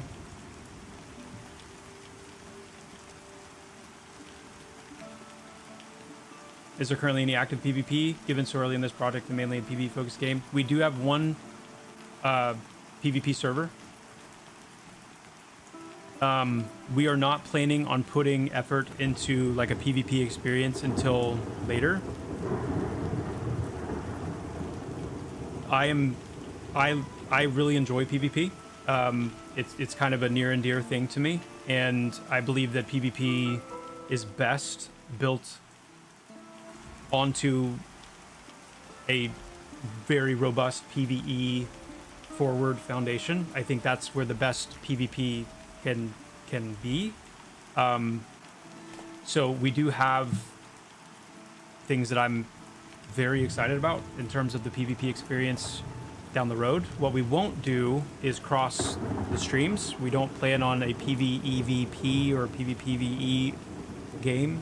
It's a PvE centric game, so PvP will be on specific servers with specific rule sets, and then there will be ways to access more curated PvP experiences from the PvE servers by queuing up for those and whatnot. But as of right now, we do have a PvP server, but it's just being early access and whatnot. And then we haven't like introduced safe areas yet. I mean, it's truly like a Wild West server, which is a lot of fun. And when we first opened it, like it was, I mean, everything you expect from like a classic PvP Wild West server experience. Yeah, but definitely expect more PvP stuff down the road. The chillness of it, there were so many nodes everywhere, and it was the thrill of rarity, finding the right mining node, the procs to rarity, or getting more materials per node. It was a relaxing loop that felt rewarding to me. Processing was nice too, to give more adventuring experience, which was cool. Okay, so I feel that there's like almost this kind of like cathartic feel, and then you had that kind of like that anticipation of something more than, or something better, you know, that could come with every node. I think that's good. I think that's good feedback. The dopamine, yes. Hey, I love the effort you put into your streams. I'd love to watch you next time and bring friends in. If you're cool with it, add me on Discord. Yo, that's awesome to hear. Boo. I'll just say boo. Thanks for that. Totally cool to have you, and I'm glad you enjoy it, and definitely love to see you back. That's awesome. The cathartic nature of gathering, that's an interesting one. We've had some internal discussions about that. What am I doing, by the way? I need to sell and get my... see what spells I can get.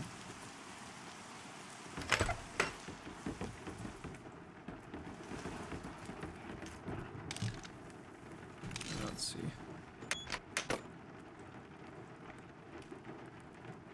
And sold that, this, these.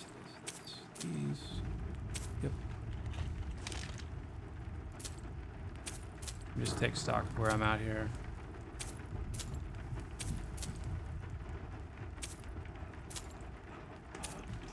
$25 silver. That's not as much as I would like to have,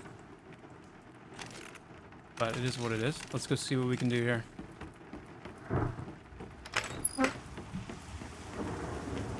And also, guys, just if you're new to the stream, sometimes I do switch up between like kind of more like let's play streams like this. It's good to play the game, you know, experience it from the player perspective. Gives me a chance to kind of continue to do deep dives on the different classes and kind of keep up to date with those. But then sometimes I'll do more dev forward streams where we're in the engine and we're, you know, working on different aspects of the game, and so it's a bit of a variety each time. Yeah.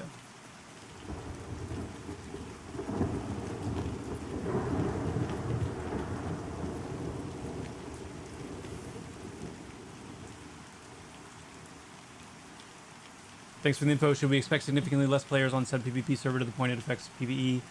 At the moment, yes. At the moment, yes.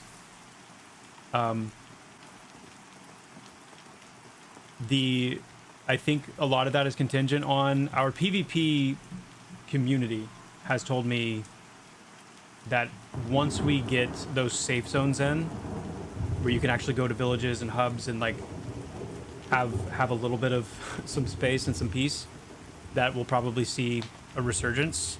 So I actually mentioned that on the stream earlier, that I'm gonna bring that up internally and see what we might be able to do there, possibly, even if it's kind of slated towards the spring update, because ideally it would coincide with the spring update, the wipe, because that's just a great time, you know, to come back. And if we can do that, I think that would be a really awesome moment for the PvP server again. So yeah, if it isn't Estulame.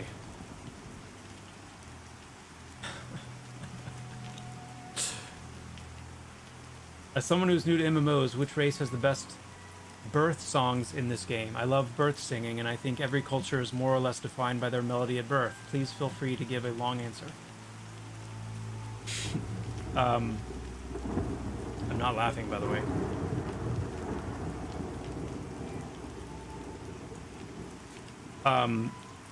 For those of you who may not be aware, Estulame is our lead writer on Pantheon.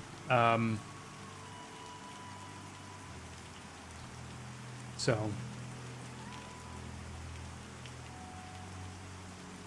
I choose to not answer that question.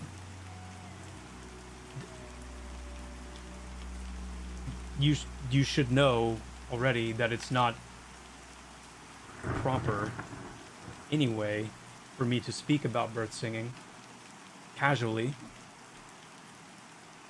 Typing, it's different, but you've put me in a position where I would have to actually audibly speak of it, and I can't.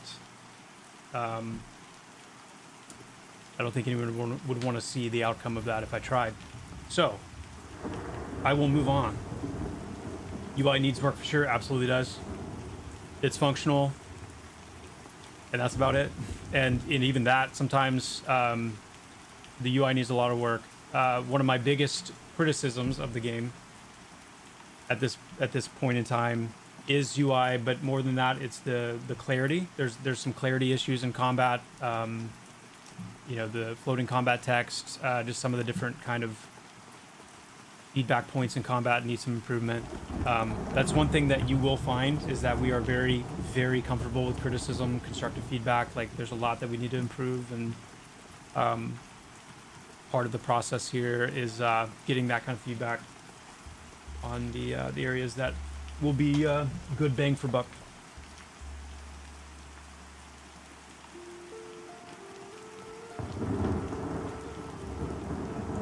Yes, I did. Yes, I did. And you didn't get a phone call.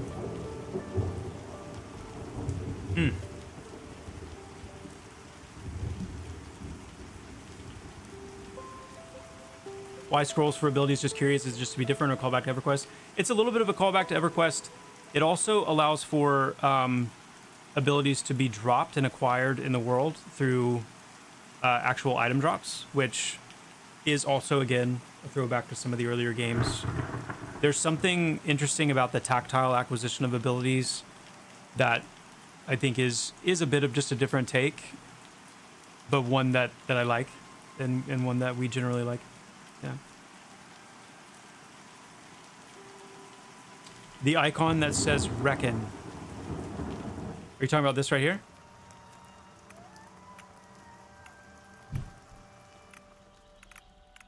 This is the... So, yeah, this is the... what would you even call that? The... your personal, like, nameplate, like your character nameplate. Pantheon uses a defensive and offensive targeting system, so you can actually have a defensive friendly target and an offensive target selected at the same time. And so this is, you know, me selecting myself, and then is there, I guess, yeah, so the training dummy would be my offensive target. So we actually can have both of these selected at once. Yeah, it's great for group heals. It's awesome. Oh man, yeah. It's one of the reasons why I love healing in Pantheon so much, and I've enjoyed it so much, is that exactly.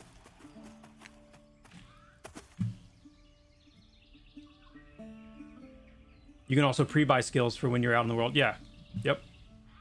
So if you know you're going somewhere, you're going to be kind of a ways out, you're going to probably get a couple levels while you're gone. You can go. I totally forgot to buy my spells. Speaking of, but typically, had I had more money, I would have probably bought my level 13 and 14 spells, so I could scribe them while I was out at the manor, instead of having to run back. All right, let's see what we need to get here.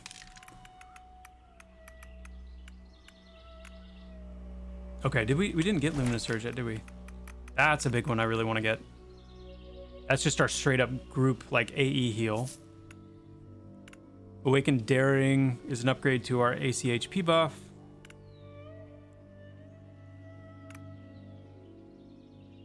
We already got Blessed Shield, Arc of Light. Okay. Conviction's a good cooldown to get. This one's an awesome buff. This increases the readiness regeneration rate. Cloak of Light too. Do I have enough for it? Yep. Ooh. Oh. Okay. I mean, yeah, wow. 14 is a good level. It's a good level. I don't have enough to get all the things I want. I'm gonna probably opt for the... Yeah, we gotta go with this one. So we'll have to save up. Okay.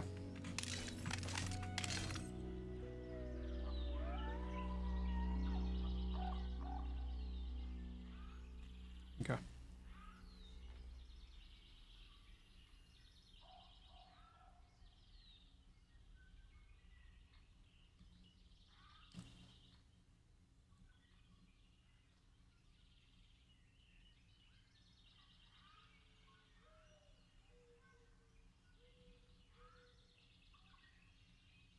EQ is making a huge change next patch. They're allowing all spells to be auto-granted 4 expansions behind, similar to AAs.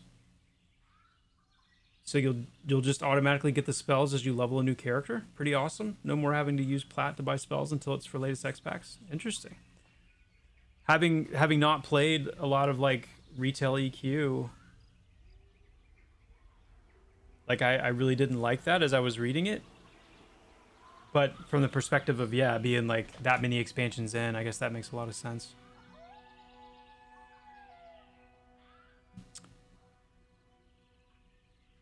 What's the main lore of Terminus? Who is rising? How did they fall? Why did they fall?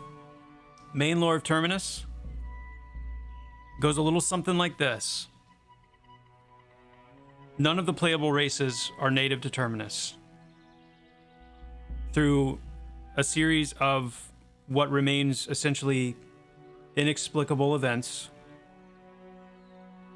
a portion, a remnant in a way, of your home world, your home realm, your home, wherever you're from, was transplanted onto Terminus, including, in some cases, a subset of your race, in some cases, the entirety of it, without any explanation. And kind of the major dramatic question, the major dramatic overarching kind of mystery question of Pantheon is, to some degree, coming to understand and try and explore what caused that, why that happened, and, you know, why something on such a, you know, grand scale seemingly is like what's going on. And so there's for the playable races, even the ones that arrived earliest, you're talking about a relatively short amount of time that they have existed here. And so there's, you know, tenuous piece, but you've got, you know, a bunch of new people in a brand new neighborhood still that are learning how to do life, and in some cases also learning how to intermingle with all of the native aspects of Terminus that were long before.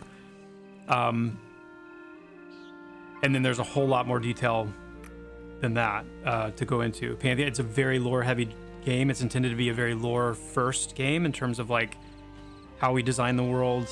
A lot of our game systems really emphasizing the importance of the lore and the depth of it, and your freedom to really kind of dig into it. So yeah, definitely there's some good resources out there that kind of break down the available lore, what we've released anyway, pretty darn well. Pretty well. Yo, Jadden, thank you so much for the 10 gifted subs. My friend, thank you. That's awesome. Very, very much appreciate that. W. Jadden, thank you, man. That's awesome. Grats to those of you who received.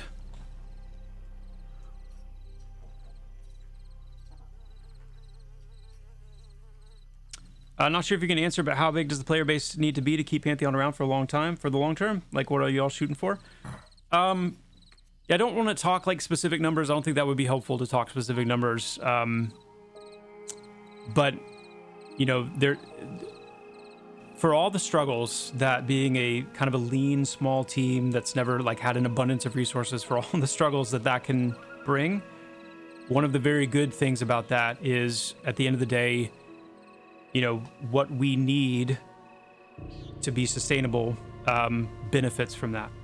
Obviously, we want to be, you know, we don't have visions of grandeur. We're not trying to be like the next biggest thing out there. But, you know, obviously, we think there's a very sizable market of players who are interested in games like this. And with the kind of polish we're wanting to achieve and a lot of the modernization we're trying to bring to the old school feel, I think there's a decent audience out there. But yeah, we don't need, you know, to reach the moon and back with our player base, you know, to be sustainable.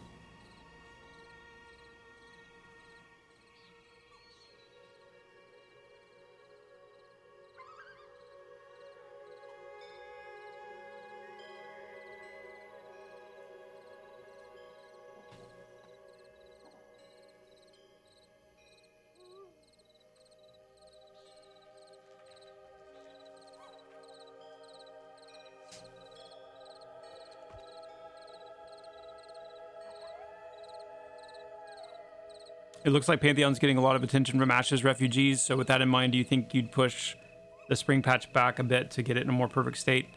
I would say no. We need to be really careful about pursuing perfection or even just like being on the polished treadmill, because at the end of the day, I'm going to stand on what we saw when we launched early access, which, you know, Pantheon is in a better place now, you know, than it was when we launched early access. And the key, I think, with an early access game, and especially, you know, if we're talking about Ashes Refugees in particular, I mean, it's the concept of a game being in development is definitely not lost on them. And so I think it's really about, does the core of what we're building grab you? Can you see the vision of it?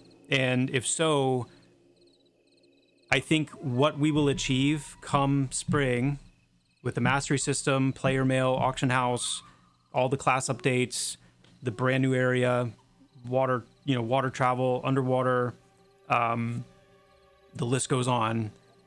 I think the game will be in a state where the vision for it will be intact enough that I think it will be able to grab, you know, who it's going to grab. The kind of polish that we're going to have at 1.0 is just not achievable in that amount of time. So, yeah.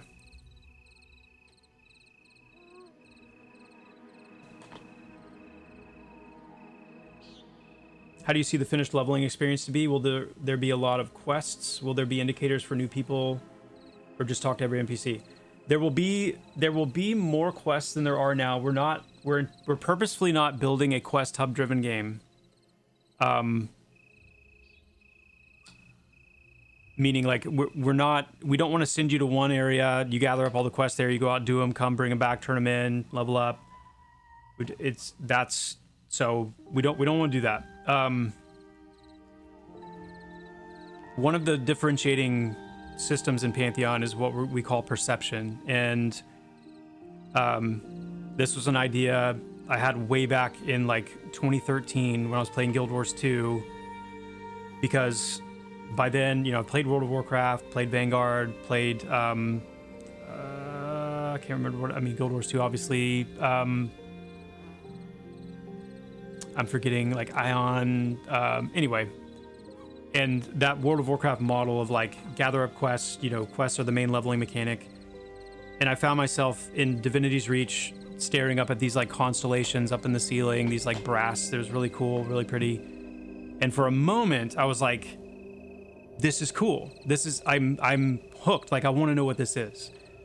And it was a very fleeting moment because in like the very next moment, it was this reminder, like, I don't have a quest for this. Like, I don't know what this is, but I don't have a quest for it. So who cares? I don't, there's not really any way to engage with it. And it was kind of this seed of like, what would it be like to build an interesting world, build a world predicated on exploration, openness, non-linearity, where just by right of like seeing something interesting and going to it or finding a way to interact with it, you can get kind of caught up in the story or the quest. And so what we're trying to build is through perception, and you can see it in different places. Like as I run around, I'll go back down to the village. Actually, there might be one over here, but you'll find as you play Pantheon and more as we develop the game that you will go places and interact with things that will like ping you with some like DM-esque, D&D DM-esque flavor that's meant to kind of like give you a little bit of a hint or a clue that there's something there that's interesting, and that's meant to be the trigger that kind of opens up to you. Maybe there's a quest attached to that, maybe it's just lore, but then we also use a pretty robust system of flagging. And if you catch one of like the more development streams that I do from time to time, I actually work in that tool and show some of that off, where like, for example, if I go and I interact with like this by clicking on it, weathered and split in many places, these will need replacing soon. We have the ability to flag a player if they do that, and that action could lead to, as I'm running back into the village, an NPC like waving me down and saying, hey, have you noticed that, you know, the training dummies, it seemed I caught you over by the warrior training area. Have you seen those training dummies? They're in total disrepair. And before you know it, there's a quest available to you there. So the goal is to try and create like an experience where, yes, there is some of that bewilderment and kind of like, I don't necessarily know right where to go or what to do, but as we get things more and more dialed in, the game will kind of be interactable in a way where you can kind of find your way. But to the question about like markers and stuff, we don't plan right now anyway to do markers, but we do plan to have NPCs like respond to your presence. So if an NPC has a quest, they may say something to you as you run by, like, hey, come here, I want to talk to you, or they might wave you down or something like that. And the goal there is just, again, trying to kind of lean into more of an immersive experience as opposed to just like like the horse that we're seeing here. I mean, these are things that are very immersive, and that's kind of what we're trying to emphasize. So has there been new attack animations added? Not yet. But I was talking earlier on stream today too about how we're looking for kind of an official like section of time, probably more towards the middle of the year, where we're going to put some focus on animations.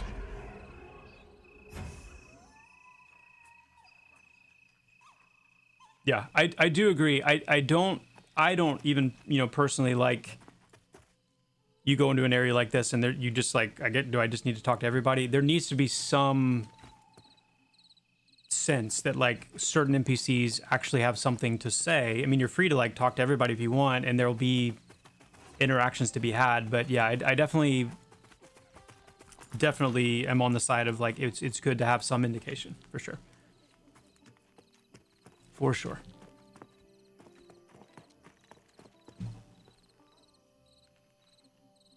Yeah.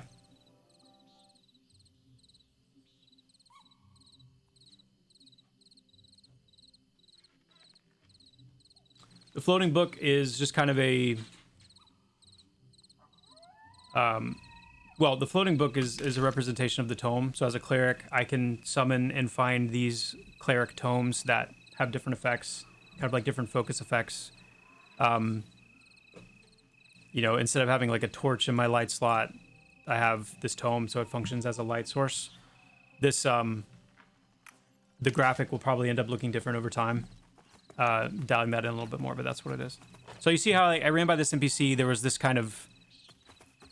Imagine running by the NPC and they like say your name, like, hey, Reckon, you got a sec? And they kind of like beckon you over, like wave. That's what I want you guys to imagine when you think of like, how will I know, you know, where quests are? You won't see it from a distance, but it's the kind of thing where as you're running by, like you'll notice. Oh yeah, she just did it. There you go.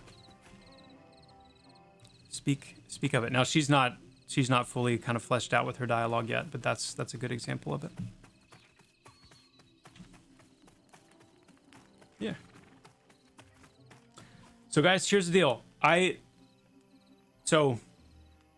excited. I'm energized. There's a lot of new people in here curious. I am going to have to wrap up for tonight. If you want to know more, if you enjoyed the stream, please come back. If you want to know more, if you're just interested, I'm going to be streaming again tomorrow at 3:15 p.m. Pacific, 6:15 p.m. Eastern. I'm actually going to be doing a little dual stream with one of our community members, really cool guy, and I'll do that tomorrow. So definitely more time to chat because these are great. Like,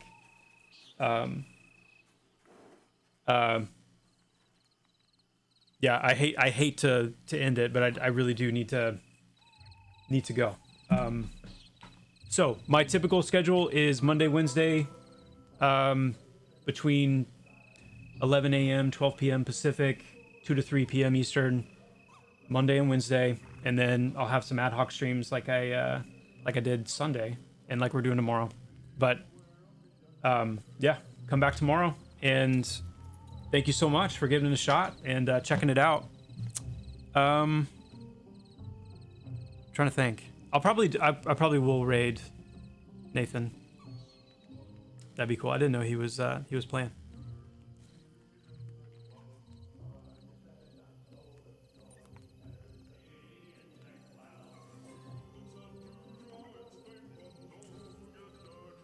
Yeah, go check it out. If you truly don't know anything about Pantheon, definitely go, you know, check out the website, look at the differentiators, kind of like the DNA, and you know, join the Discord if you haven't already. There's some good conversation in there. Yeah, we'll be back, and I'll be lurking. So if any of you guys are streaming Pantheon, like I definitely keep an eye on it. So I might pop into your chat. Guys, thank you so much for being here. Thank you for the subs, the follows. Very exciting. I am. It's really cool. This game has a bright future. It's got an awesome community. We have an opportunity to do something really special. So it's awesome to share that with you all. And I'll look forward to next time. Hopefully see you again then. Let me see. Every once in a while, I will find somebody to raid. Let's see.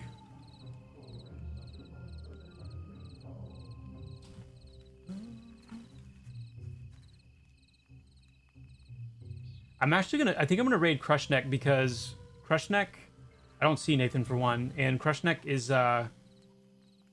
looks like he's playing a warrior. Crushneck is a pretty high level player, so if you're interested in more of like some of the higher end content and what that looks like, he does a good job of like giving commentary of what's going on, and that'd probably be a good place to go. So yeah, I'm gonna get a Crushneck raid cooking here. One sec. Looks like they're about to do a raid actually.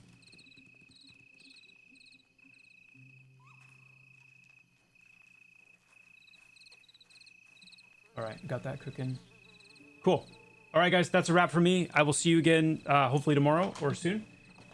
And until then, take care, my friends. Adios. Raid away.